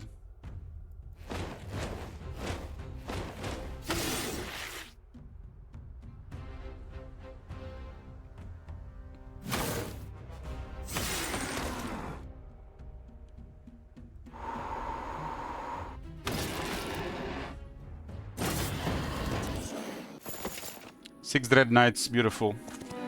Plus 2 all attributes, Babushka getting more powerful. Did they fix building issues? They did. They did. Horde fixed already the next day. If I go earlier in the desert, we could find the mythic magic scrolls. You see these things? Mythic magic scrolls. Considering my house rules, that this is banned, makes these scrolls desirable. One of these scrolls, a town portal, and with golden.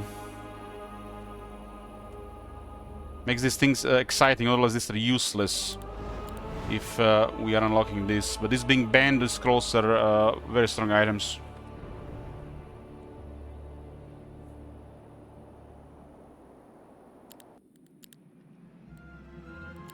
Tier 5 magic. Do I want to look anything else? No. Maybe for Babushka coup de grace. I do have resources. Maybe get this higher level, but she'll have this already at level like 6, 7. I guess guaranteed. We get only 3 tier 5 spells. We got coup de grace +1. Unlock the +1 reality distortion and +1 unlock the Xmila rampage. Xmila's rampage.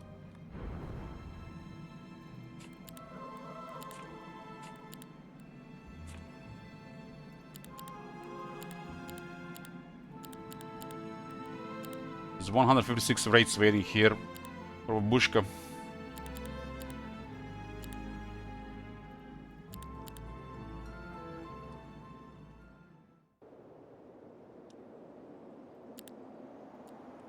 Okay, get stables and we'll repel the invader. It's taking my stuff here. It's not a very strong army either.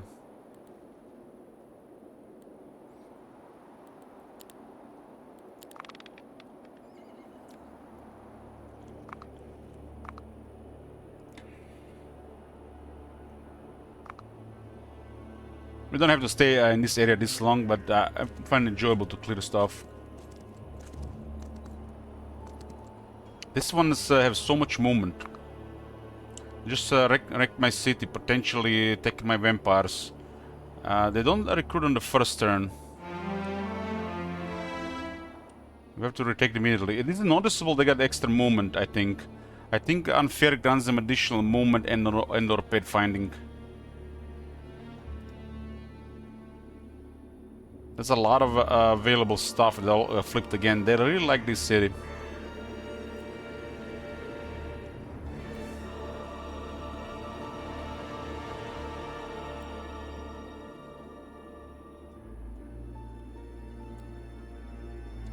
'88 and '86, huh?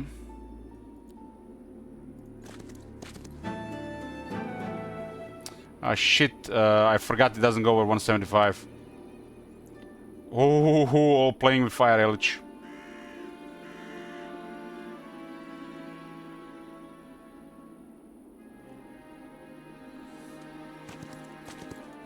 That was a stupid gamble. I would have lost. I would have just captured the city with the other hero, right? I would have probably attacked with the other hero. But let's see how these things turn out. Second duel against Purple. Purple has been wrecked by us, and I really have nothing. They were hiding the army information, so they completely just wrecked.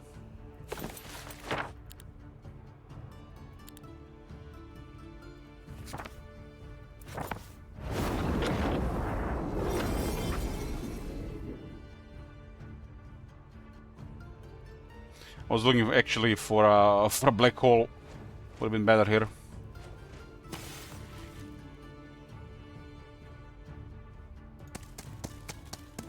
We could have ended the fight earlier, I think. I got 2 leeches though.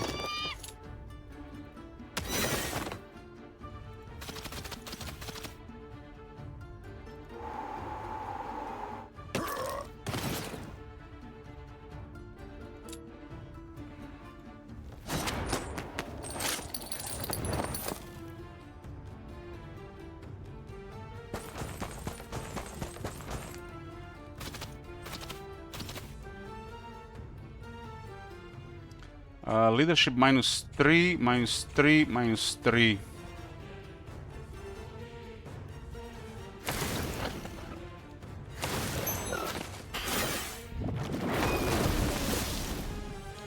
Use the anti-magic.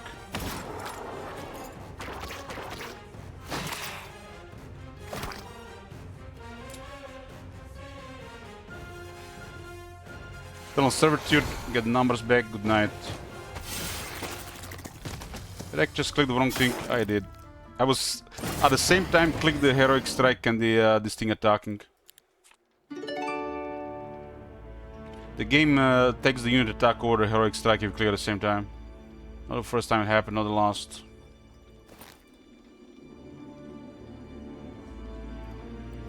Okay, so nothing special with this guy, we just killed their demon baby. -1 Dread Knight is nothing for that hero. They haven't recruited anything here. Look at this, I could lost 26 vampires. So definitely they got additional movement and or pet finding on Unfair now. Definitely. So keep that in mind. It's not a thing on impossible.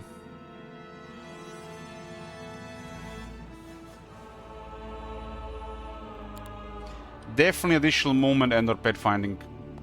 So take care.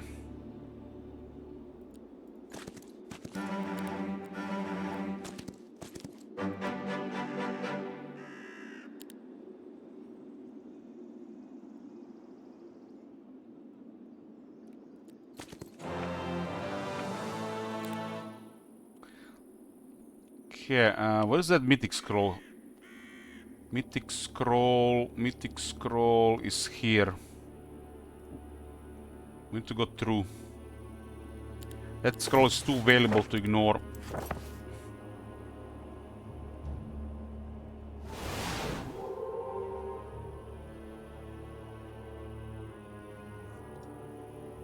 We'll break through here.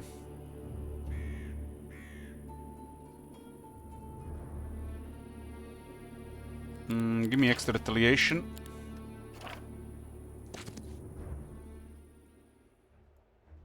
We don't have a Terra Mortis. Should get Terra Mortis going to the desert. That's a lot of them. That will fill my bar full. Also a lot of leeches.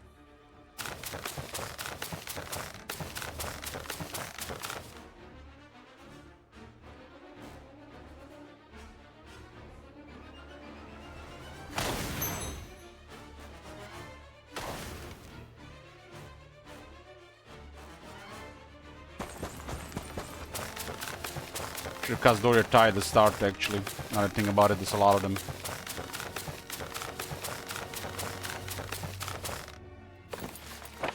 Should have cast Doria Tide at the start.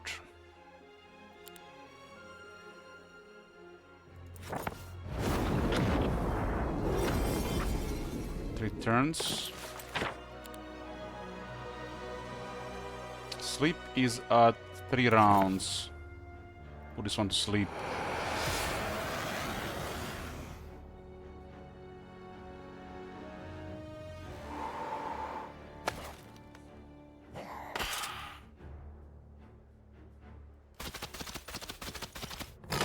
Luck strike.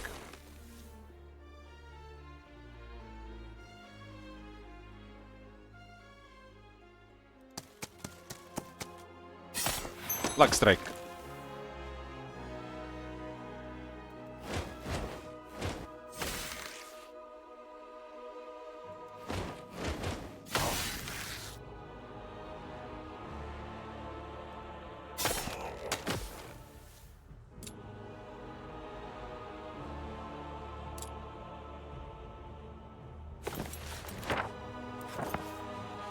Get rid of retaliation.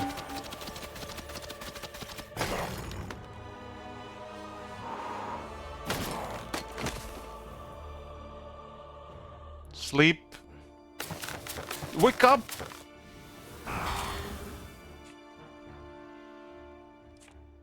Did I kill the wrong guy? I probably did. Doesn't matter. The one I hit... this guy had a different debuff. I was looking at the debuff. He attacked the Wraiths anyways. The Wraiths are just out of control.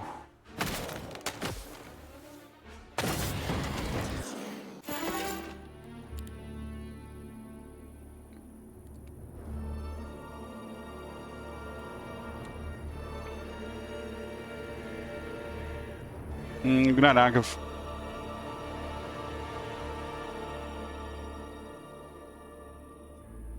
Vassal is useless if I get a town portal. If I don't get a town portal, it's really good.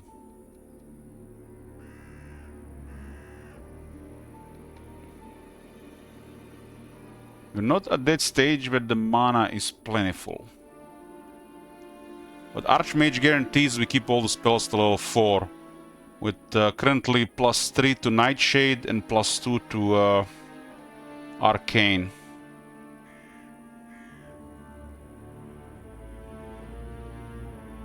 Not to mention the other schools. Useful Thaumaturgy.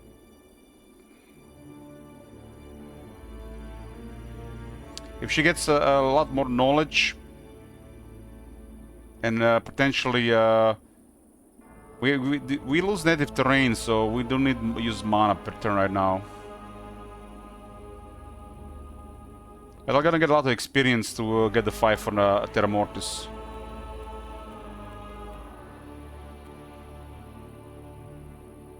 This secures me in duels.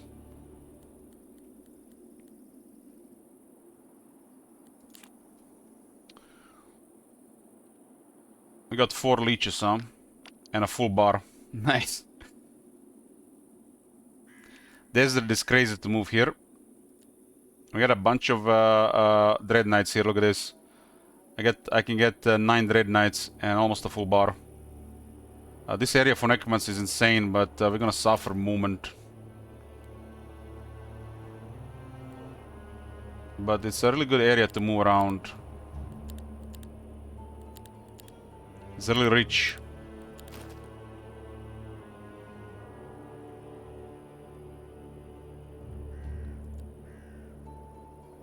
That scroll is around the corner. Maybe not even around this corner. Probably best to clear fog 3 more times. Safer that way. We can move 3 times more in this area. 3 times more.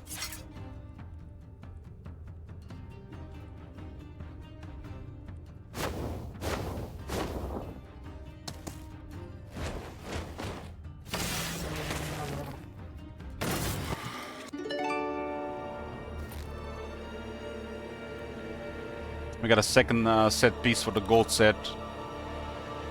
It's on Zam.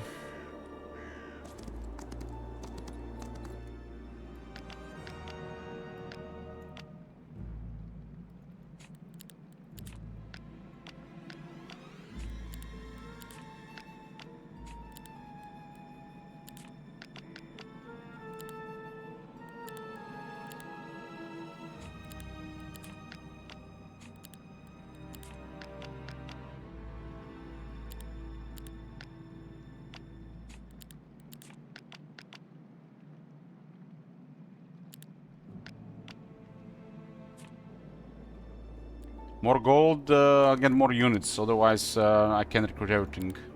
You're not supposed to ever recruit everything in this map.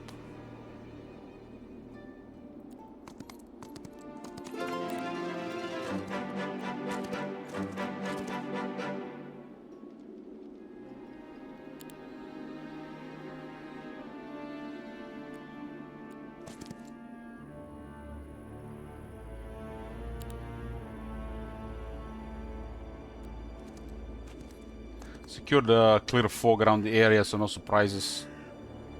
Purple is pretty crippled, I would say. They got smaller armies now, they lost their big army.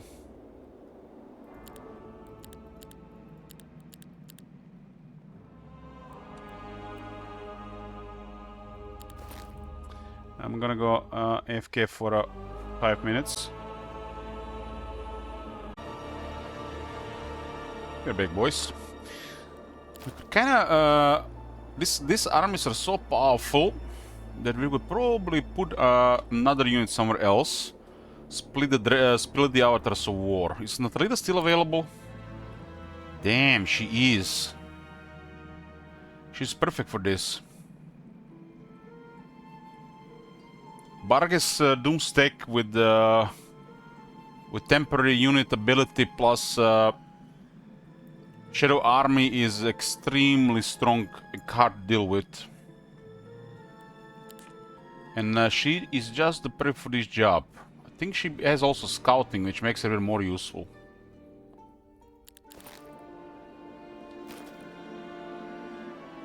She's even more useful, so we'll replace Marastala with her.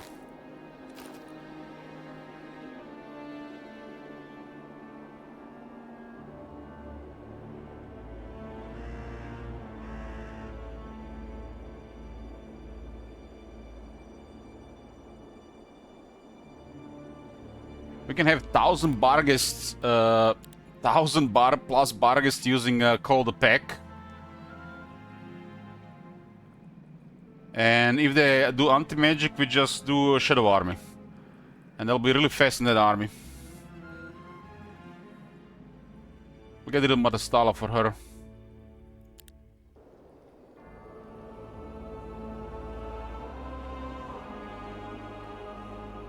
How many Barghests do I have right now? 210? Almost 400. 400. I don't think there was an Undead Pets building that we captured. Grave Robbers. We didn't capture the kennel. Nope. This one is like ideal for 3 heroes. One can just walk around with a Doom Stack to deal with the nuisances.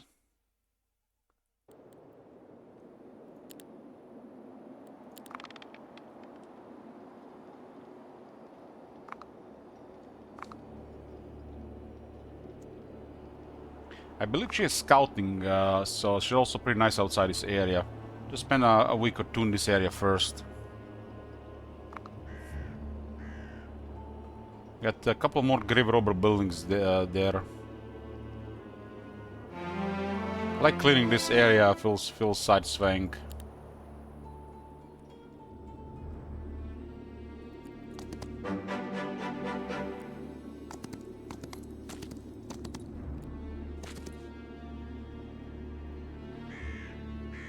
Orange is also down.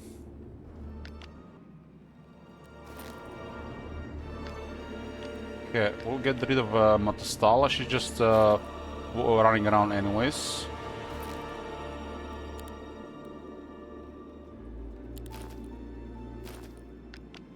And we'll get Natalida.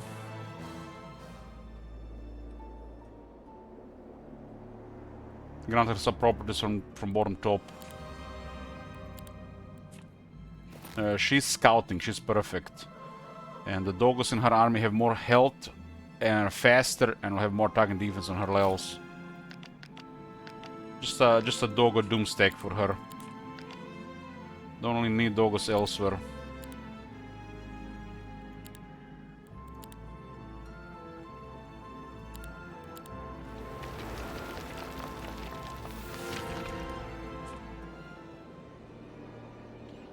Doggo Doomstack. Who's supposed to be south? Ah, she's south, she's just moving around. She's a Death Knight. Okay. We'll have her set up for this.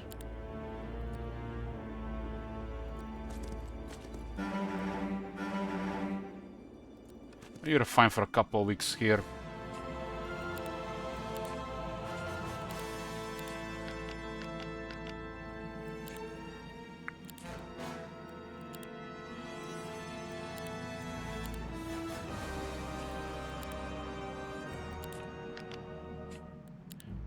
Get this to another army as well.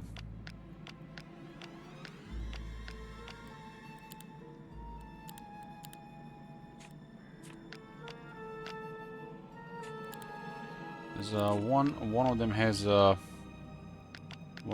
what they call the location.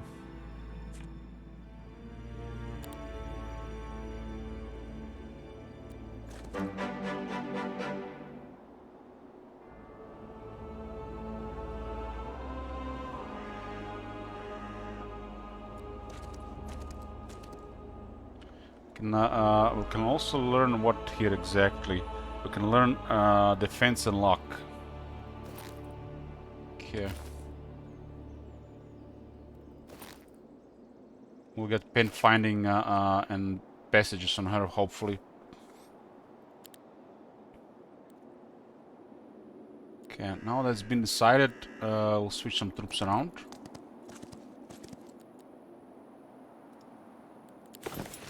We don't really need those Dogos with the main armies.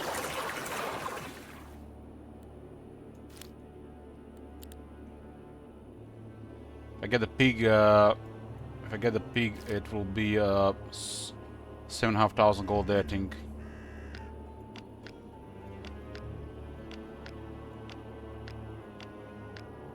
That's quite an army here. Split the vampires, it's too big.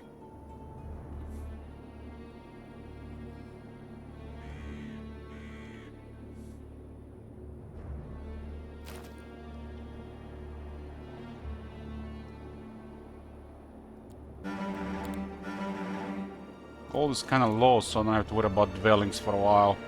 Let them just grow. It's pointless to just walk around, pick up dwellings if we can afford troops in the city.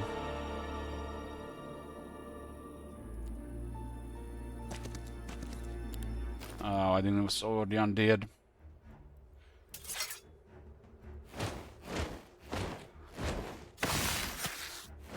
Undead are just nuisance at this point.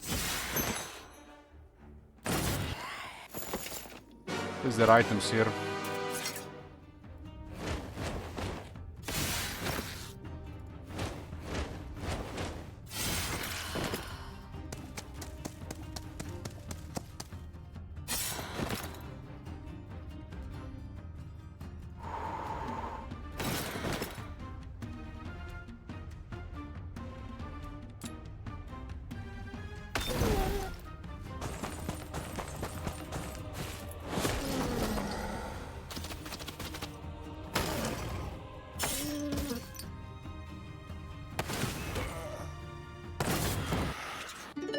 Head torch and keeper's ring, huh?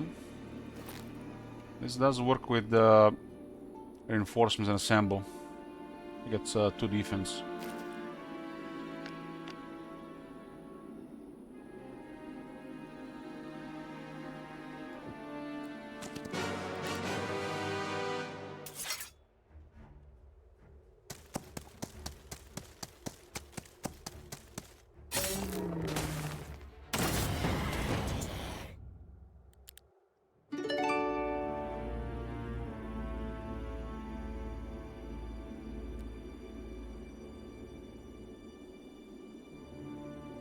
There's another monastery to the bottom. These things don't give me any energy.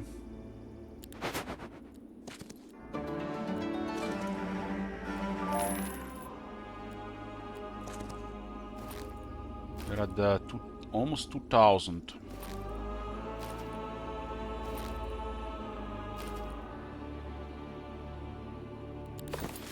We'll also give this to Natalida.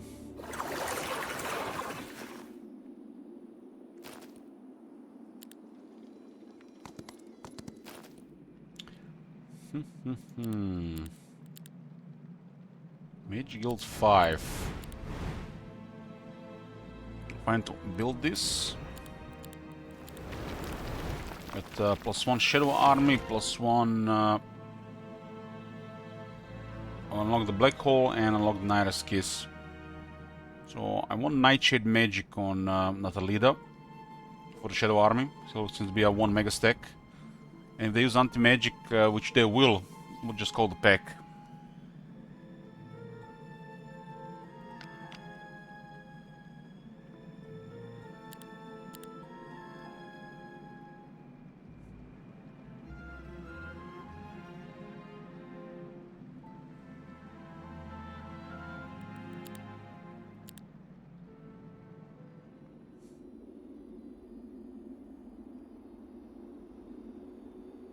Voodoo is empty.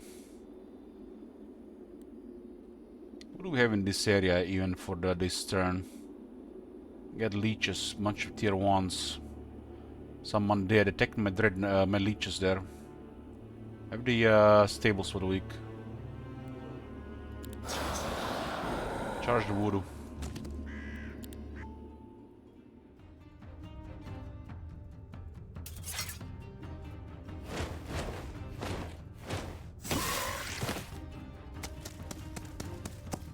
36 defense, huh? That's the guy, that guy had 36 defense like weeks ago.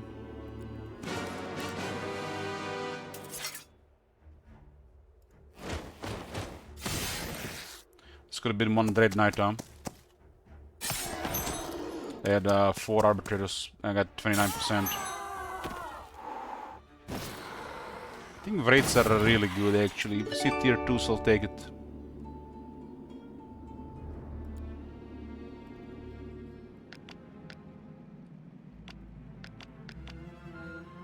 So to Natalida, and I forgot the items.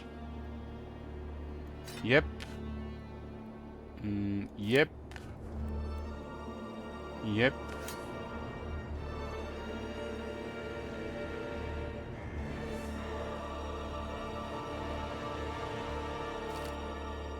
Not much here really. It's 4 attributes versus 6.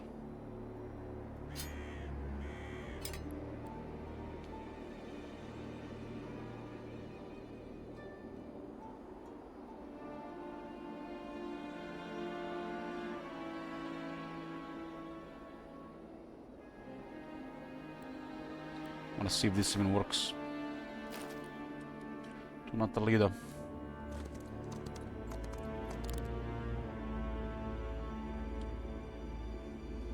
So left and around.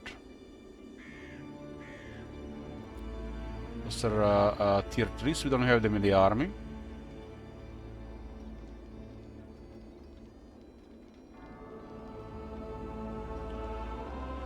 Utopia hasn't been cleared.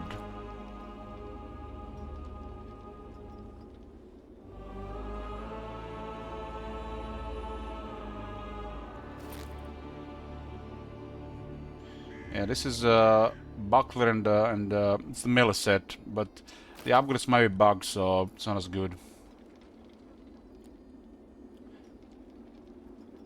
And the Utopia should be cleared. Go that first.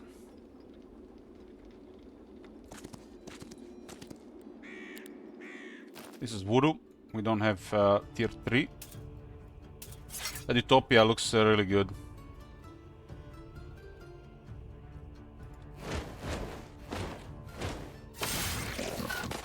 For a moment I thought they cleared my Utopia when that Hive guy arrived.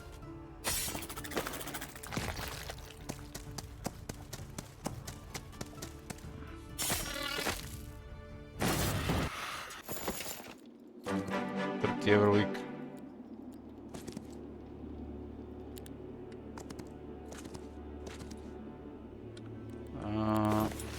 You could also use the sleepers, I guess. What I'm saving for here? Versus non-necropolis creatures, huh? Enemy non-necropolis will deal less damage, take more damage. This is another type, this type of modifier. Like 3 or 4 this type of modifiers we have in Necropolis. This costs 8, and it's really big if they're non-Necropolis. Because you do have numbers over them. Decided to get Natalida as the 3rd hero we're gonna build. And she'll just get a doom stack of Barghests. Yeah, Mortis is more important. Mortis is more important because we are gonna be going out soon. I kinda still wanna clear this. Feels satisfying. Don't have much movement outside.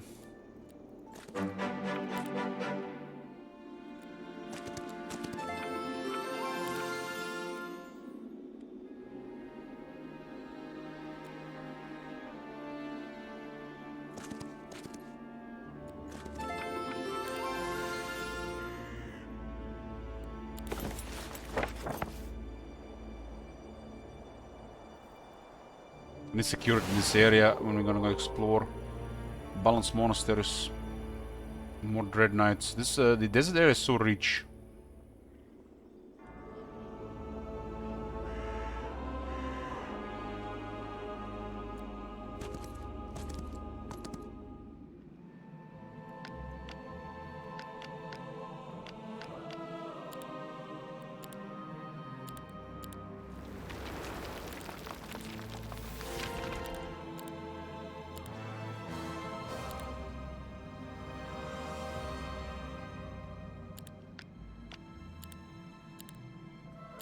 Somebody's about to get fed reinforcements.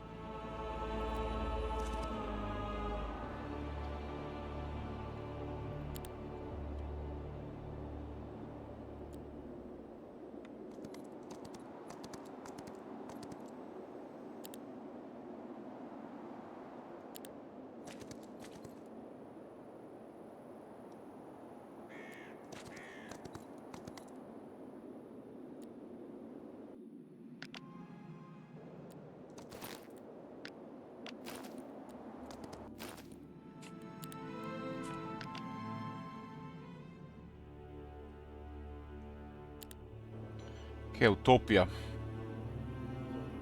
Is that tier 2s? I will just go fat. We could have got the...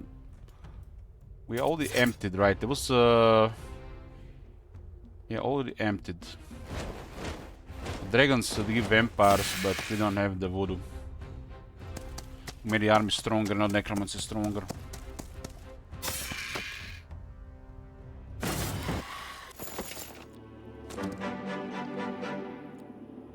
So for this we want 2 stacks of vampires, huh? It's nice when we have 2 open slots in the army. It feels way better.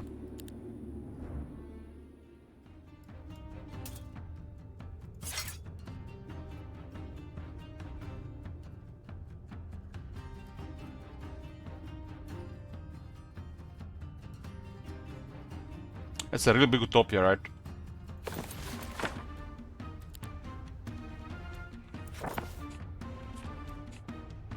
I think they're gonna focus the rate, right? So we focus the right side.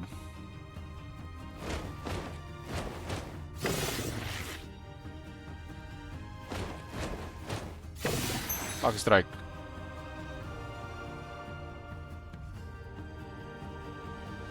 The rate is just gonna get out of control. If they're susceptible to memory devourer, the rate attacks, and that's over. It's really hard to counter.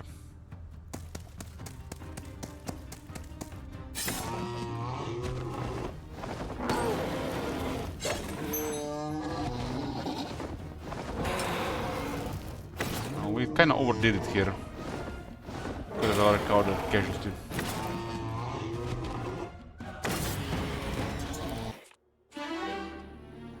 Okay, expert defense, lower their attack. We got a Chitin Shield, Spellbinder Head, Dark Hatch, and the Sash.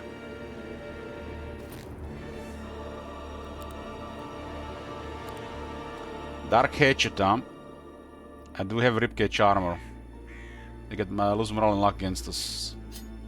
These are the best parts of the set. 3 set is very strong. Spellbinder Head could go to Natalida. And I got another Chitin Shield. Very strong stuff. There's also quite a bit of gold.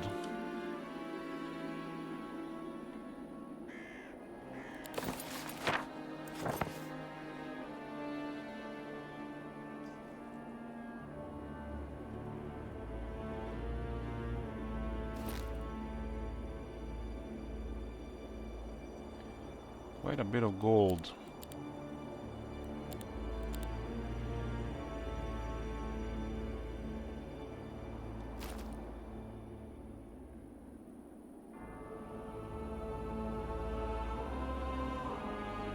Okay, now we clear this side here.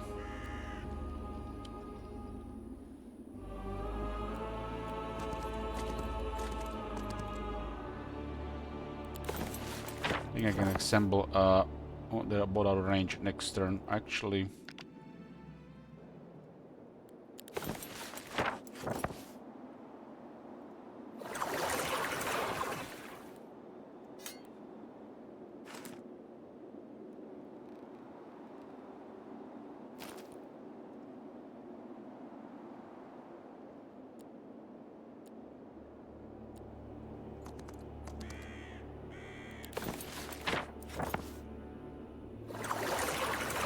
Remote.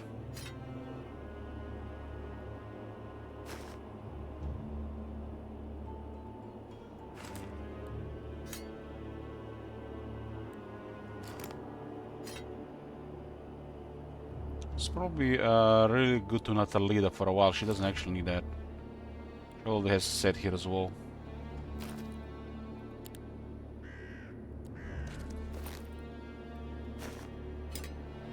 It's a very strong head on some characters.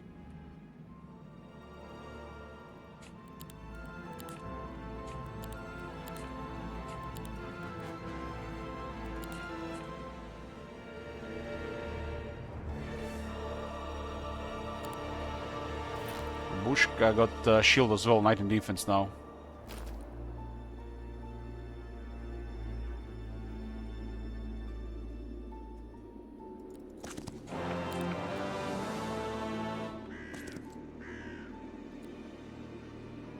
She's at almost full voodoo, that's Dread Knights here.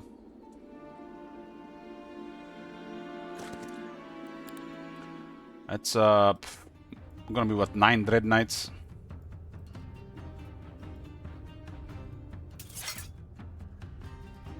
They can't reach us, the morale is negative.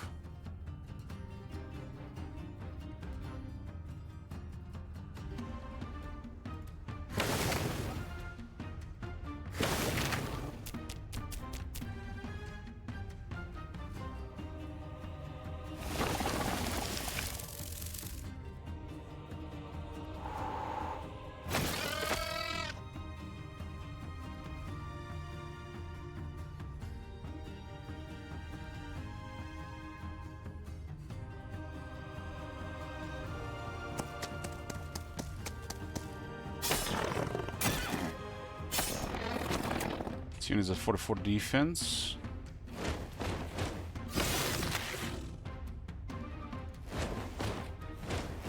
Those rates are just obscene.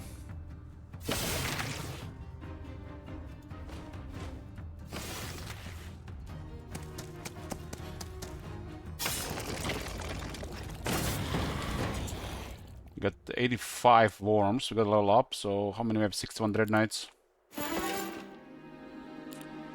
We've got 9 Dread Knights.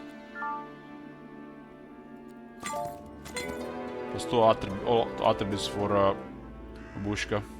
So it's kind of like a free mountain monastery. There's offense here. We can get offense here for Natalida.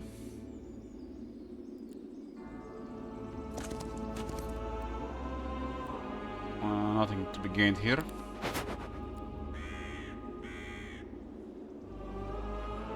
Could have gained 5 movement and clicked on this, right? But saves time too. Okay, one for Terra Mortis.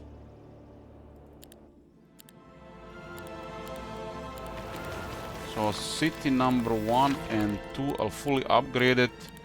Just this one. Oh, the last thing, huh? Going for any subclasses? No.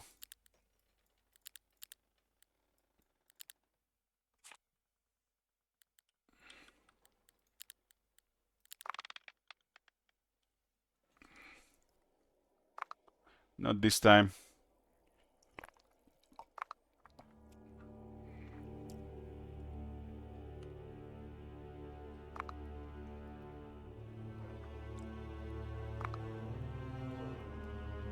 This map is such a nice, enjoyable, slow burn building stuff. Plus 2 attributes for Bushka.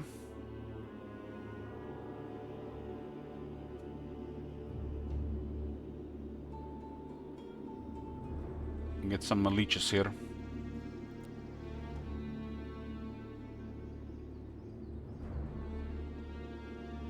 Might as well clear this area.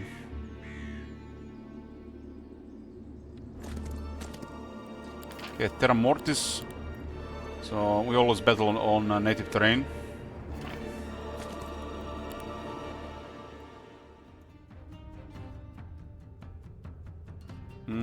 Yeah, 10k gold for dungeon. If I play dungeon this map, I'll try to get it, yeah.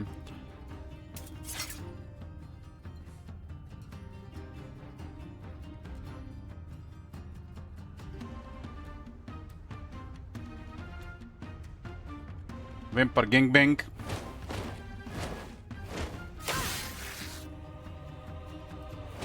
Actually have to hit the noble cavalry.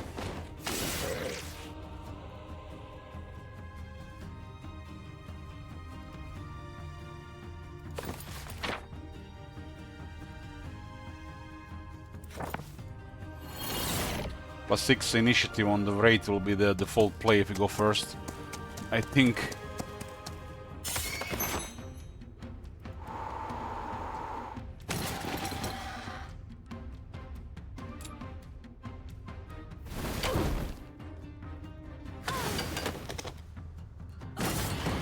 Got 71 leech.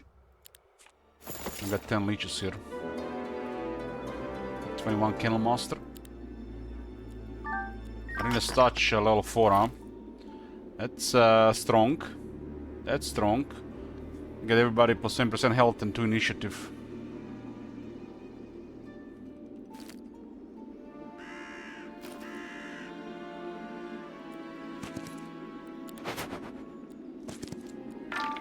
It works on undead. The AI used so many times against me. We get some more leeches here.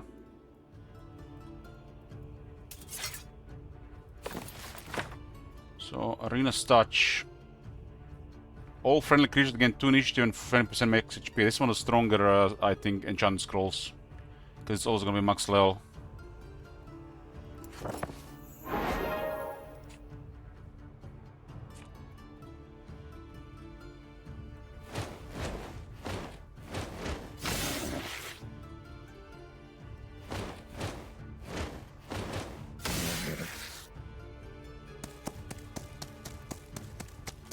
Oh, Lauren.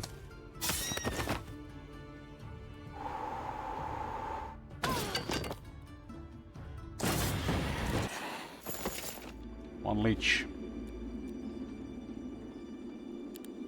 Okay, we need Zam back on Mercury duties. We are behind on Mercury.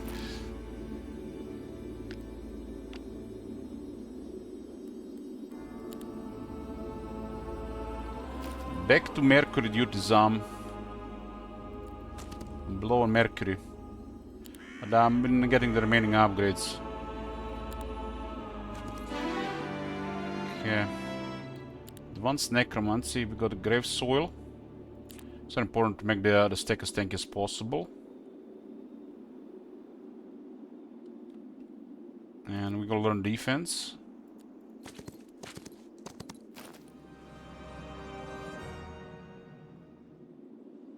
She'll be the third hero for this stuff.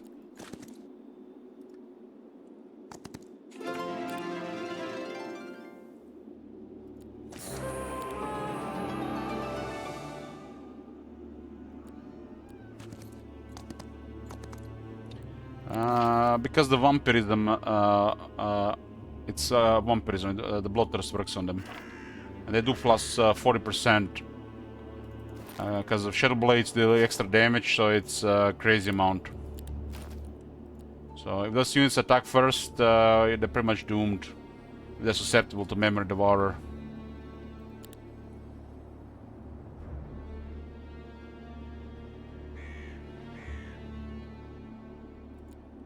Once I get to like the late game, usually the Phantasms don't really matter replacing. But since this is a this type of game, it's better to get Wraiths. So I have a lot big numbers, so better to switch to Wraiths. Since both heroes are set up for it.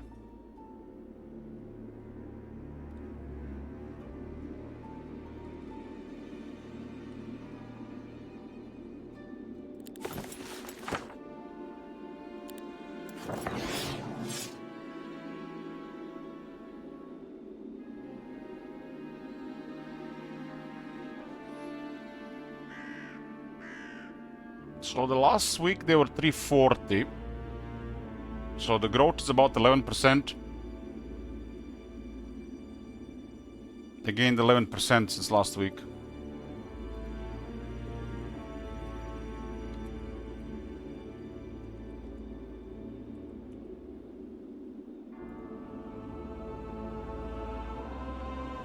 It's actually not 11%.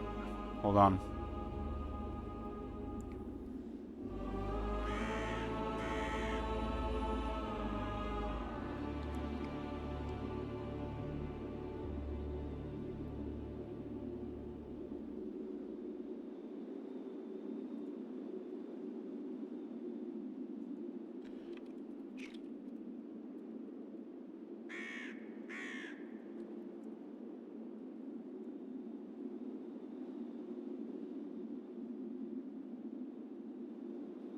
They gained 14%. So it might be just some kind of random roll. We'll see next week.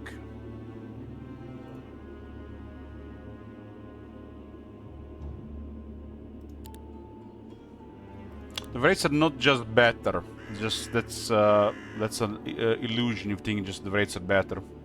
Really depends what you have and what stage of the game. Phantasm early is always better. They just the rate's just too squishy early on. And this is not a law that is a priority early on.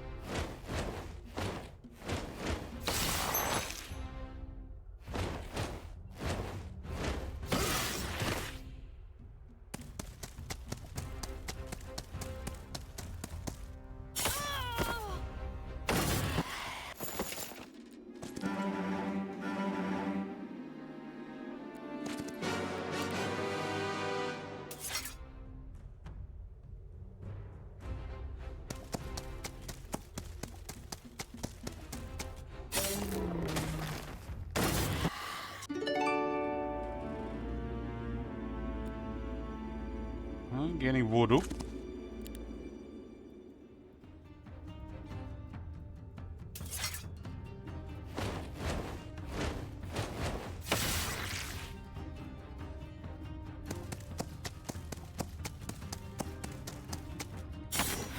Axrek.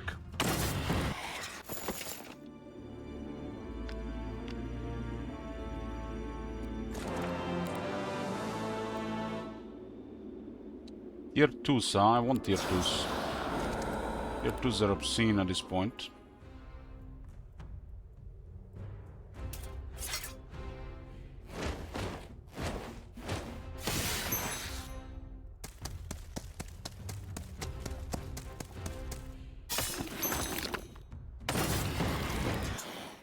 Plus 41 tier 2s.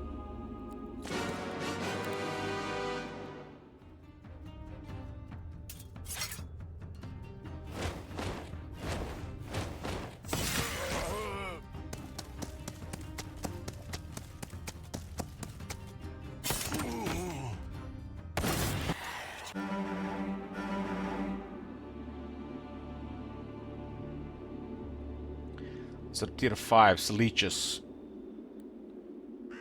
You can get 6 leeches, huh?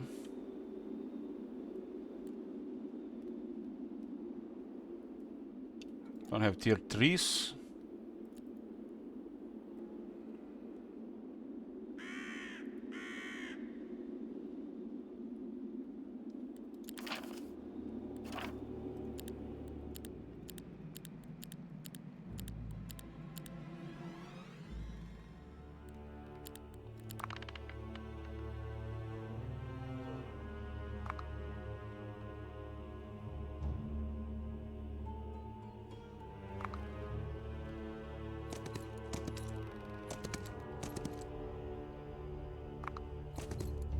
Yellow is in the desert. Not a very strong army though. It's Julius, the never chosen.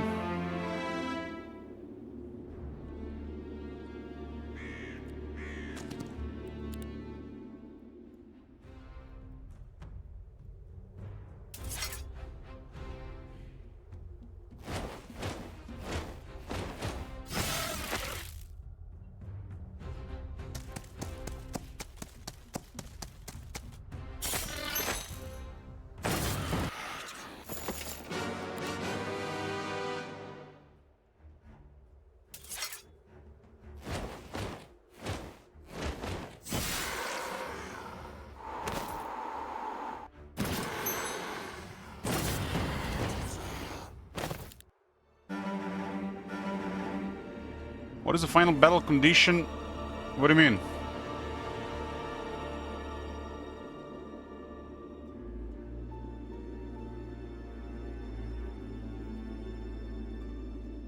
I mean, for this fight, or we have something that says final battle?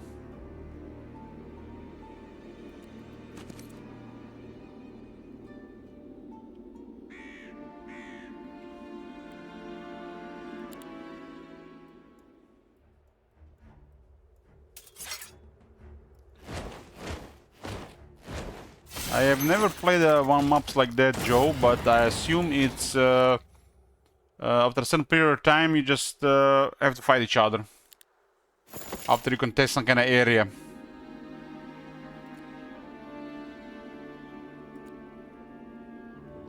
Eight leeches, huh? 8 leeches are welcome.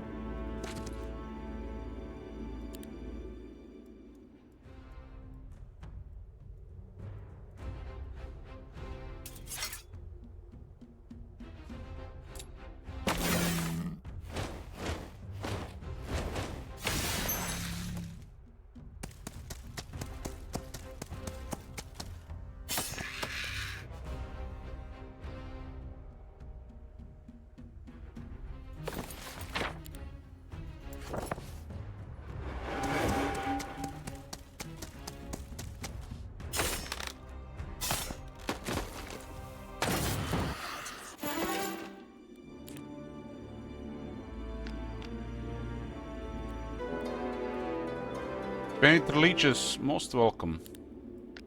Good Pandora boxes this round.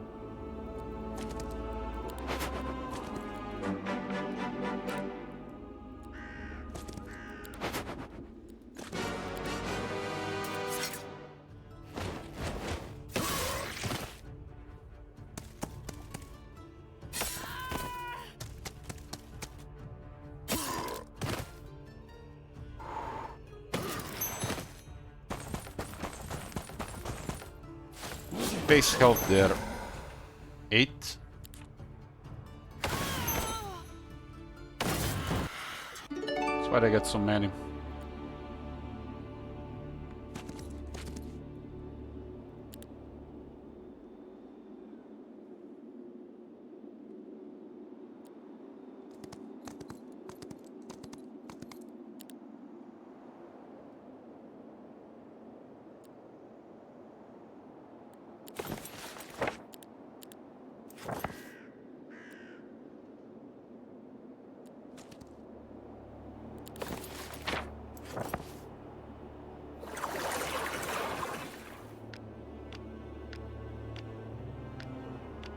See the number of raids makes no sense to use phantasms at this point.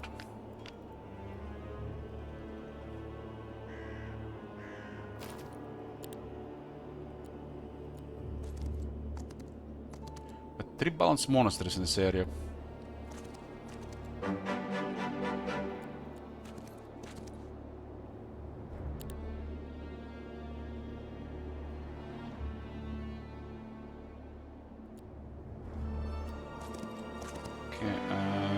Defense.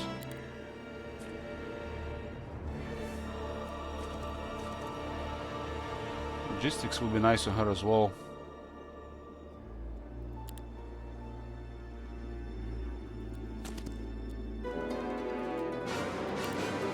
This will be plenty of resources now.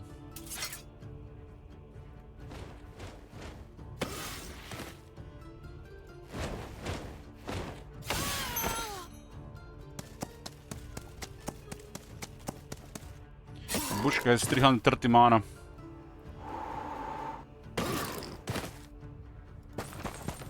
I don't really care about subclass on Dead Knights.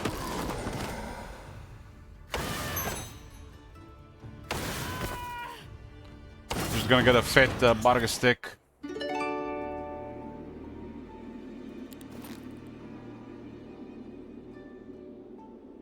Yeah, it's don't care.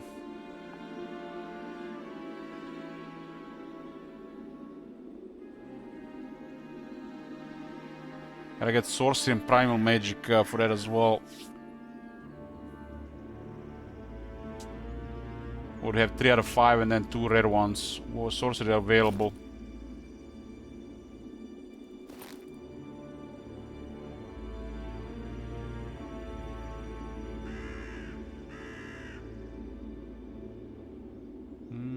Not for the bargain stack.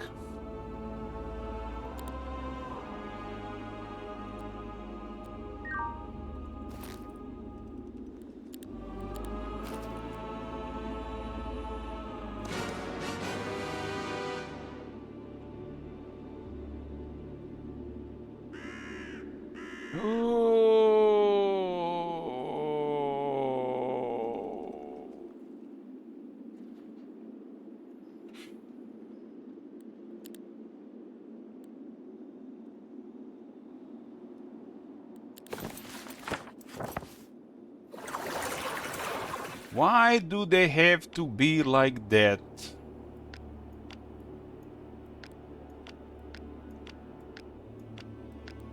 There's solutions for this game, you know that?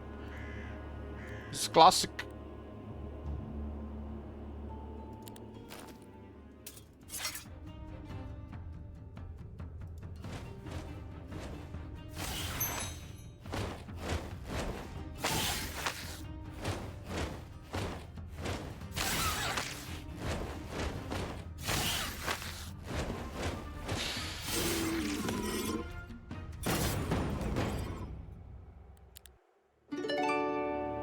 So you get gems, mercury crystals, and dust. That's the lowest roll, I think.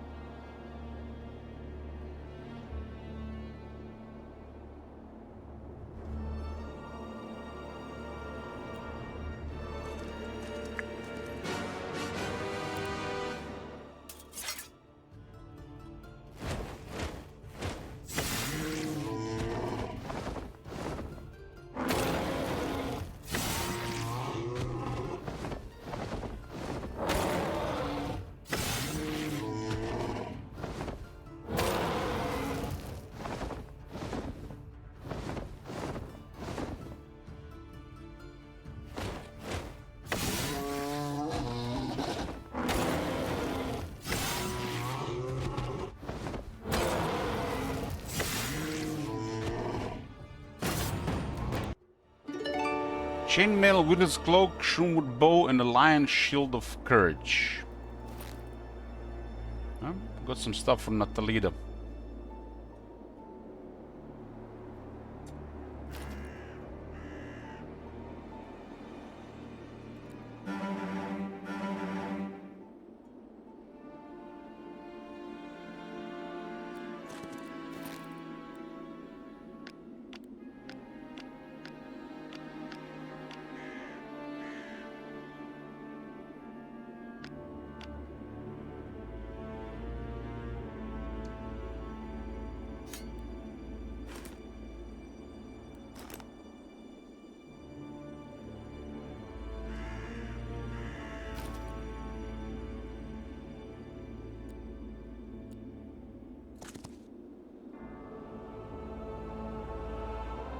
There's two locations here where we can do it on the pet. Another pet. So main city fully built, second city fully built, third city fully built.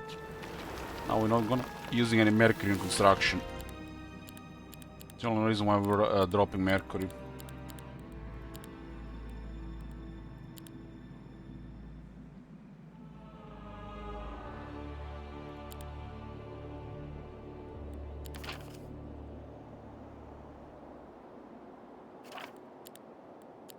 The bonuses against non-necropolis are the next best thing to get in the laws.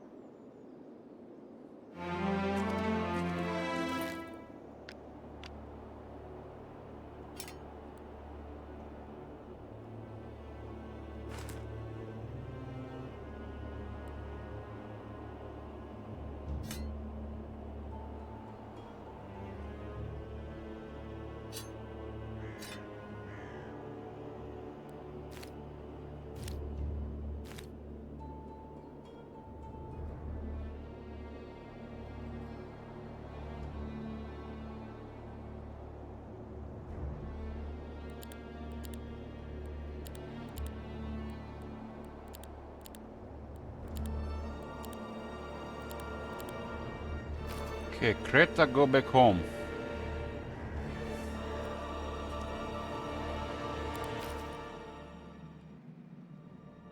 We don't have enough gold for external dwelling, so we don't have to even pick this stuff up.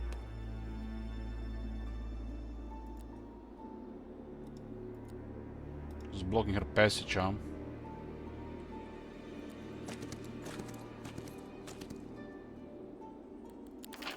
Okay, Death's Presence. This will weaken the enemy non-necropolis creatures. I'll deal less damage, take more damage. And my non-necropolis creatures gain the opposite effect. It's up to 10% in both directions. Just another modifier for damage. Only works in non-necropolis though. It gives necropolis advantage over these strings.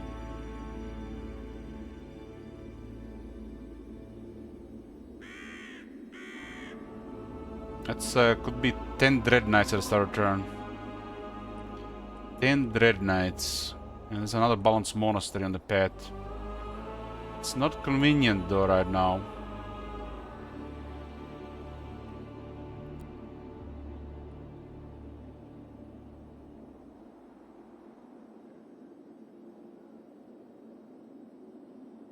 I'll get the 0 Dread Knight just power here.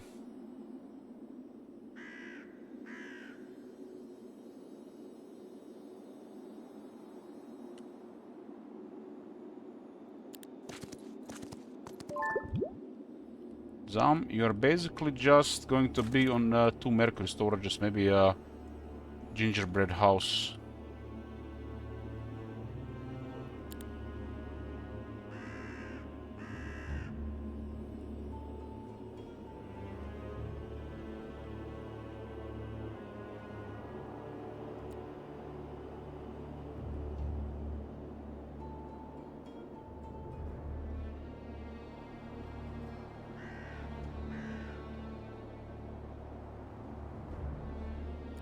No.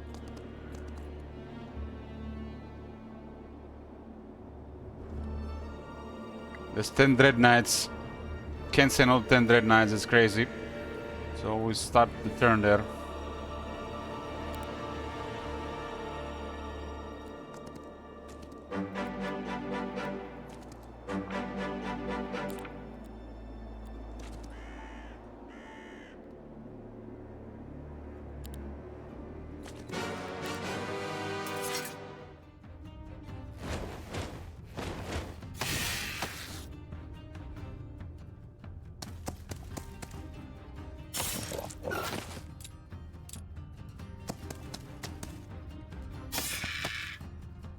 Some crystals and gold.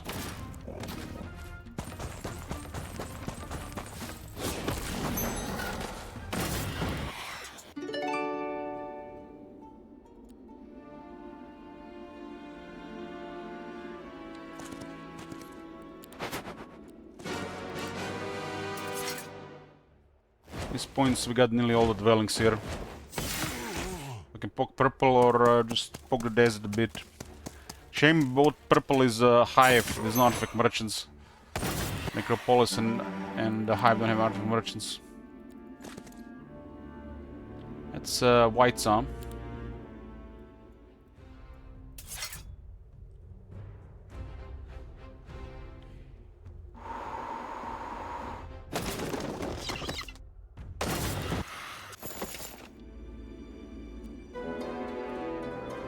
Skelis against the 4 box with Skelis.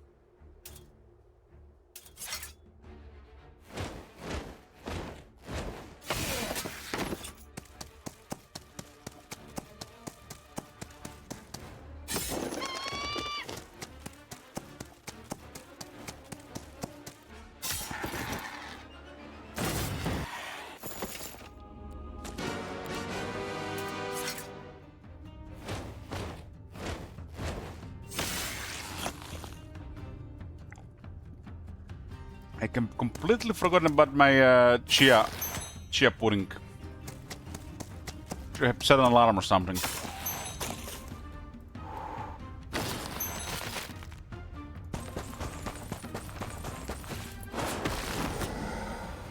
Even the skill gets 6 speed, eh?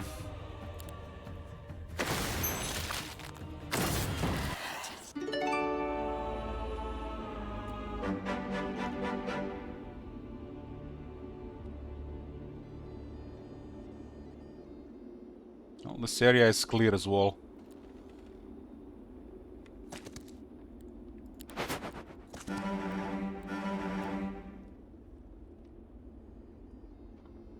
This area clear too. Everything's built. Well, satisfying. This here, cross here, and the pocket border.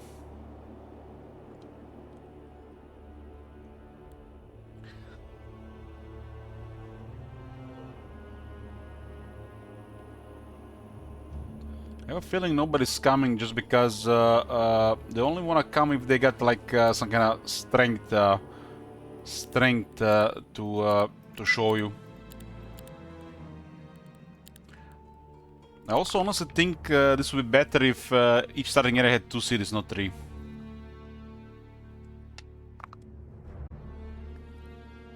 That would just be my preference.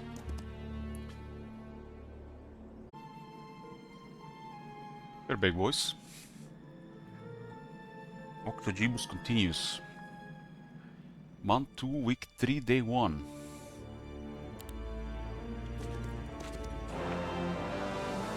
Just probably go all defense on her. All defense. Gonna give her a legion of bargists for this map.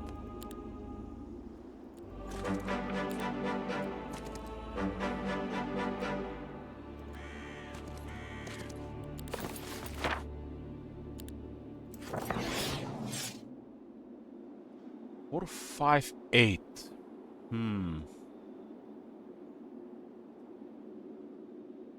4-5-8.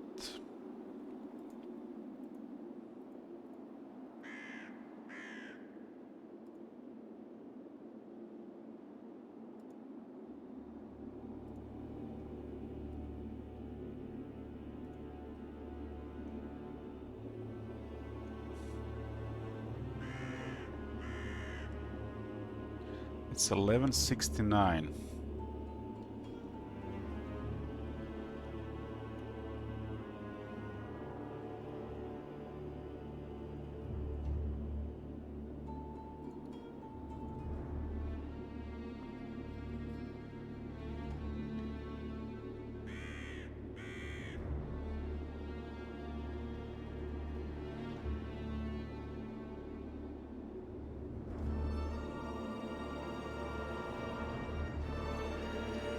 So it's keep increasing in growth.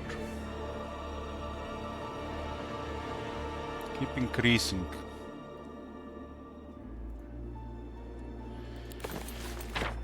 Where's clear fog? She starts to clear fog, which is nice here.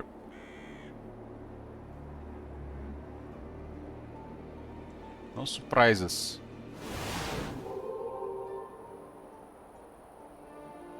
It's one way to explore deserts. There's a mythic scroll here. Mythic magic scroll. That's one of the global map spells. Since this is a giga map, the map is mega rich. If you have the movement.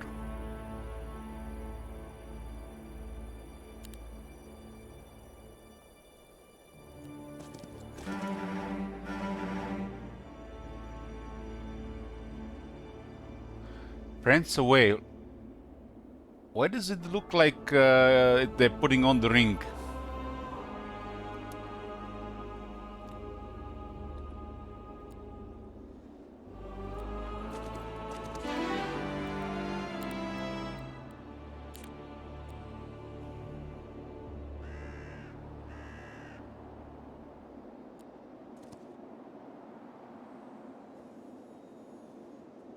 So Torius in the middle city, Milosa is the bottom city, Creta is on top. This guy's looking for stuff. I'm picking up storages. Mostly mercury.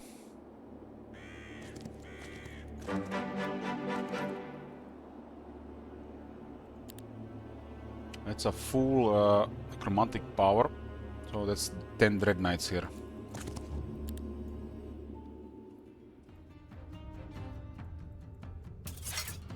Where this is going will be a legion of wraiths. Not very often you see this many Dragon Slayers.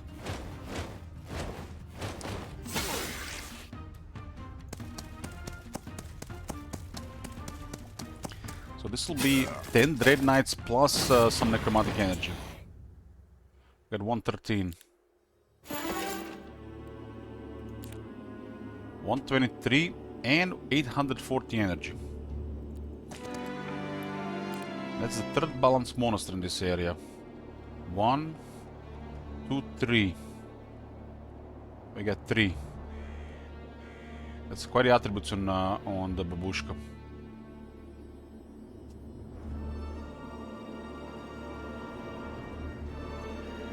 It's Saturday already? What the hell?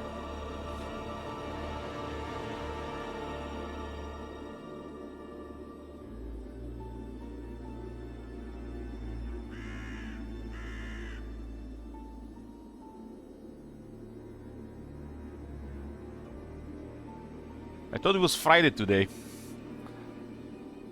You wanna play, Matt?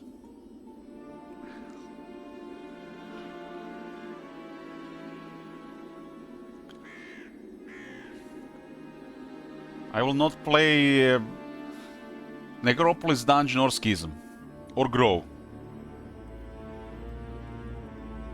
I think this actually will be too long because we had to try the other map. Those are actually real matches, not tournament, right? It'd actually be like a different match style. I'm good now? Okay, good.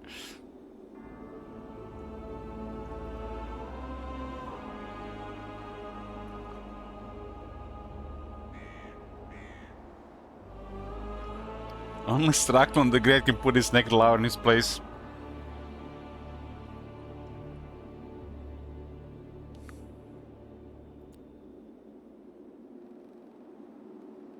We can charge the voodoo here. She's literally perfect for this map with the Fields of the Dead.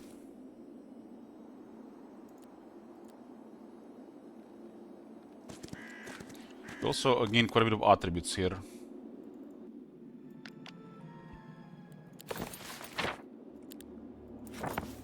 You don't have sight for this, man.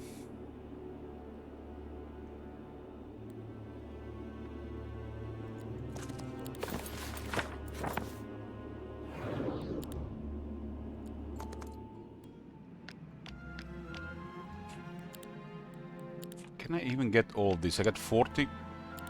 I can.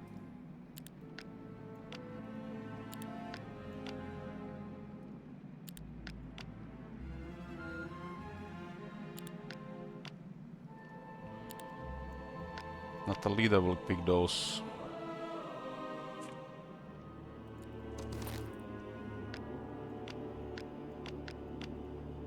We'll get a big stack of vampires going.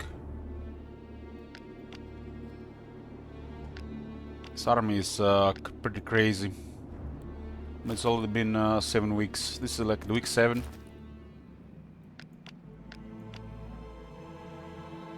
The other city costs 106,000, this one 118,000, so we definitely cannot afford recruitment. We shouldn't even bother with external dwellings because of that. This will grant me 1 vampire and probably full... 1 vampire and...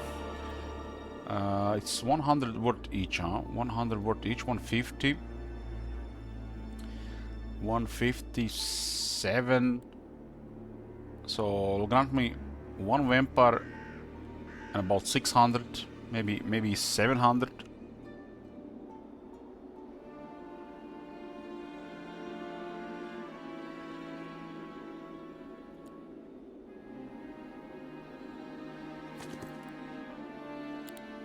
These are ideal stakes at this late.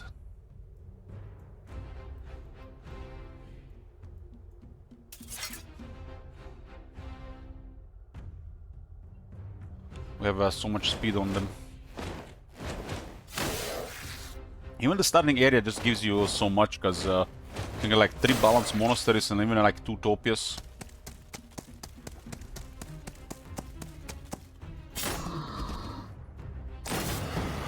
I watched the dev ranking in AP yesterday and he said something about this being only half of the game. Damn.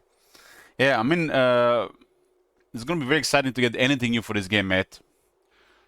Definitely. One day we'll see titans, diamond golems, and some other stuff. Can you imagine new factions, new soundtracks playing, new biomes? 29, we got 68 vampires. It's 1 vampire and we got 1390 voodoo.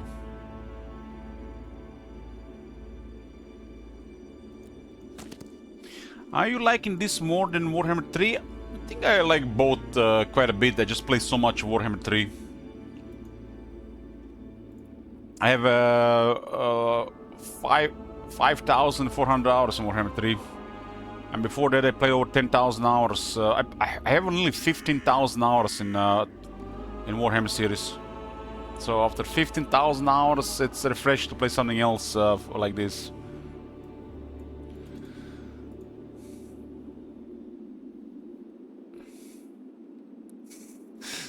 Cookies. I have to like it, it pays my bills. This game doesn't pay my bills.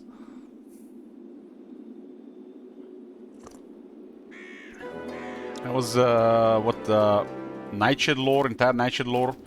Why did pop-up just goes like that?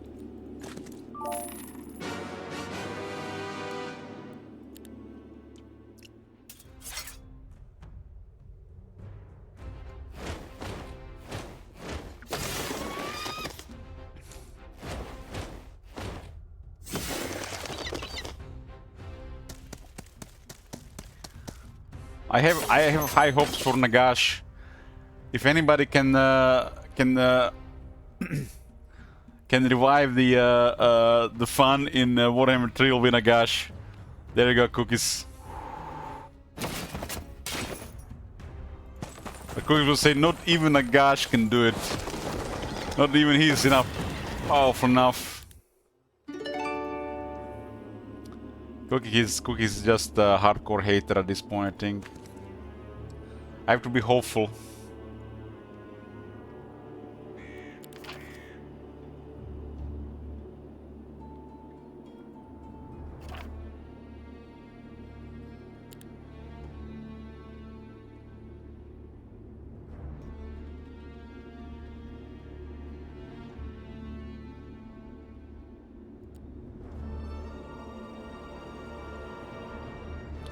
So this don't do anything here. I don't have tier 3s.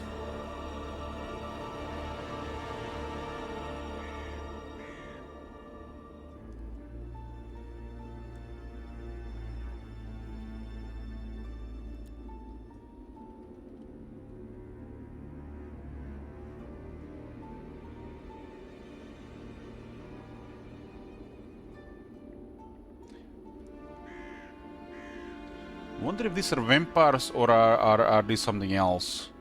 Because they got a pack of hive queens.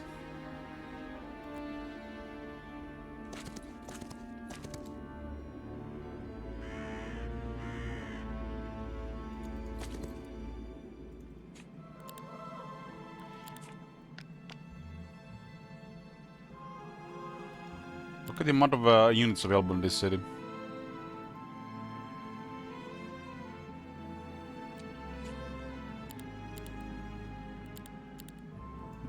Finally recovering the mercury reserves.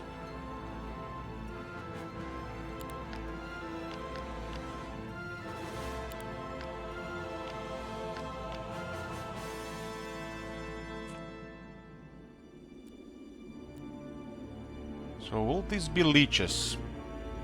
Vampires. This ought to be several vampires. I got 2,000 voodoo. It says the guard is hornet, but I got a pack of hive queens, which means it's supposed to be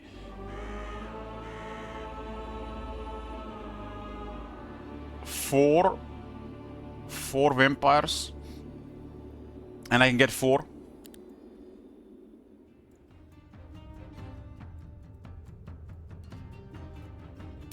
But it says the guard is a hornet.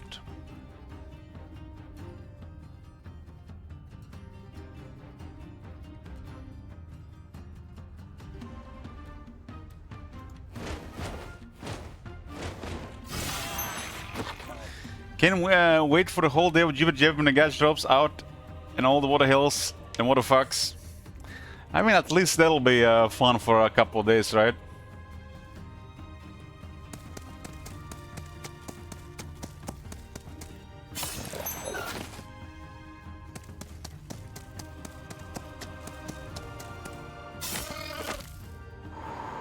It's supposed to be 4 vampires, 3 to 4 vampires. I think it's 4. But it's a guard was a hornet, and we don't have a tier 3.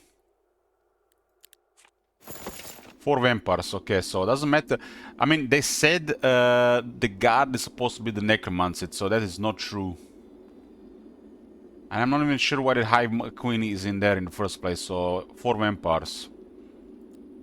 That's a way to start a week. So there's definitely some conflicting information.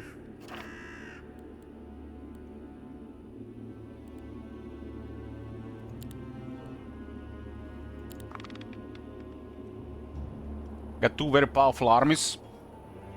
And I didn't even have to stay here for another like 2 weeks, but just satisfying to clear the starting area. I like it.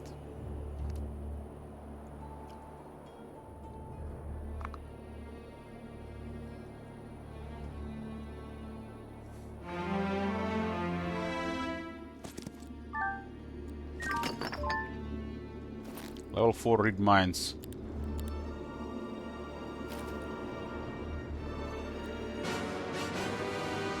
Get some vampires here.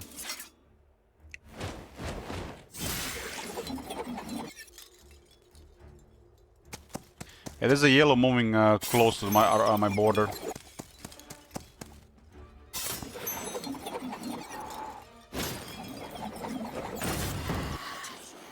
Four vampires, nice.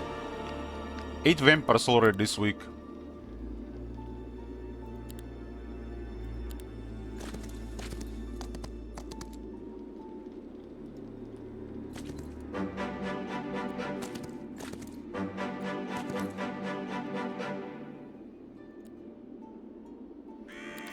Okay, Death's Presence level 2.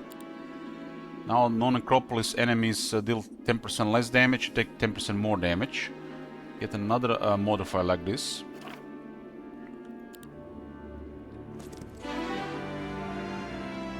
I don't need to take basic offense, it has it, there's a university on the right.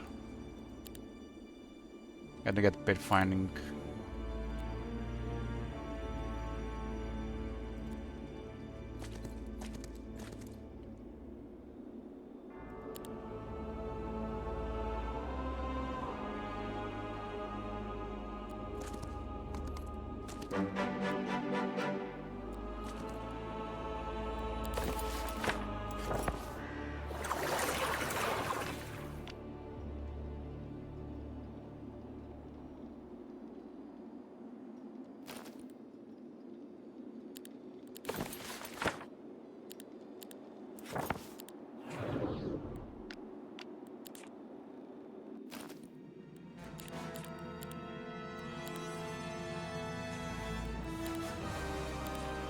One more Vampire Lords, 8 Vampire Lords, just like that, huh?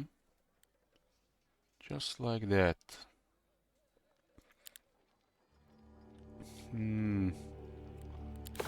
She's starting to get more mana. So these guys haven't done much about their guards. So both guards are still holding here.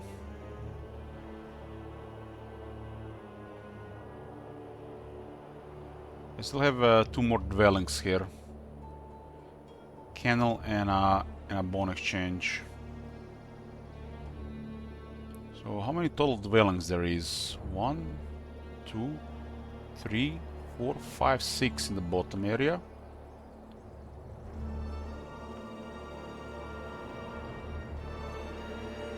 Top area has 1, 2, 3, 4, 5, 6, 7, 8, 9.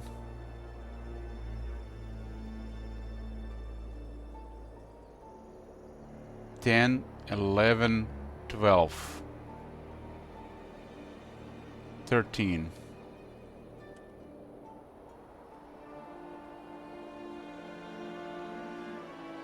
$19, $20, 1, 2, 3, 4, 5. It looks like there's 25 external dwellings. 25. That's a lot.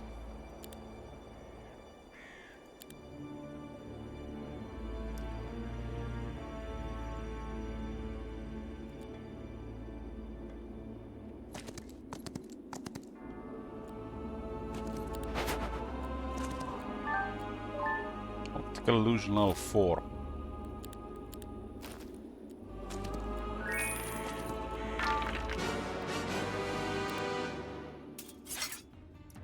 This feels like a big pile here.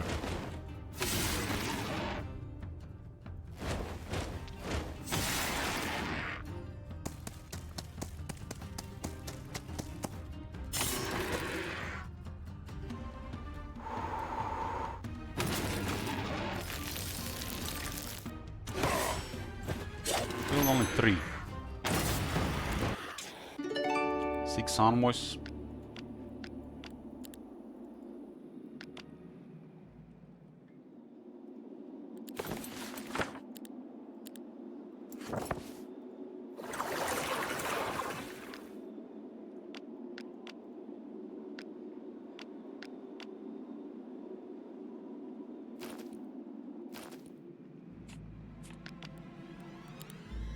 Four more vampire lords.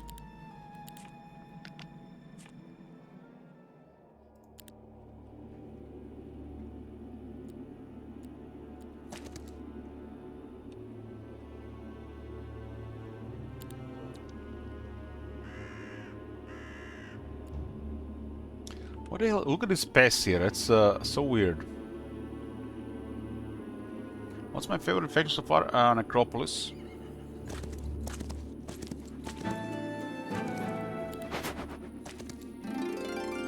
Endless bag out of the egg. It's +1 mercury a day.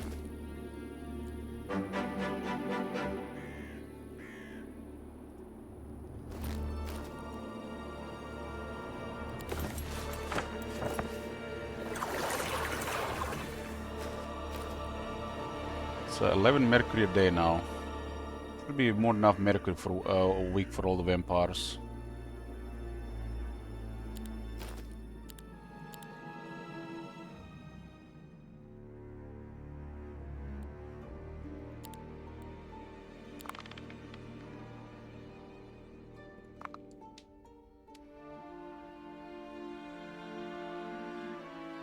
I really enjoyed the team of undead. The Necromancy feels very satisfying.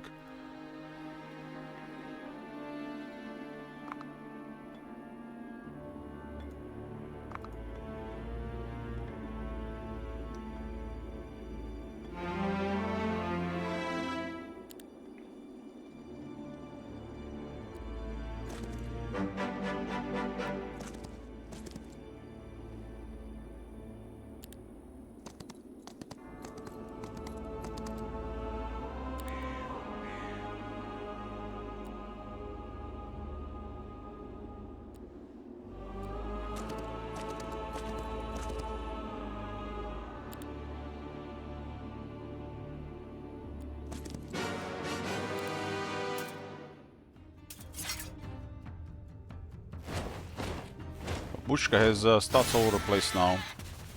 She does provide a lot more to the army now. There's one more Dread Knight.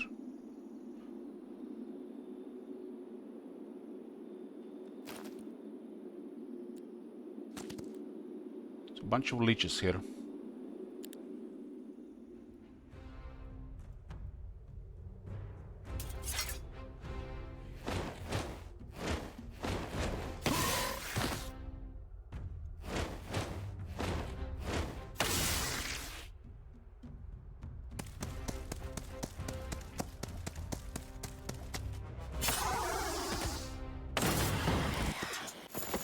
Leeches.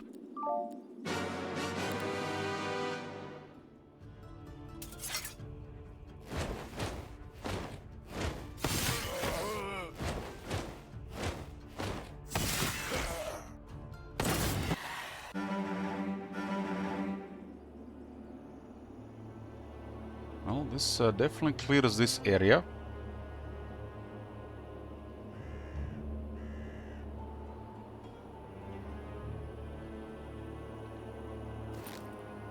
Babushka is almost 25.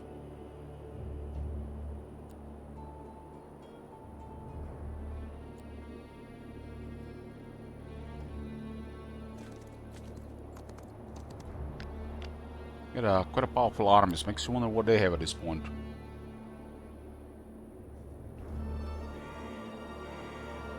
My bar is empty.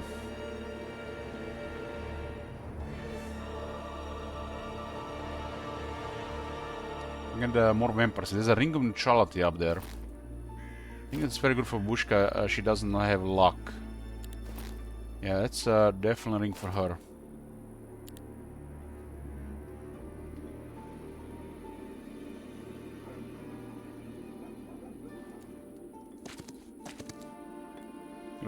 Some power here.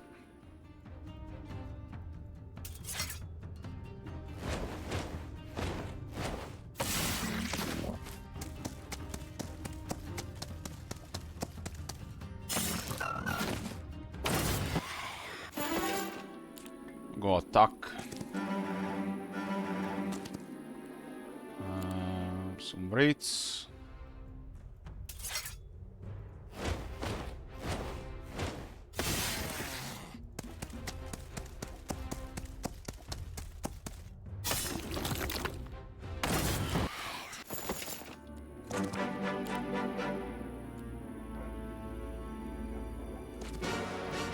Oh, big mansion.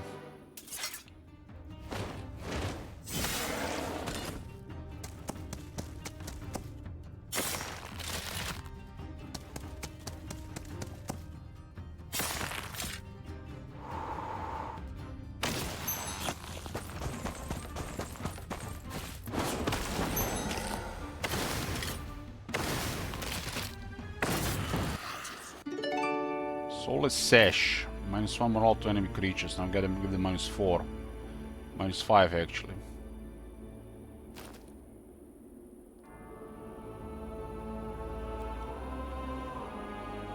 This Ring of Neutrality I want to use on the other hero, because this one has expert luck.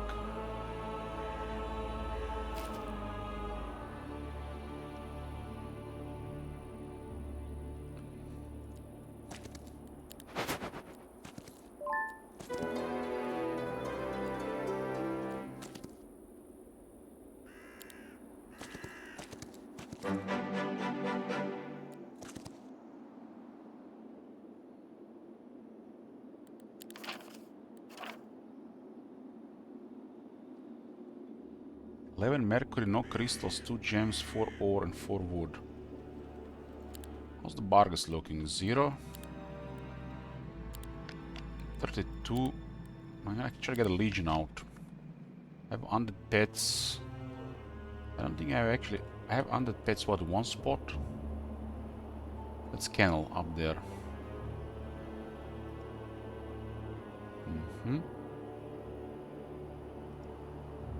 It's another kennel here.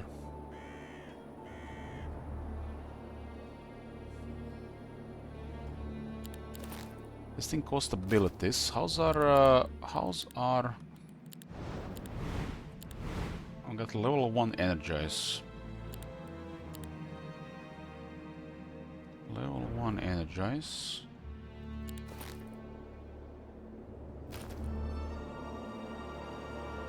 These are pretty good attributes.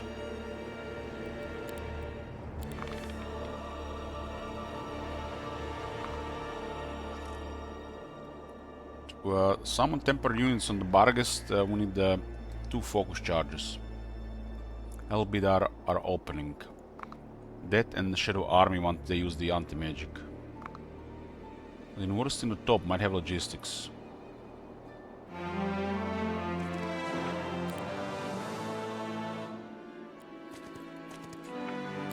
Let's do all attributes. Visit this for offense.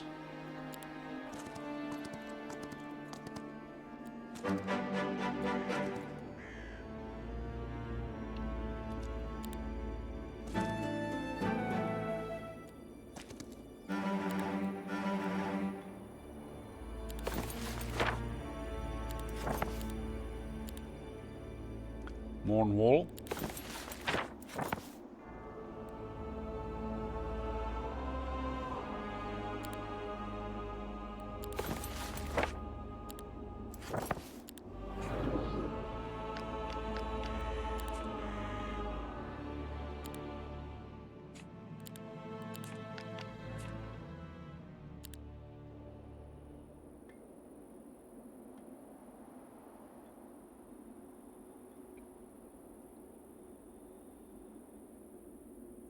It's a ring to Babushka. It's a lot of Dread Knights here. I'm at zero voodoo. These are embodiments.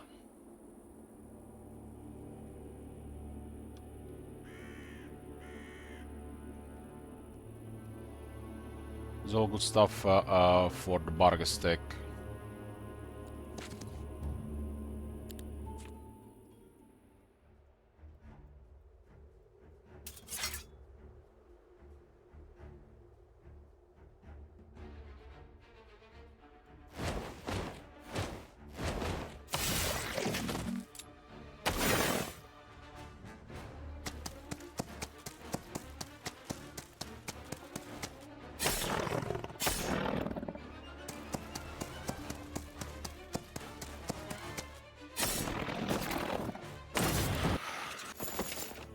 $660.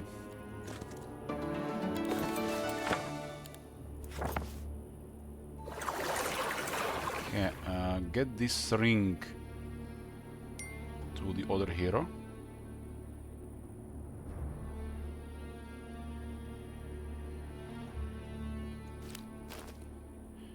If she gets wrecked, she'll appear at the inn.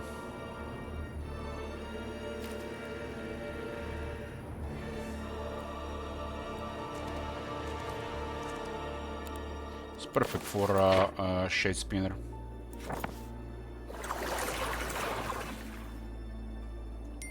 Give the other ring to Marl. This says all creatures always have neutral morale and luck in battle. She has no luck skill, so it's perfect. Then we counter the enemy morale and luck.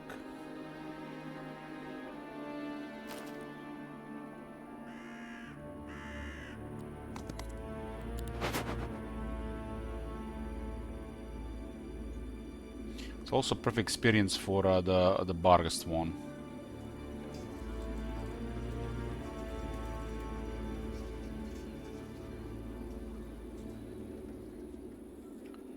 Guess we can also get another 2 attributes here, but it's not really critical. Not really critical. It's day 4. I wanna go get that Mythic's magic scroll and hope it's Town Portal. Hope it's Town Portal. We're pretty much done here. We have currently terrible movement off-road on the desert. Really, really terrible.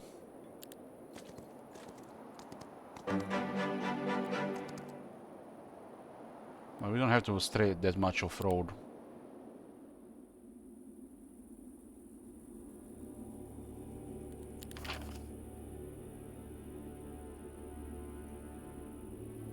This one makes our battles always native terrain. The tier 5 Schism one makes all friendly creatures always native terrain, which also eliminates terrain penalties.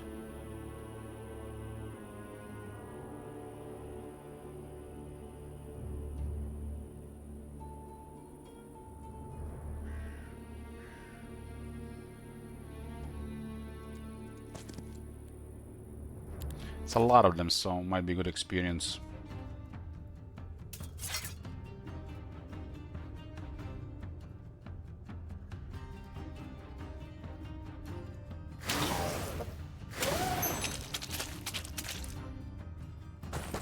They're embodiments, so they don't work on Necromancy.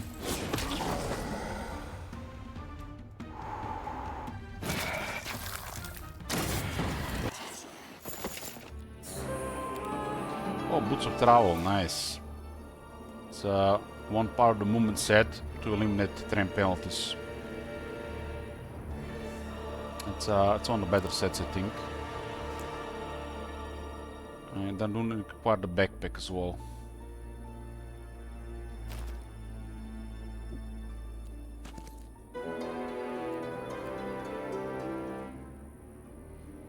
This is 3 Dread Knights and a full bar probably. That's crazy amount of them.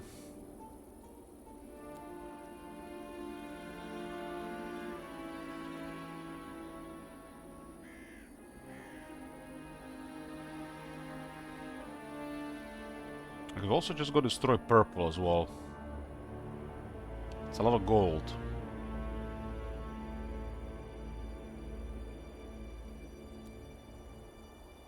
I'm gonna just need to get to the road and target the cities, right?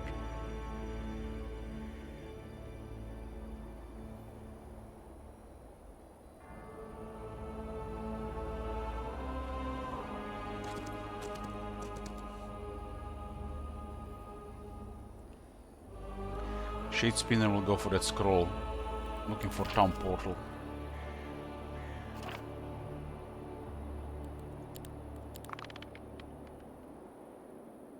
Got the 2 very strong heroes with very strong armies. I haven't seen purple with a good army since week 3.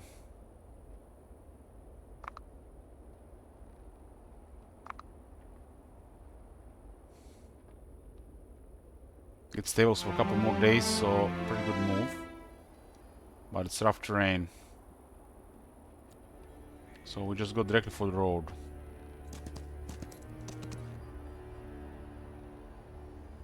On the road we are fine, but off-road, terrible, terrible. Okay, go offense. And I think we got resistance as well. I got resistance as well.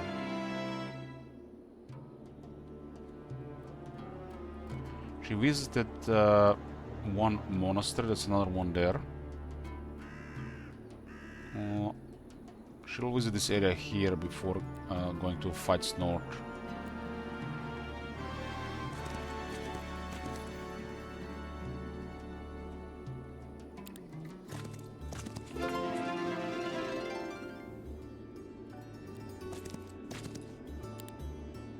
So what is Leah doing?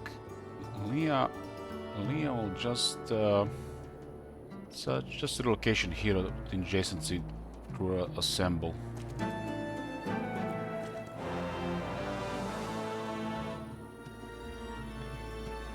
It's 0 vampires here, 0 vampires,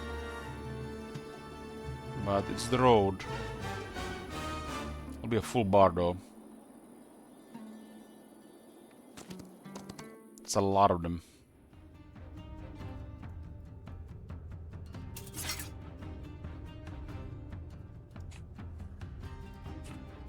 We have them debuffed quite nicely. It's a hive unit. And they do have 9 speed. That's quite a bit of speed.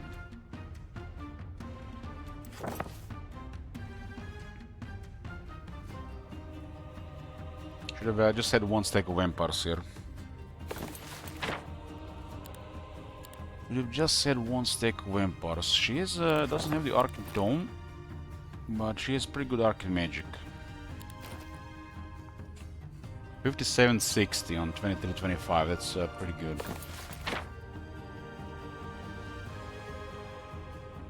We got a level 4 Reality Distortion. Would also be better just a 1 stack.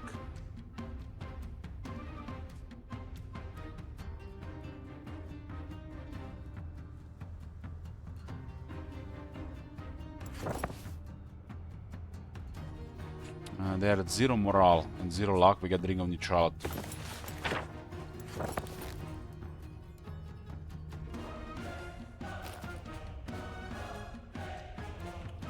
The best thing here is probably just wait.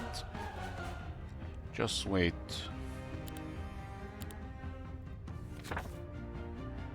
Would have been better with one stack of vampires.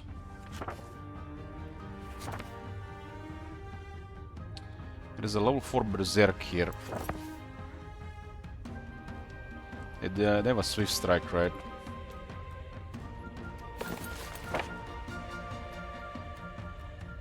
I'll just wait.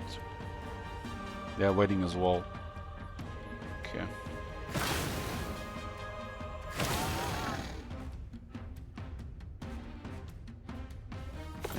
Oh, I definitely see a play here.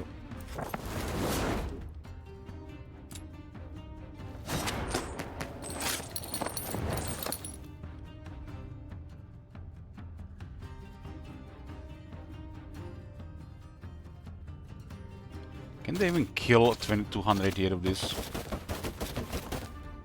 They can't. The defense is too strong. They has 30% damage reduction. That's one of the highest damage tier 7s. And now it's game over.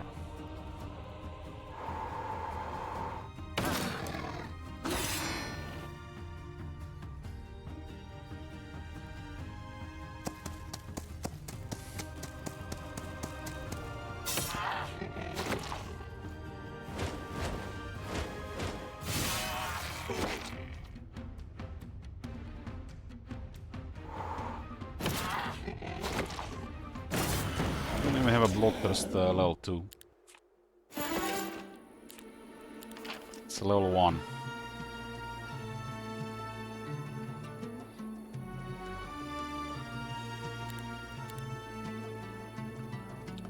This doubles the vampirism on the whites and the vampires. I got a full bar here. Which means this is 10 Dread Knights.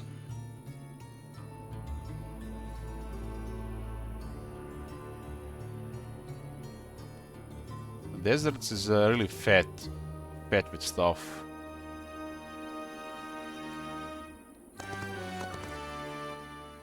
Dungeon does have artifact merchants.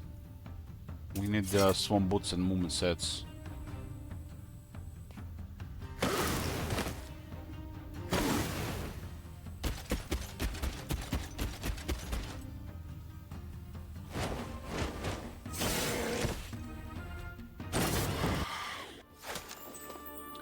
Got 36 grave robbers there.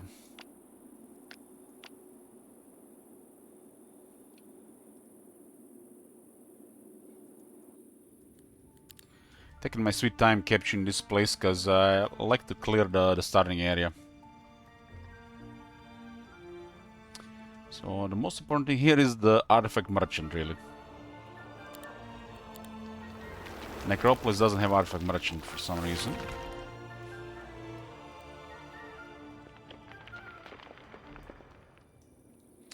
And now we focus... where was that thingy? This thing down here. Mythic Magic Scroll. It's off-road.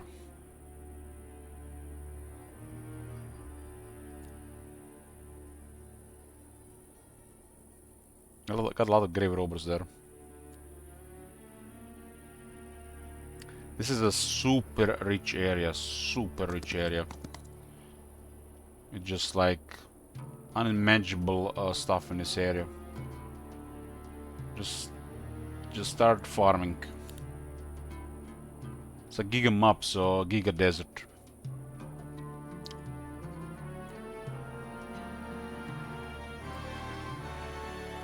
She doesn't have pet finding either.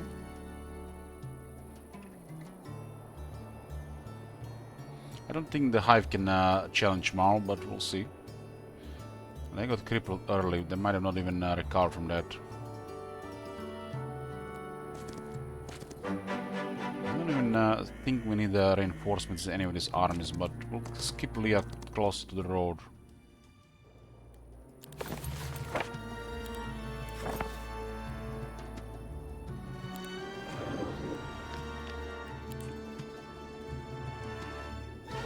Even if she gets killed, she'll be back. Got a voodoo doll. Like, put the voodoo dolls in these things.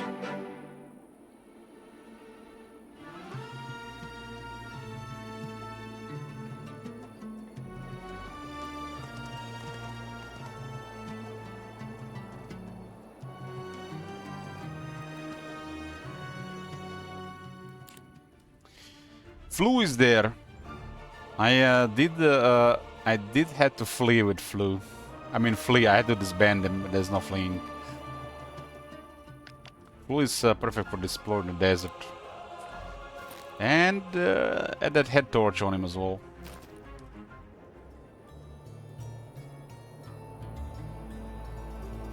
Got logistics and scouting. Probably gonna get murdered on the road, but that's a lot of vision, right? Can't say no to that.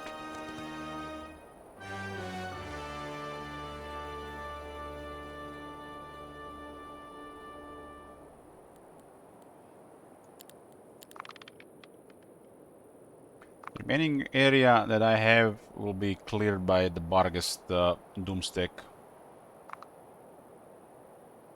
I'll be using the Call of the Pack and the Shadow Army on them.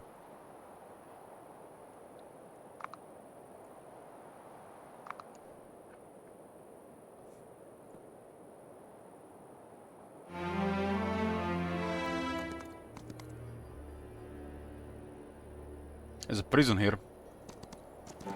Yeah, it doesn't interact with prisons, I think.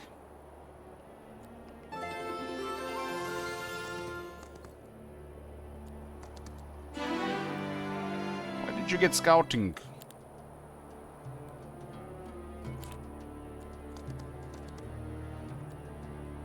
Controlled by yellow. Hydras. Makes you wonder what the yellow is doing. This one is controlled by purple. They were all the way here. What is that thingy down here? This thing here. I have to go around unless I go this way.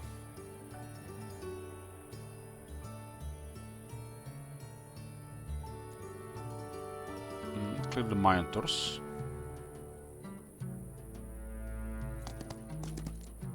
It's a lot of necromantic energy.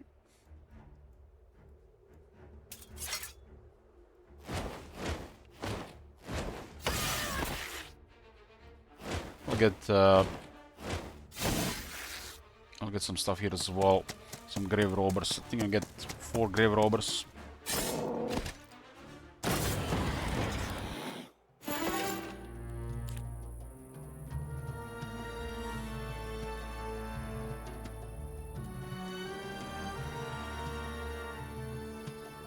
These are leeches. We'll get 5 leeches and restore power.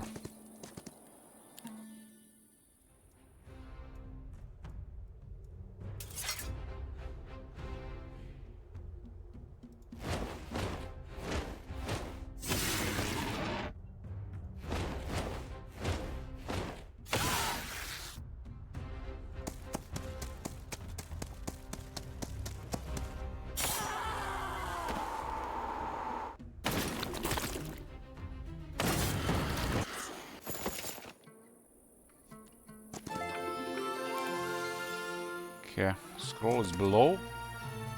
This can be any of the global spells.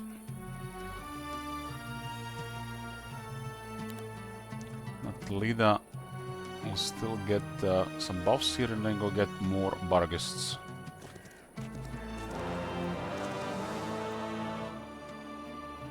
Clear these guards here.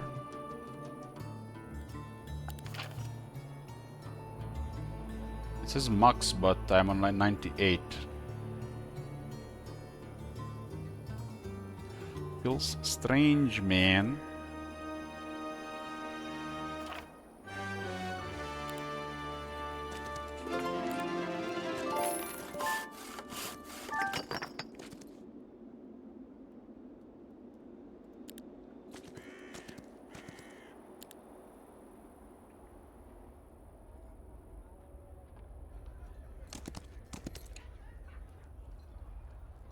Well, I'm not sure purple has anything.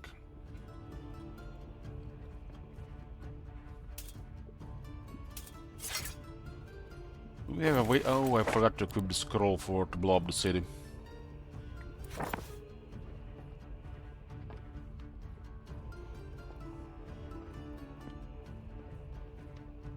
Oh. I have a level 4 Earth Rage scroll. Equip it for sieges. These barricades do give you points. I think they might shoot whites, it's our weakest unit. It makes the most sense to make it go faster. And get the Memory Devourer on.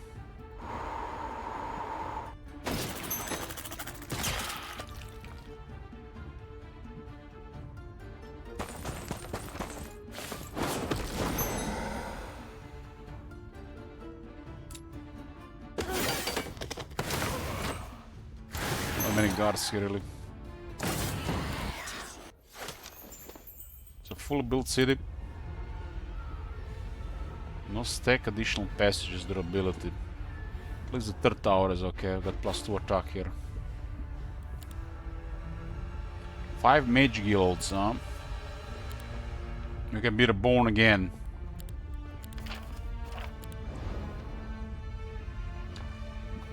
It's time to start upgrading voodoo now, huh? Let's see what we got. That was another rank in Assemble, they had level 4. Level 4 Divine Life. Level 5 Black Hole upgrade. Naira's Kiss. They build law and astrology, and they can't use astrology. Nice.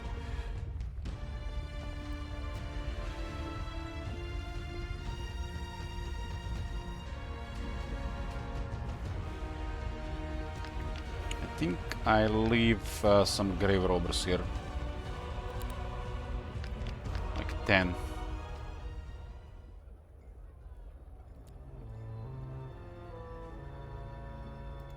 Hard to say where the stuff is.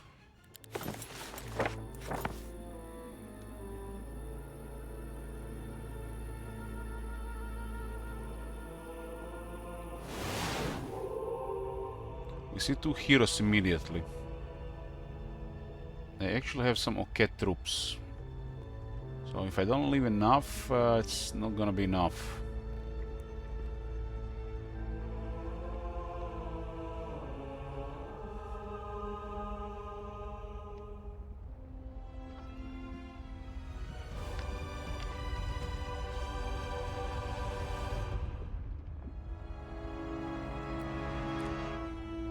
We'll just kill the other one next turn.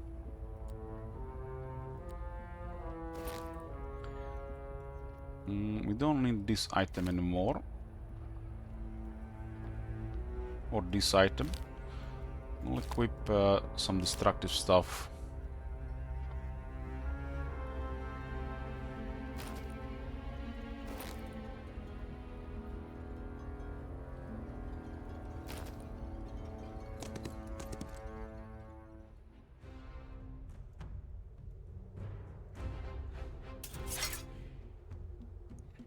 Just a low rank hero.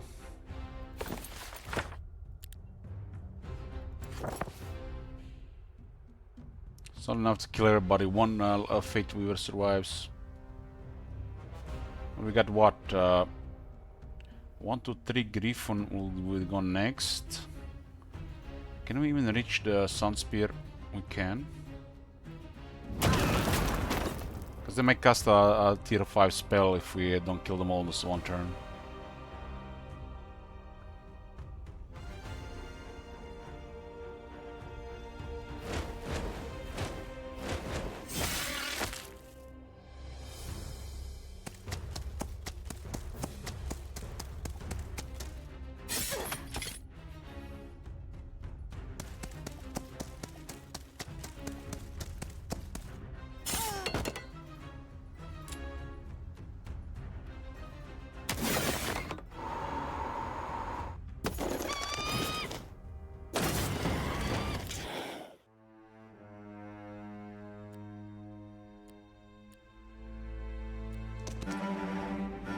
Kennel Masters, they've been recruited.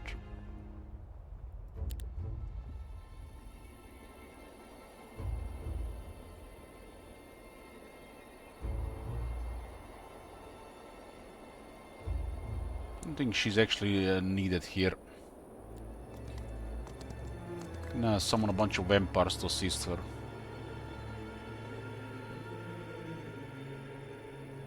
We do have a bunch of vampires here. 16 vampires.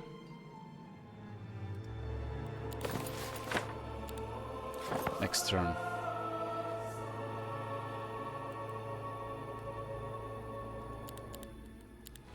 Give me Artifact Merchant. And hope I get the backpack or some boots.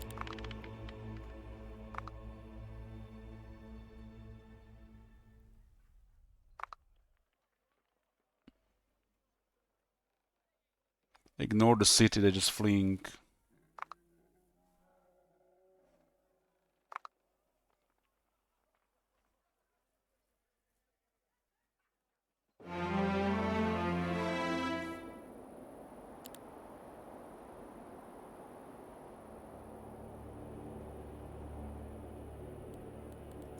So this is max, but it's 98, not 99, so how does that work?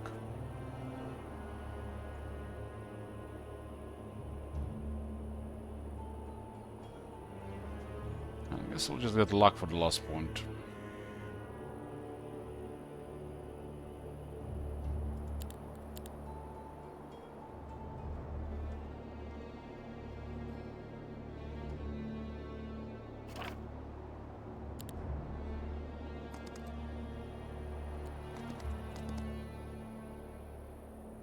There's a yellow city. I'm kind of playing with fire with this guy, just exploring his vision. So what is the end of the second month? Most of the heroes might be dead. What does the inn say? There's only Glirid available.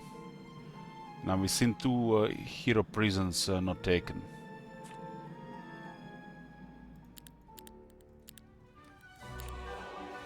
I'll put Glirid in this city. I think all the heroes are dead.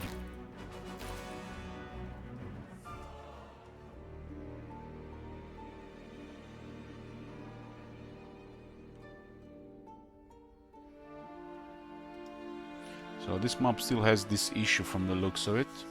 That's why the 6 players would be better with one of each faction.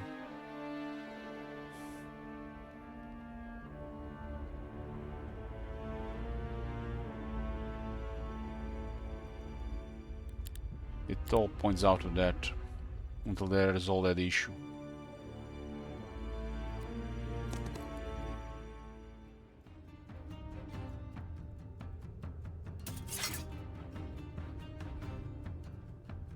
They are at 5 units and we have advantage in movement.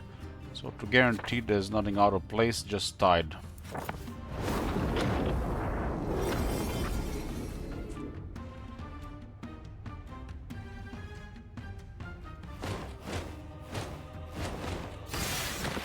I got +3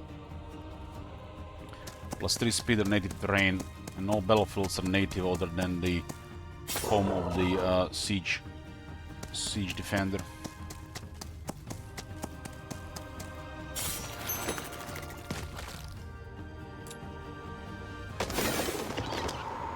That guy is highly started, really highly started. Swarm boots, perfect. Drum of war, these are some of the top tier items. So this will eliminate terrain penalties. So I have no other way to clear it other than get swarm boots, this set, or flying. I get Drum of War, which is a super OP item for the Necropolis.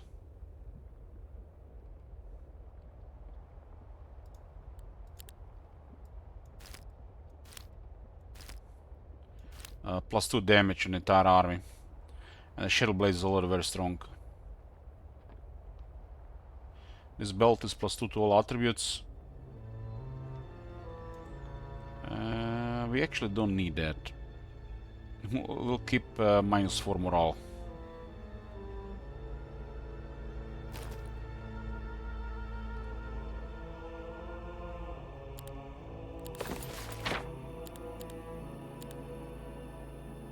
She's out of mana.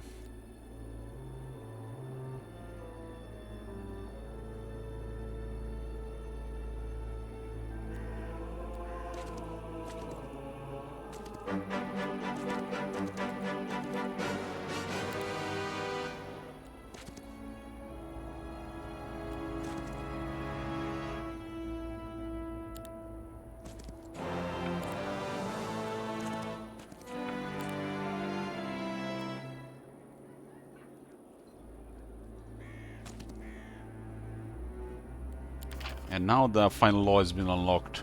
It wouldn't give us the 98. I guess this was showing max, it just didn't give the last one. I'd have taken Terror and Dread instead.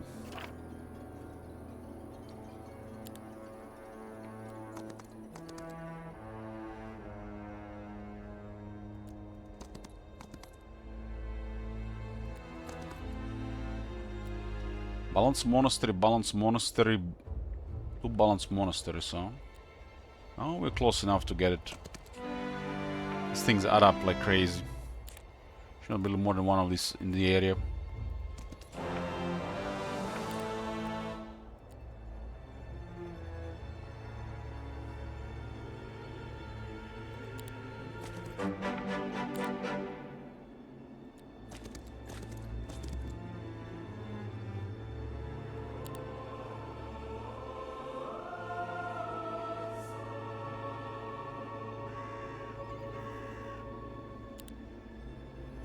Okay, what does the Hydra have for us? 3 Dread Knights and a full bar.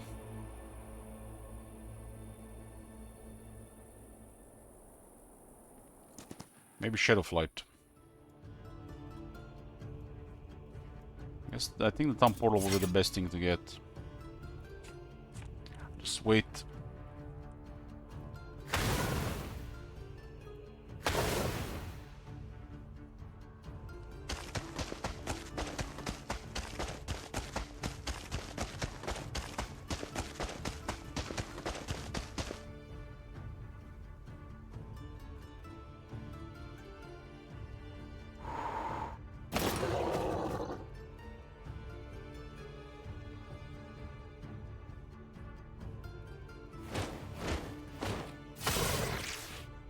The average stake is too large.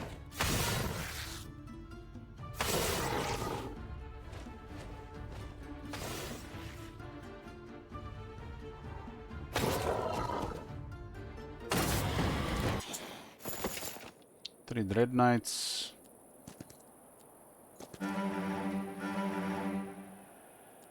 And Pocket Dimension. That gotta be the worst one to get in this game. Now I can try how it works.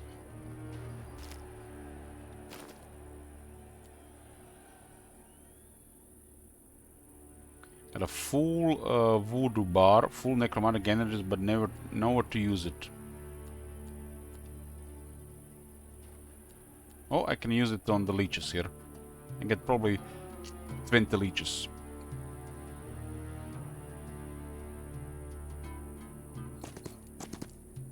Yeah, 20 leeches here. So a week is over.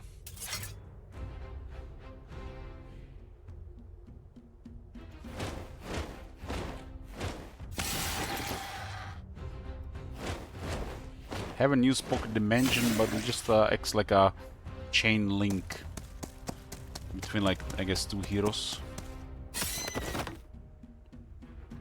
That's like some kind of innovation, I guess. 20 leeches, nice.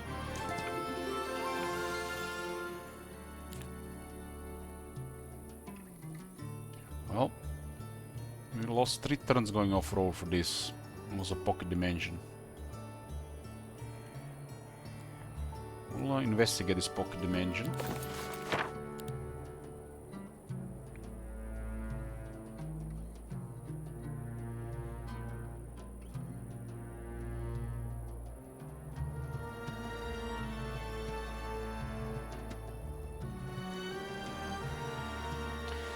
It's not clear if it's the spell is usable once time per day or if that pack dimension is usable by one time per day, the object you create.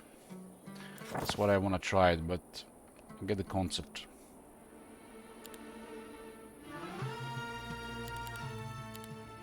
Artifact Merchant, last day. Okay, I need this for Leah. And the rest don't care.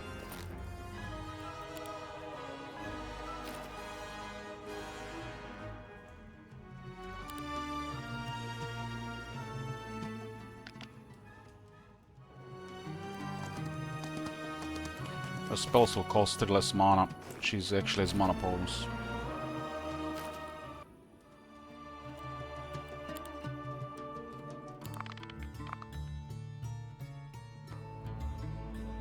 I don't think there is enough heroes in the game in the current system for this map to work with 8 players. 6 seems to work just fine.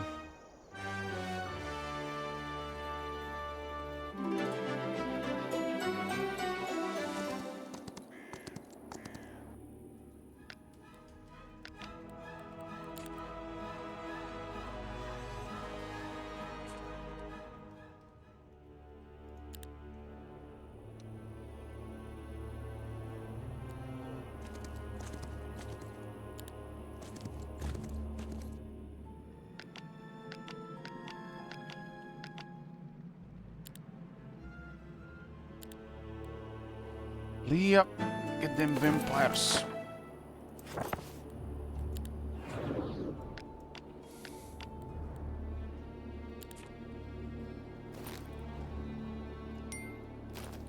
Clink.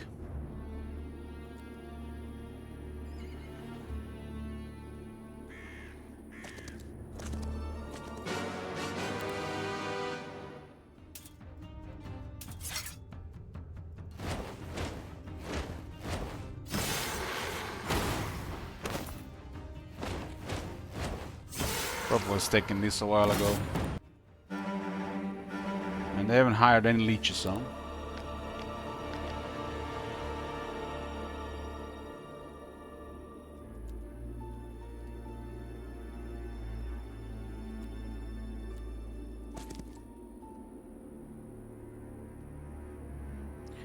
What's available in the Artifact Merchants this week? Ooh, Warlord Boots. Ring of Life. Only 48,000. It's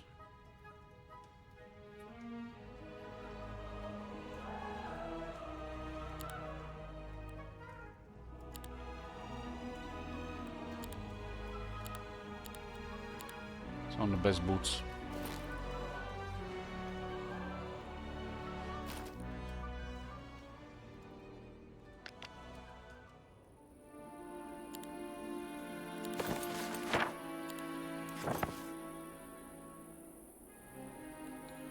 Can you actually,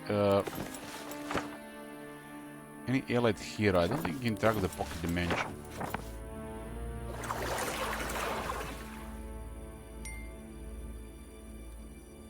Let's do initiative for friendly creatures. I forgot to give it the, just give him this thing as well. We got the worst possible world spell here.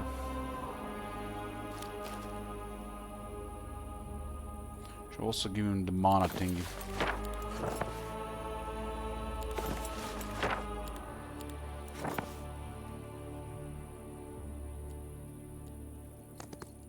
Pocket Dimension.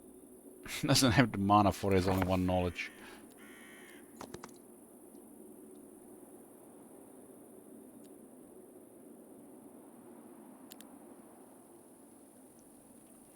It's 4 vampires here. I got a dungeon Pandora box.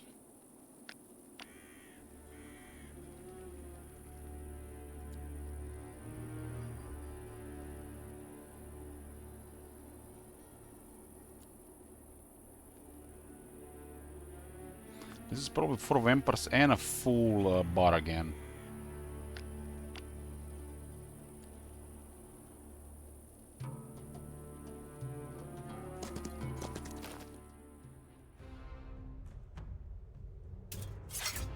Yeah, that's a 4 vampires and a full bar again.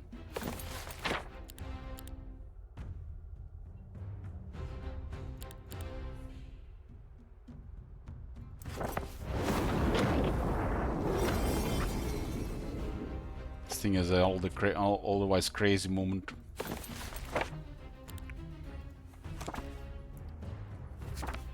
Got a shit of army in the vampires. Or the Dread Knights. Or the vampires, Dread Knights.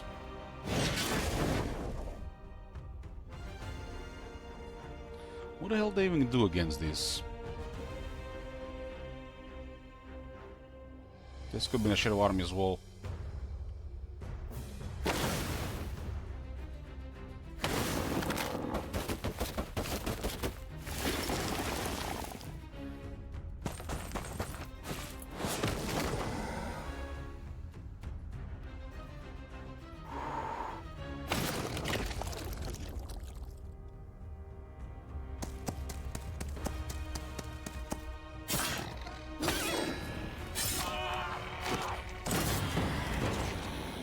Plus 4 vampires and a full necromantic energy.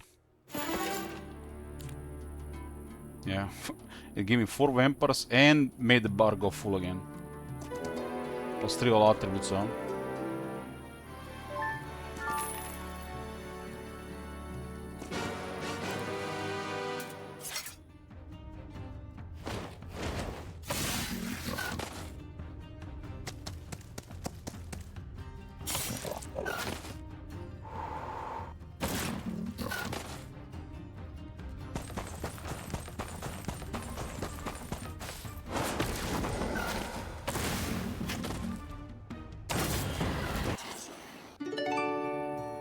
Six, 7 rates.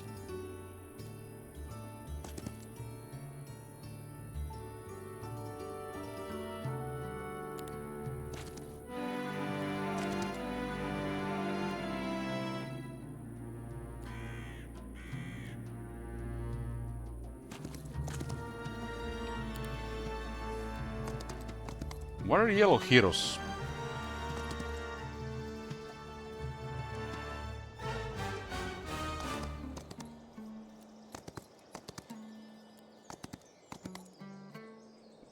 Like yellow has no heroes.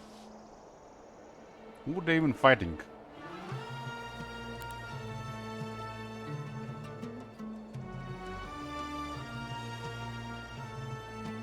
This one got some troops, probably from Mercenary Guild. How much does this one cost? 28,000.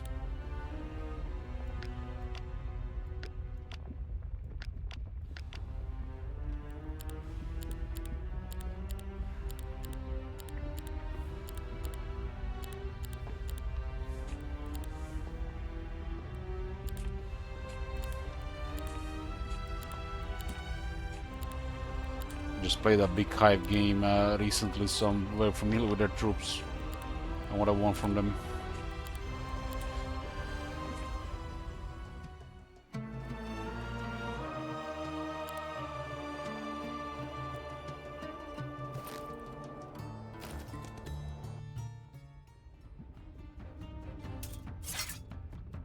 $600 parasites there, damn.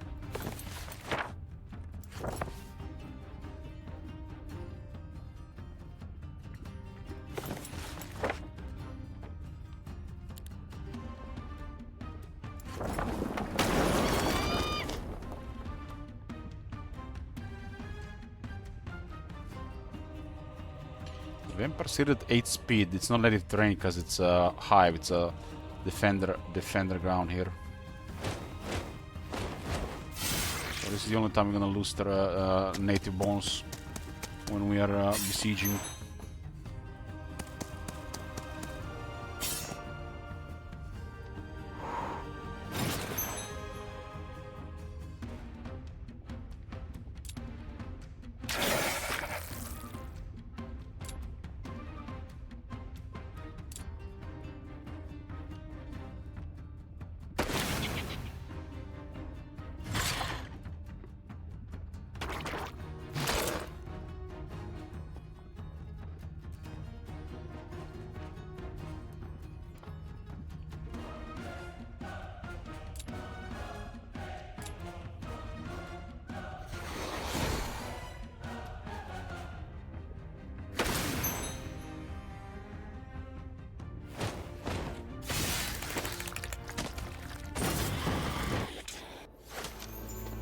This is their capital, huh? Looks like both yellow and purple have no heroes.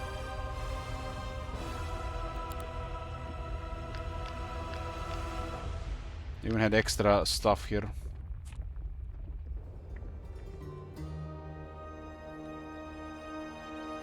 Where does this road lead to?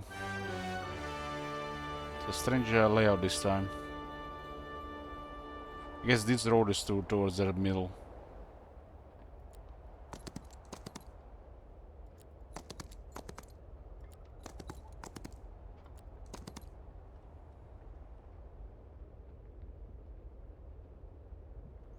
I believe both purple and yellow have no heroes. Blue has. Green is fine.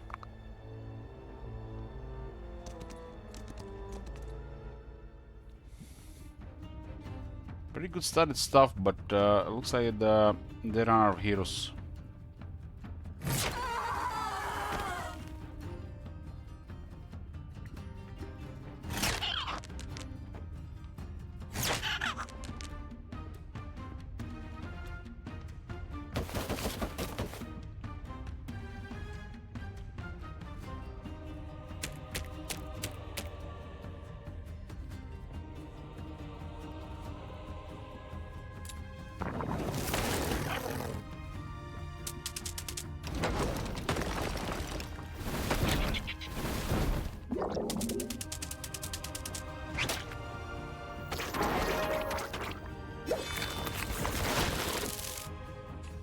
Arena's touch level 4.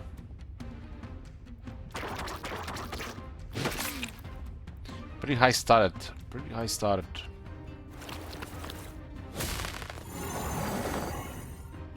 What's the we? Give us all friendly creatures plus 3 morale, 2 rounds.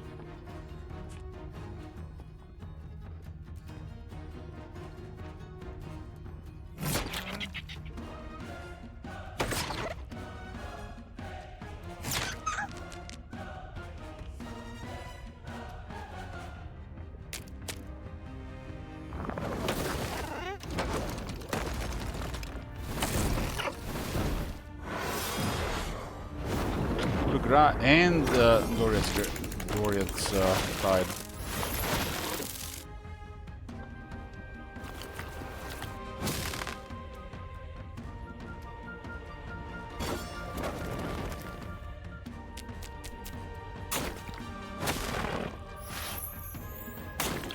Is there a... Oh, that thing flies.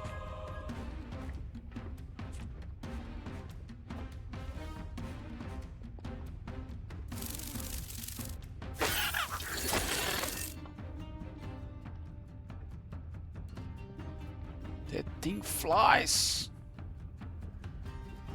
When cast an enemy reduces its speed initiated by 4. When cast on friendly creature increases its speed initiated by 4.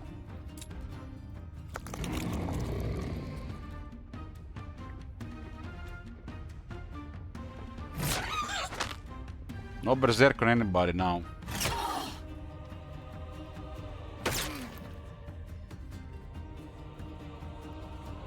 There are passageways, of course there are passageways. Why are these guys so hard hitting? 4 to 5 damage? You must have drum and whatnot.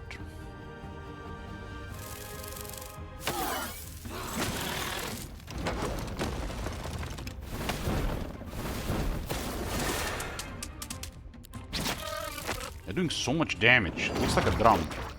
Or just the laws, right?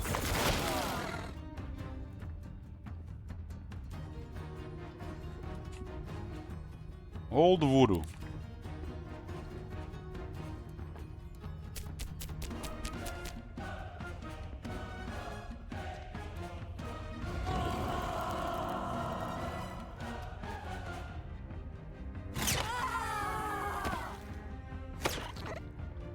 They can survive towers. This is probably the law, right? And the +2 damage law for all the units. That's why they hit so hard.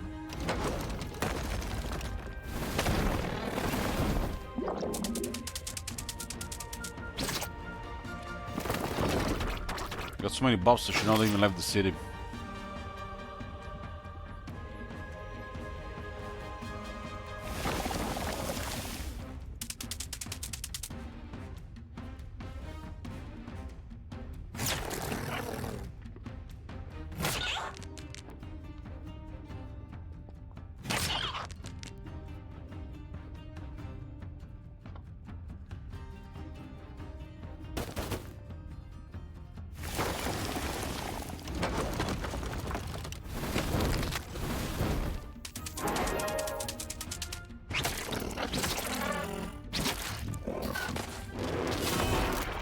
That guy is dead. One has spells.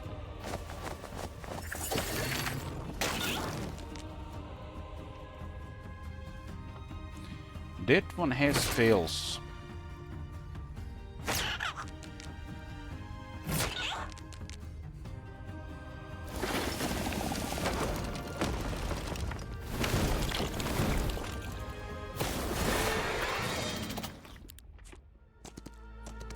They definitely don't have the problem of casting spells.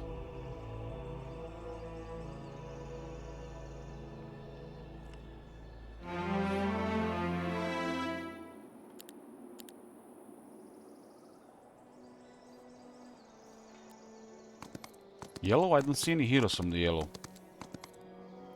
There's a hero. They just might have Keandre and John Johnson. 2 heroes.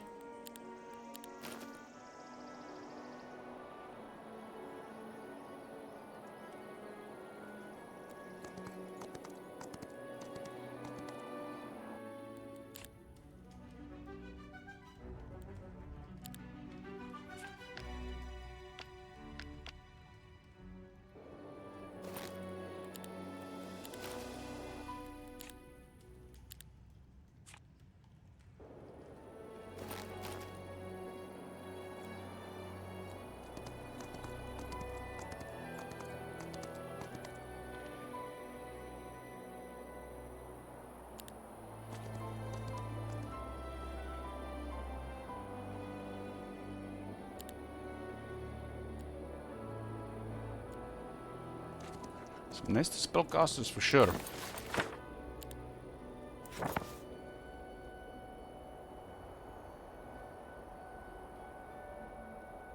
Don't look like they got any additional heroes. Vesper. This Echo Lily. I think they're using mercenary guilds to get those troops.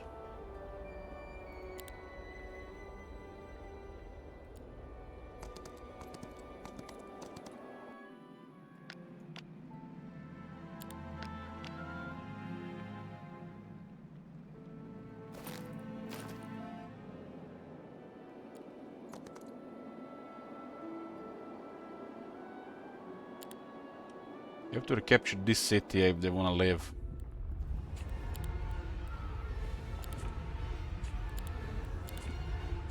This city, unlike the other one, has a stack unless they got an anti-magic. Durability, of course.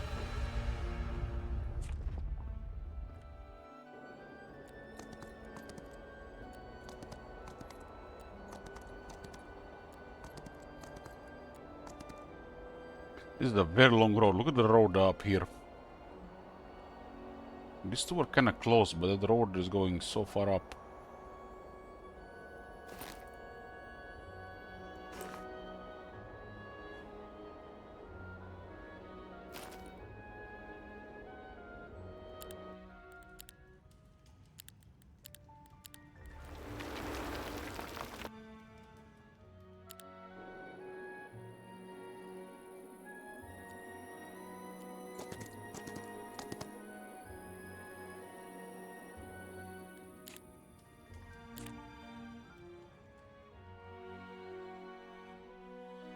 Returns just to get a scroll pocket dimension.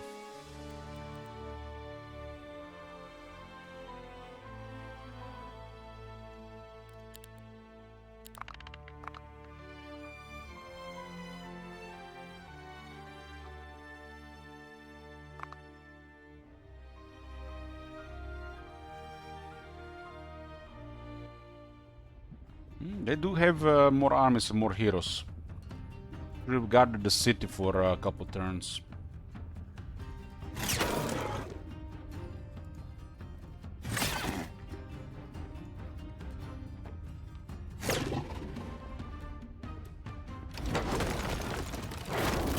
Anti-magic.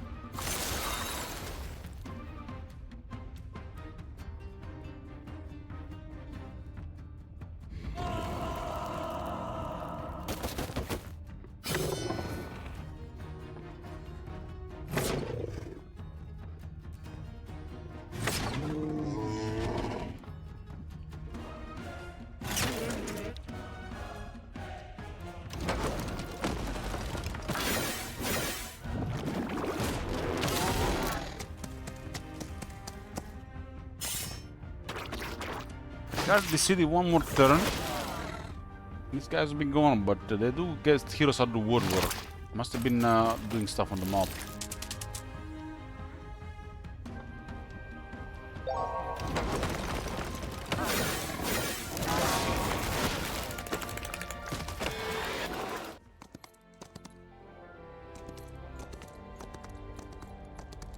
So if these units are here, where the hell is their army with the actual units? Unless they were just on the main road fighting somebody.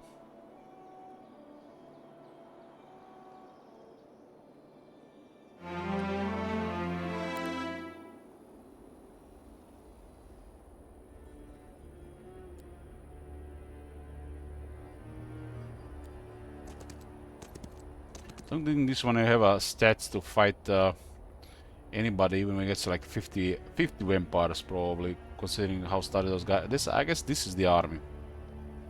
It's the Vesper. Vesper leading the Hive army. This is why you gotta put 6 factions on the map and give each unique faction. So one of each faction, so stuff like this doesn't happen. Hive needs to be led by a Summon Swarm hero.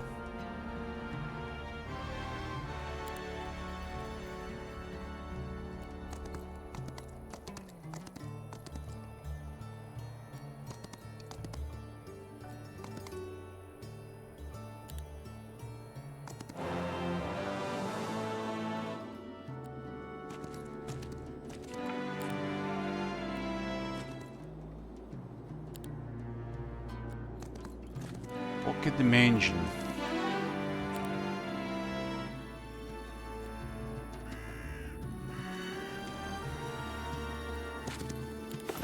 Doesn't have the mana because it just got the knowledge.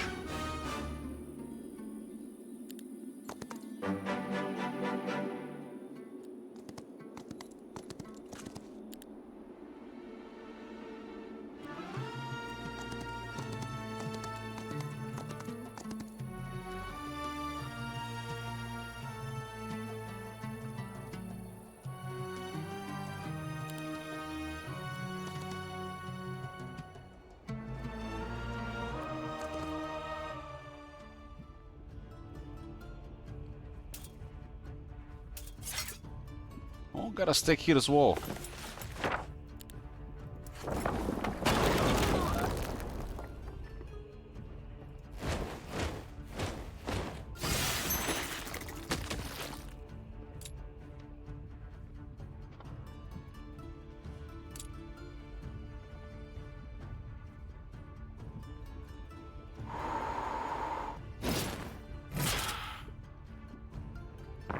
Also notice they just shoot once per tower per unit.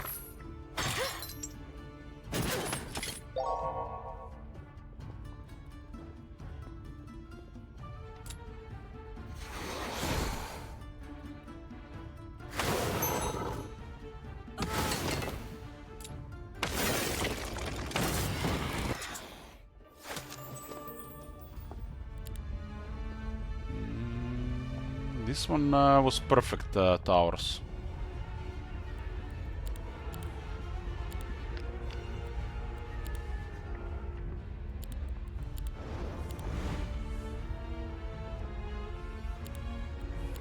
Shadow Army level 4.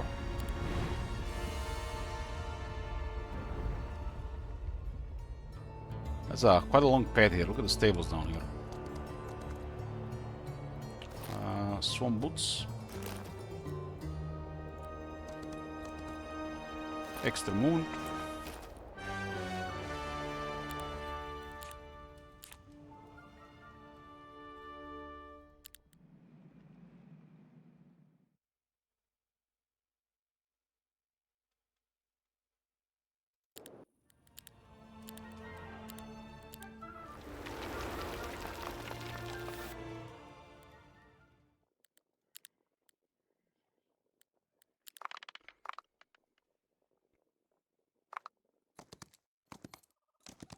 I think what happens here, they're just poking and then they get wrecked, suffer big losses, and then they just take numerous weeks to recover.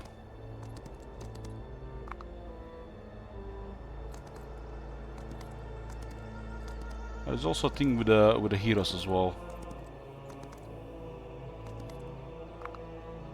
The yellow area does feel mostly clear of the mobs, so they've been very active.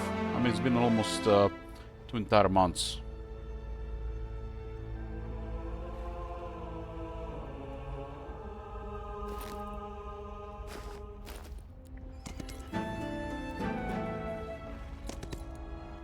Blue is defeated.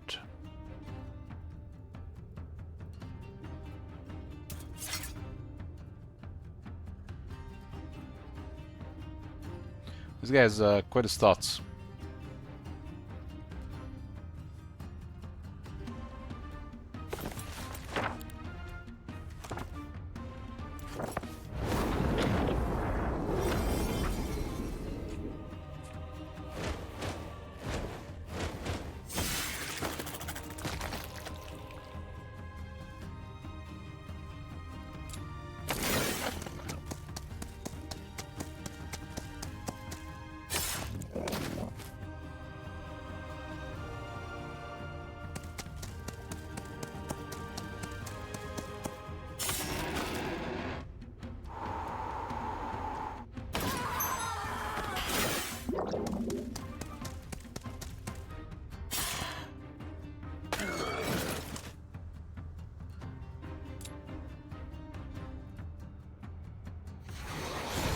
Doesn't actually do anything, huh? But it let me use it anyways.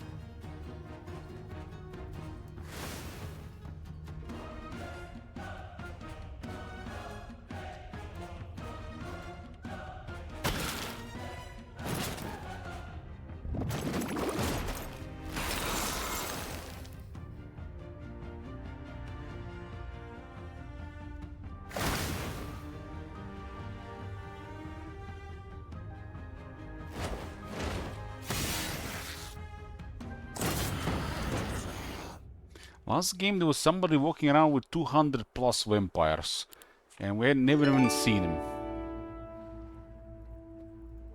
It was the game with the hive. 6 finger. That's pretty amazing for this hero.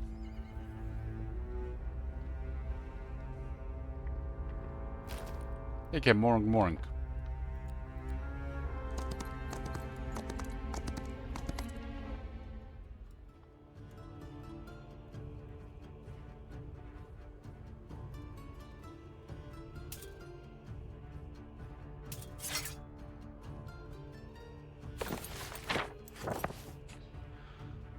Attack the nearest creature, huh? Double strike, pretty much.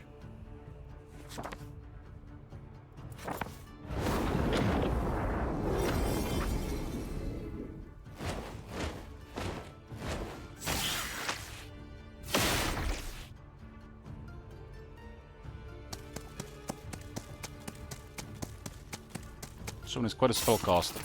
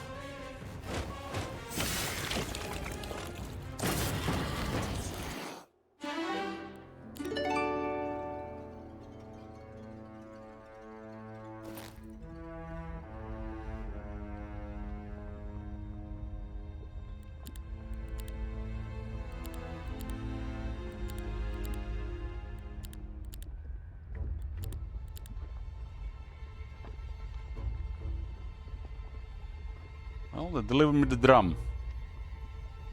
How much attack is this? Another 3.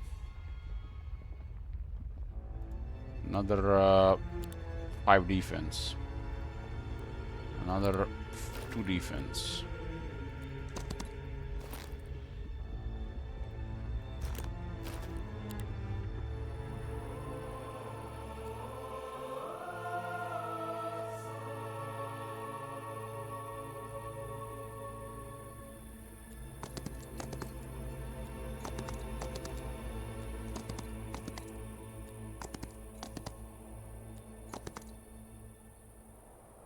There's a purple in the middle. Nor. And we do have enough movement to clear him.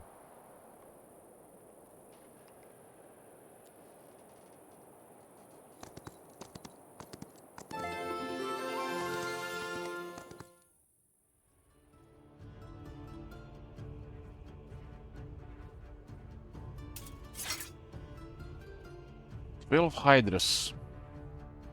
2 black dragons.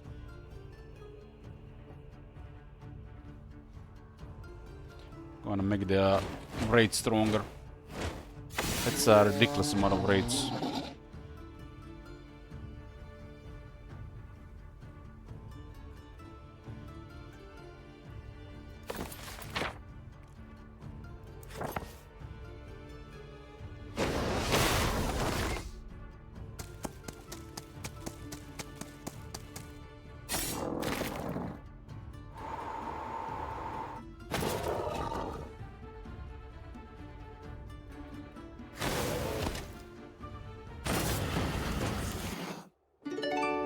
Buckler, Vortex Robes, another Melcha Law. Now one for Babushka. So like one of the best heads. Minus initiative for enemies.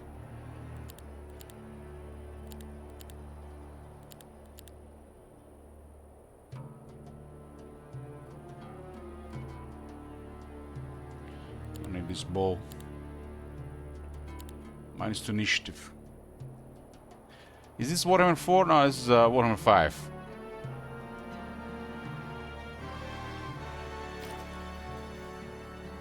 So leads top right. I guess this leads to the center.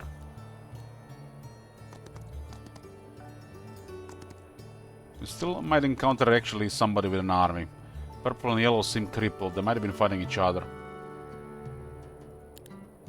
But purple did lose really good stuff early on.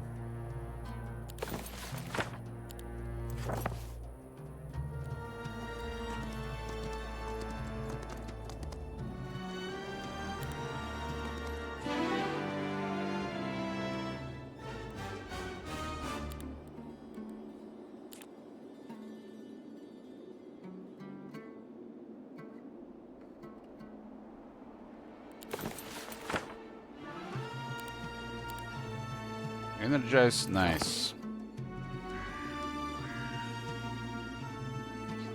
Okay, Alida is ready for some scrapping.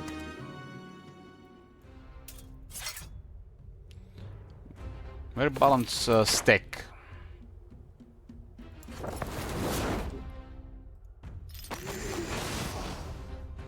It's not a legion yet, but it's getting there.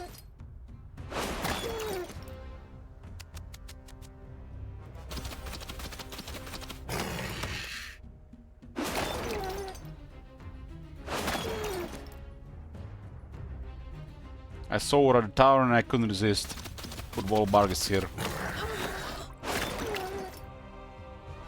She can also Shadow Storm top.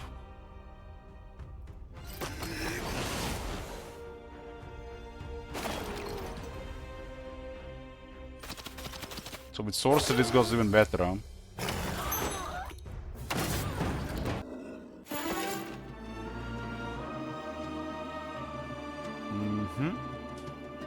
And we don't even need basic Nightshade magic, she has the head.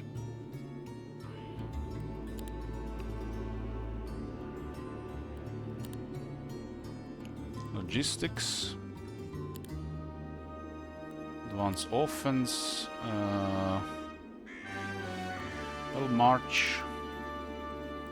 scouting. I'll go visions, why not? This hero is Discan Isabella. That's all you think of, Cape Morn.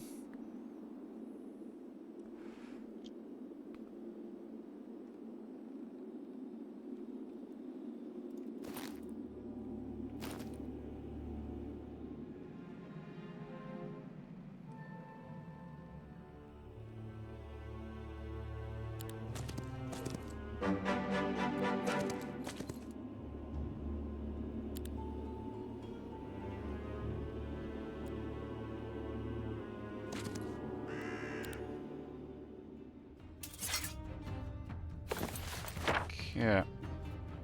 Shadow Army is 35, so it's better to energize. Call the pick.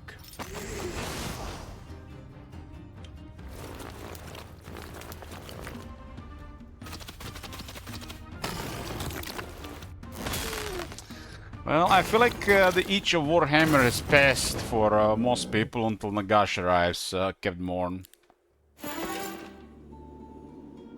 How much fake hype will be about around this Bashiva around the corner here, so YouTube just makes me cringe to think about it.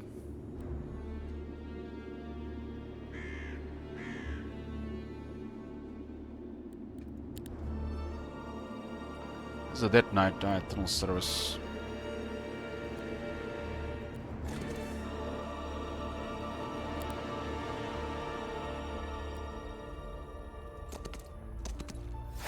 Actually one strong hero moving around here, but they have changed their minds about coming here since they regained the capital.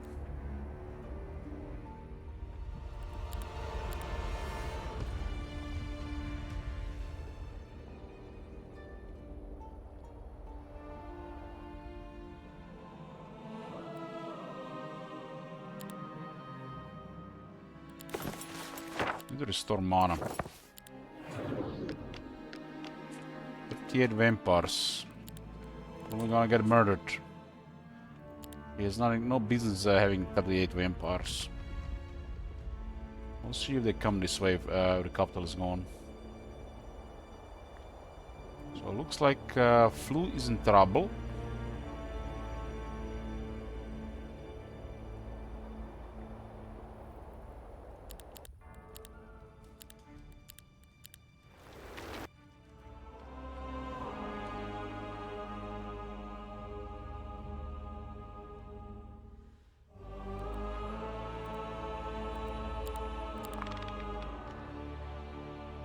We'll sacrifice Flu if he has the range. Babushka got attacked by a purple hero, damn. That's strange. Makes you wonder where the purple hero is, hoping that's gonna be a juicy army. Ooh, so they had an army. They had an army, man, the game delivered. They had an army. Or just on the other side. Look at this. Hero properly started actual army. But mine is bigger. Mine is bigger than yours.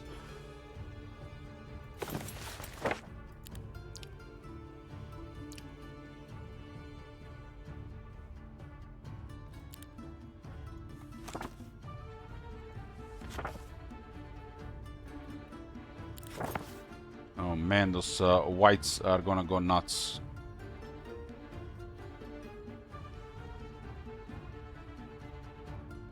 They had an army. They had an army. I've been just carefully getting my numbers up.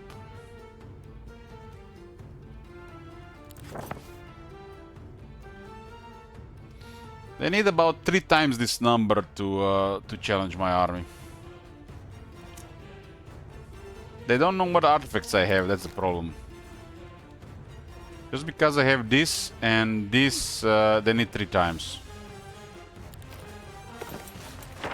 But it's still an army, which is nice to see.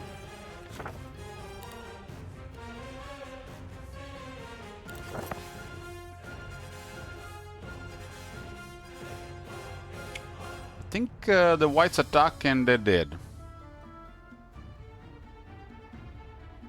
Neve. Is Neve? That's Neve, that's the shooter?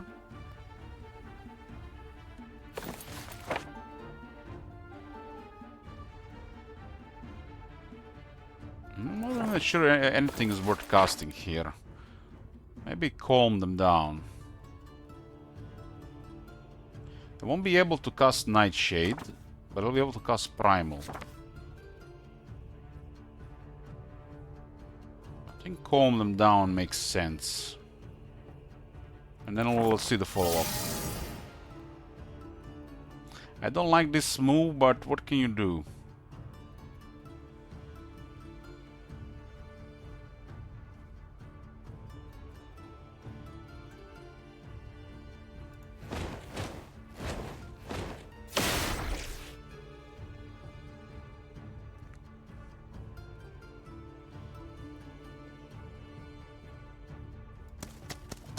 Casuals are acceptable in this duel. I think okay damage. So what do you do about this? Wow. This thing has 72 defense, holy fuck.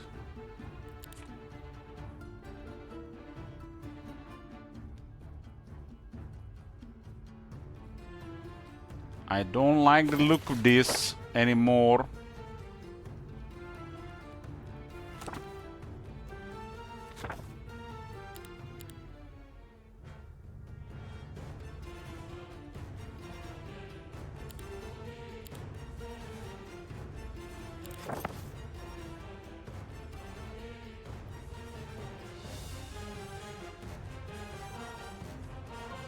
I have to hit this. I have to hit this.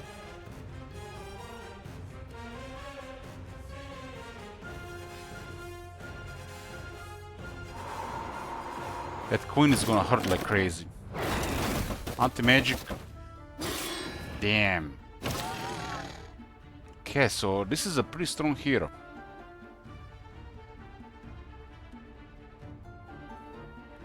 I might have not needed triple the army, but double the army for sure.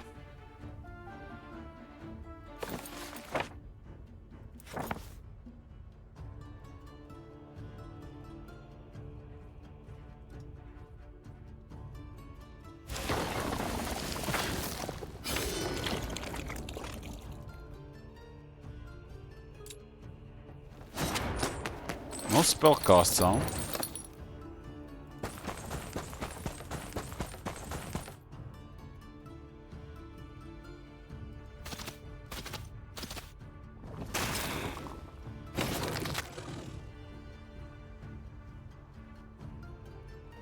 They're really stacked.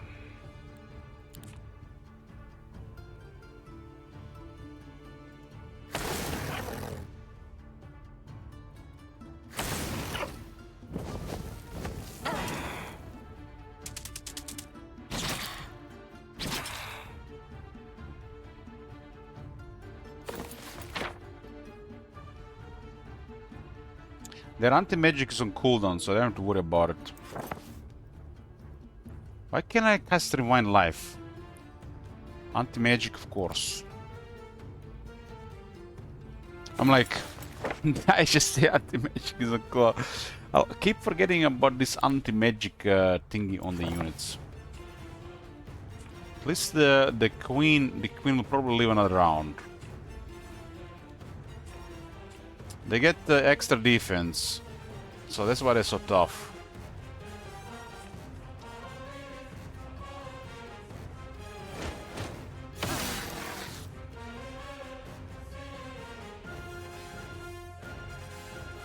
Gotta wreck the queens.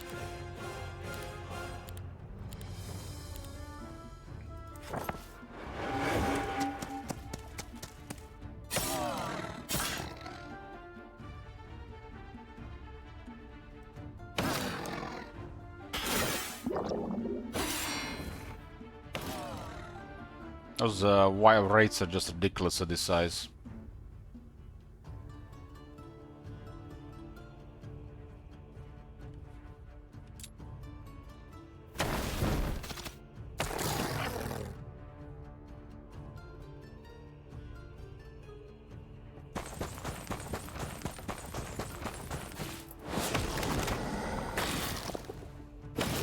Yeah, they probably needed 3 times the numbers.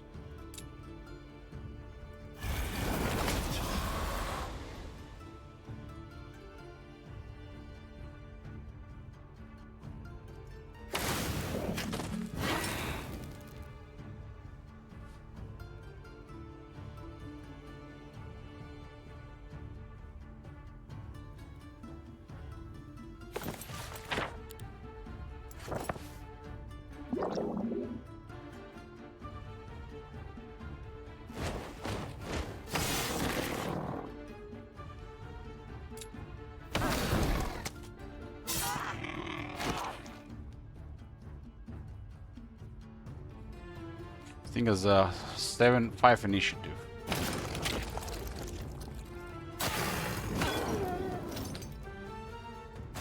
This is their strongest hero, and they actually taken quite a bit of damage on that initial fight, huh?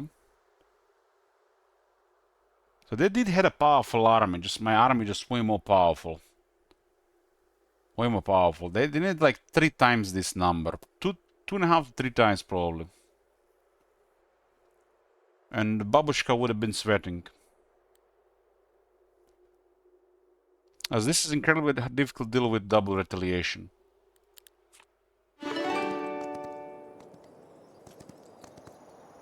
We got flying up. Okay, so we got movement for Babushka as well. That was the main hero of Purple after they lost the starting one on the 3rd week.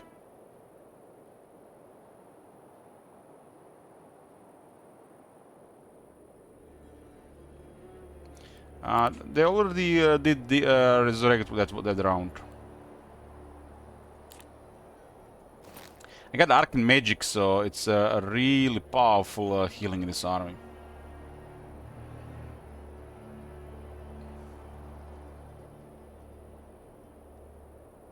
Leadership, Insight, Diplomacy, Tactics, Luck, Economy, Daylight Magic. Yeah, these things don't do anything. Flying, get me flying. I got Ring of Neutrality. This is useless. Babushka getting very strong gear.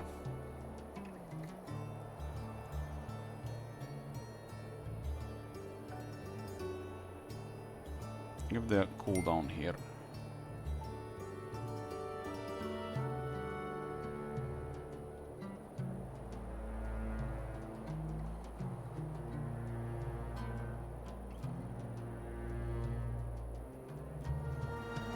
Okay, she's flying now.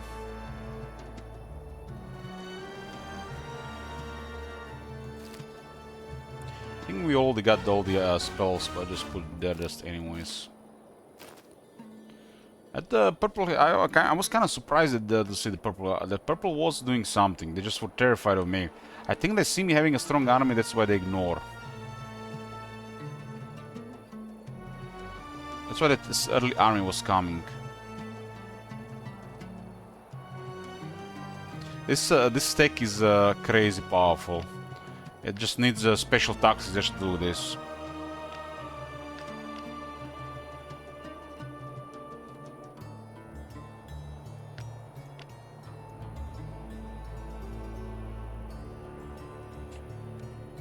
This is tier 5, so we can get how many leeches?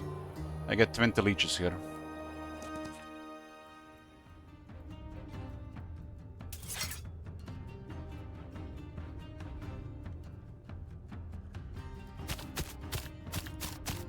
Melchelo is kind of big now.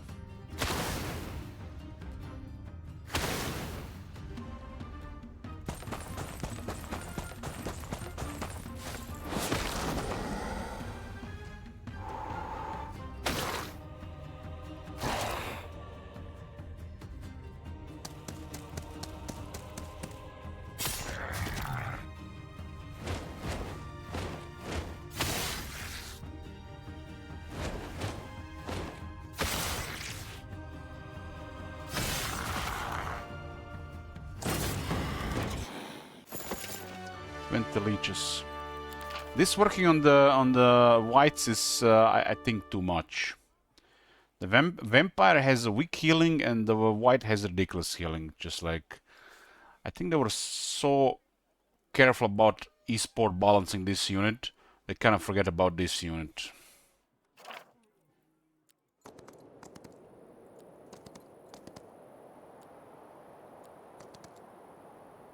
So not only I got 20 leeches, but I got full bar again.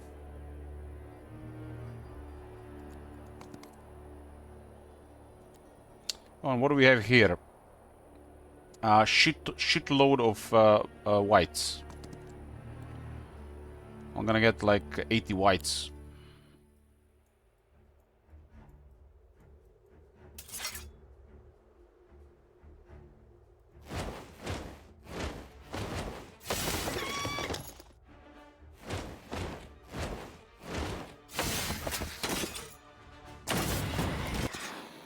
$73.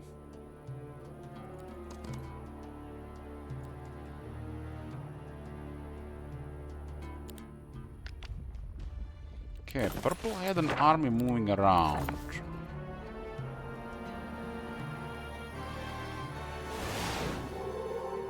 So this is going bottom, we skipped the middle somewhere. So purple was attacking this corner, they might have destroyed somebody there. Flu didn't get attacked, interesting. They were just out of the range.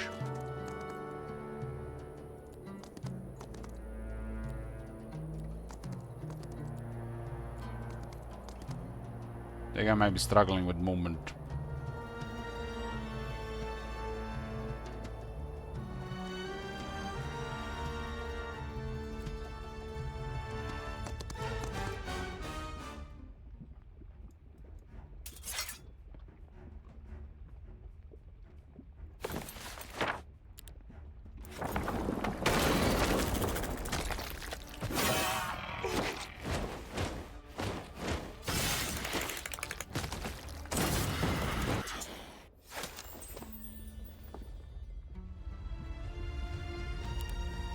I just have to guard this city and that's done.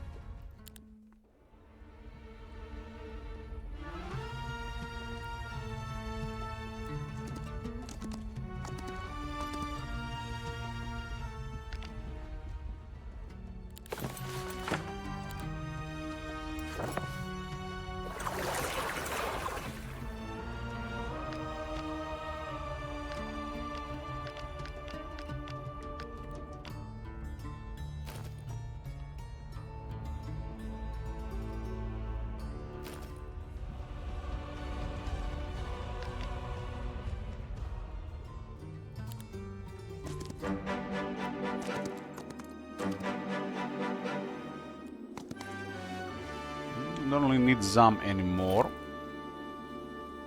Natalida, where's Natalida?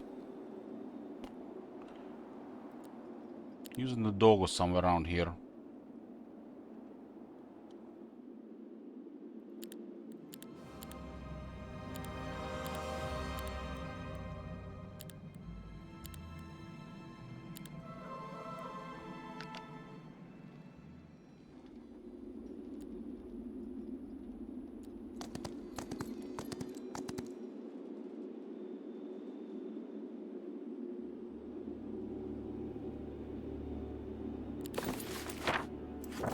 Pocket dimension.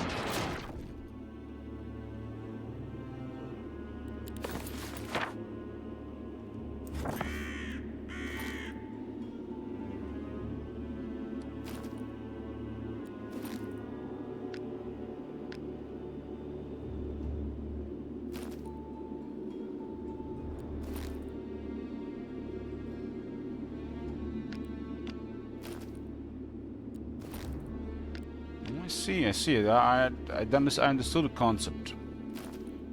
This would be some next level chaining now. We got the worst scroll here.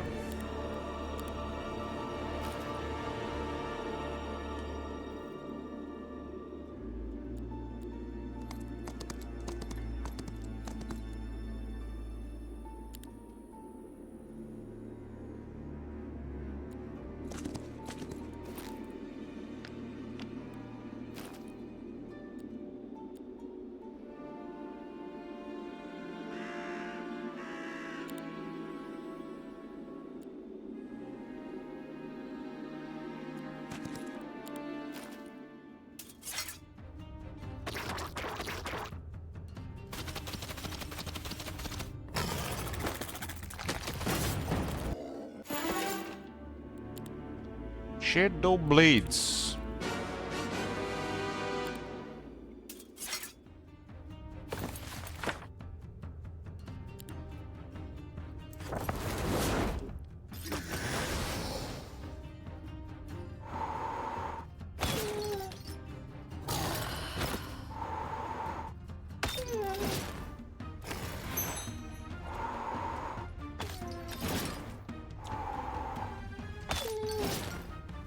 Lower kills 2 guys, you get +2 defense.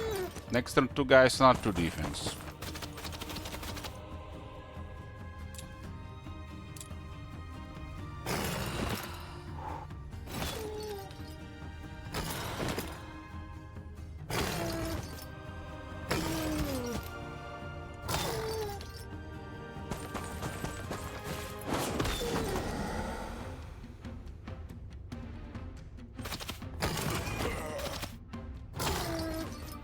And I can call the pack every 3 turns. The sorcery would be every 2 turns.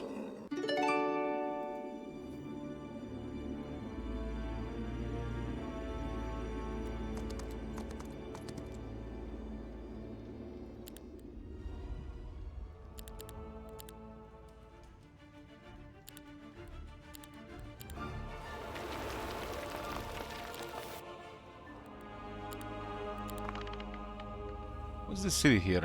Temple, huh?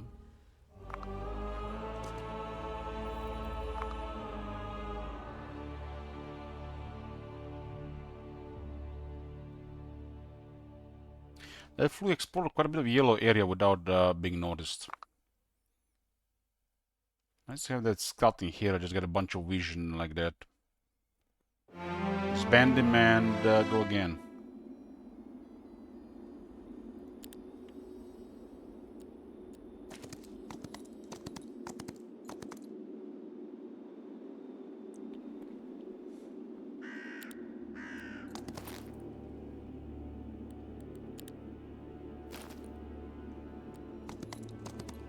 Got some stuff for you.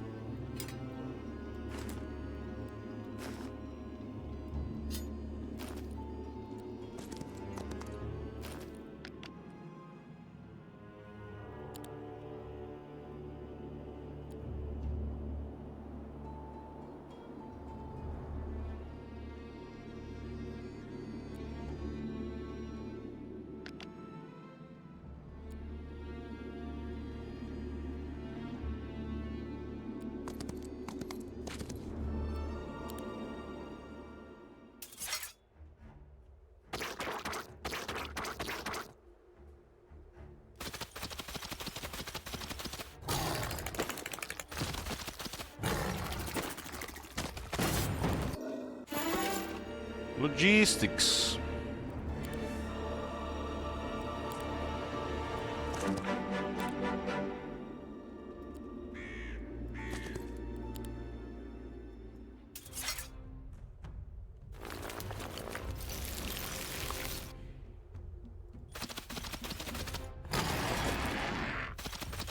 Rogue is really fast.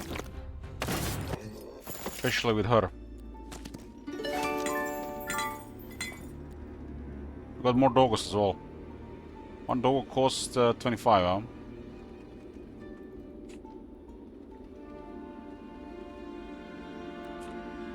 Three to 5 on the bargains, huh?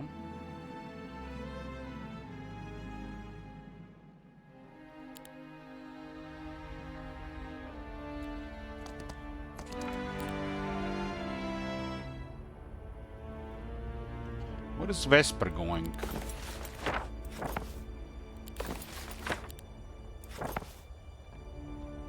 There's nothing else here. It's such a strange layout here. Such a strange layout, how this road is set. I kinda like it like this. But this might be a nightmare to move around here with the road set up like this. My hive was like amazing.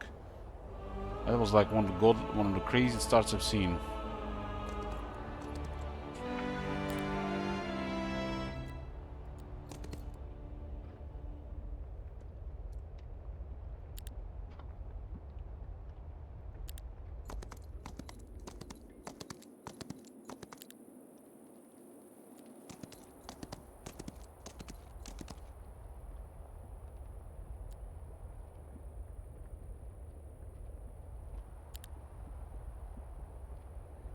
Purple has an Necropolis here, interesting.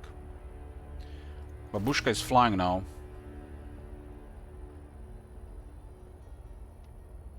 We got a Primal Tome. Let's upgrade Earth's Rage.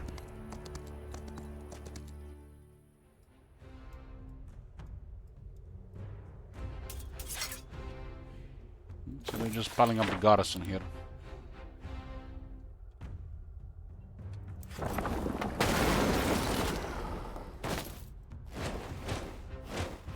See how weaker these guys are to mage.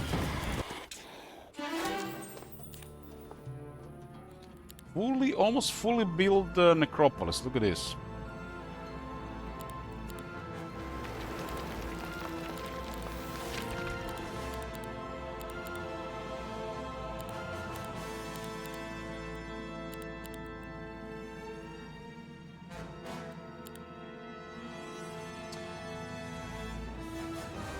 He just fucked up the middle upgrade.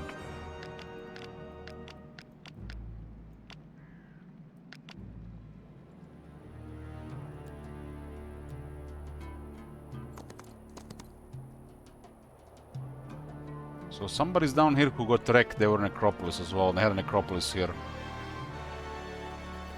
Yellow was John Johnson Temple, and purple was the Law Hive. I haven't seen anybody else. And 2 all they got wrecked. Well, 3 actually.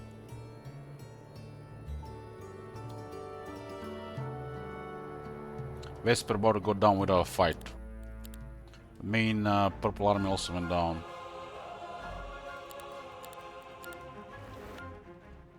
Oh, what does the Tauren say? Tauren say 2 heroes, huh? So there's still heroes around. So they haven't run out of heroes.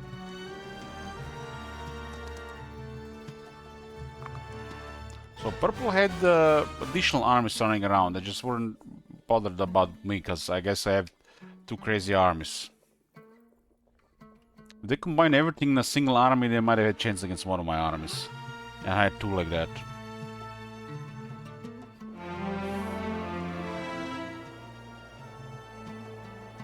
So purple has 2 decent heroes, but they're about to lose because their capital is gone.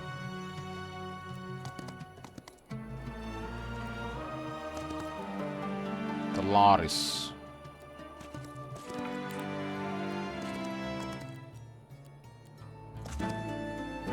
We'll stay here, why not? Stables and all.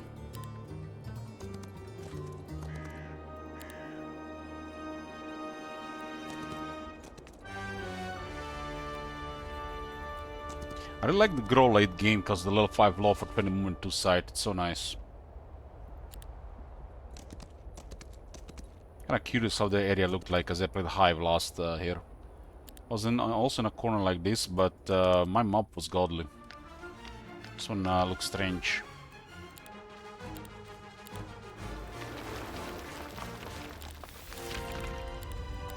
They have everything upgraded. They had a lot of stuff, but my stuff was better organized.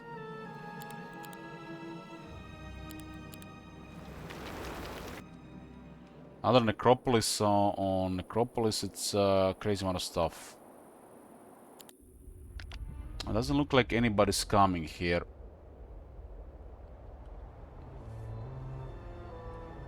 So we'll move.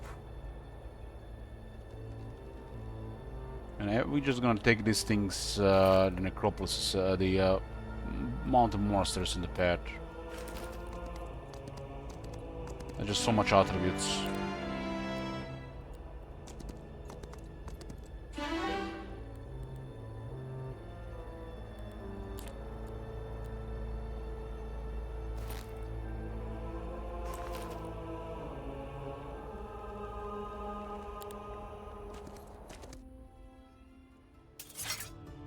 They didn't flee, interesting.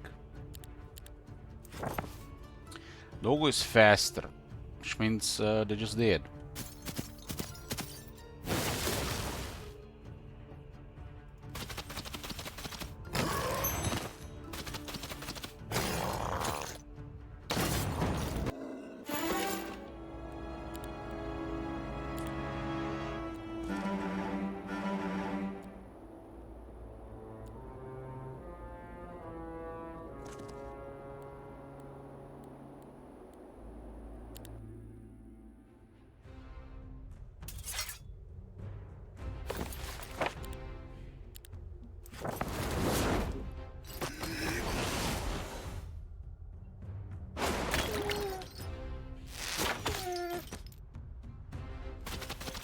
Doggo is coming, nothing you can do about a doggo.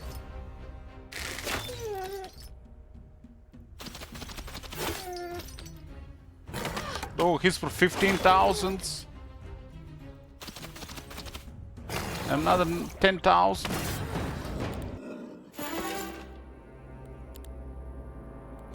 Okay, she has no terrain penalties. They're all gonna get you.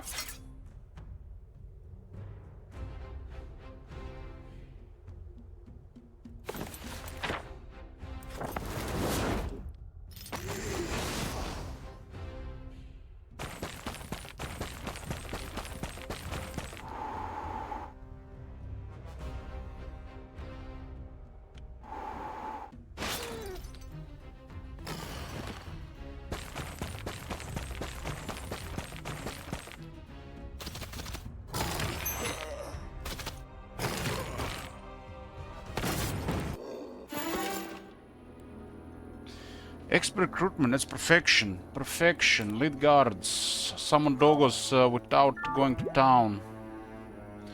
Perfection. Not only that, but we could also just give the doggos another 2 health. Not sure, I feel like relocation is more convenient than make doggos even tougher. It is over 10% health increase. But 15% almost. I don't think it's needed on this size stack.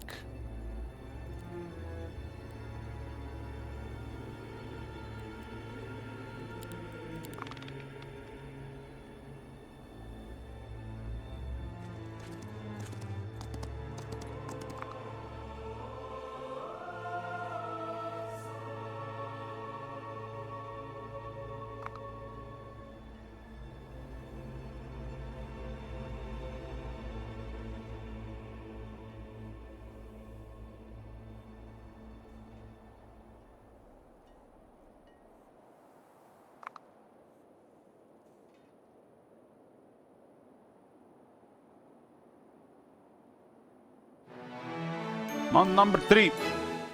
Green is here. Green is also Tarius Necropolis.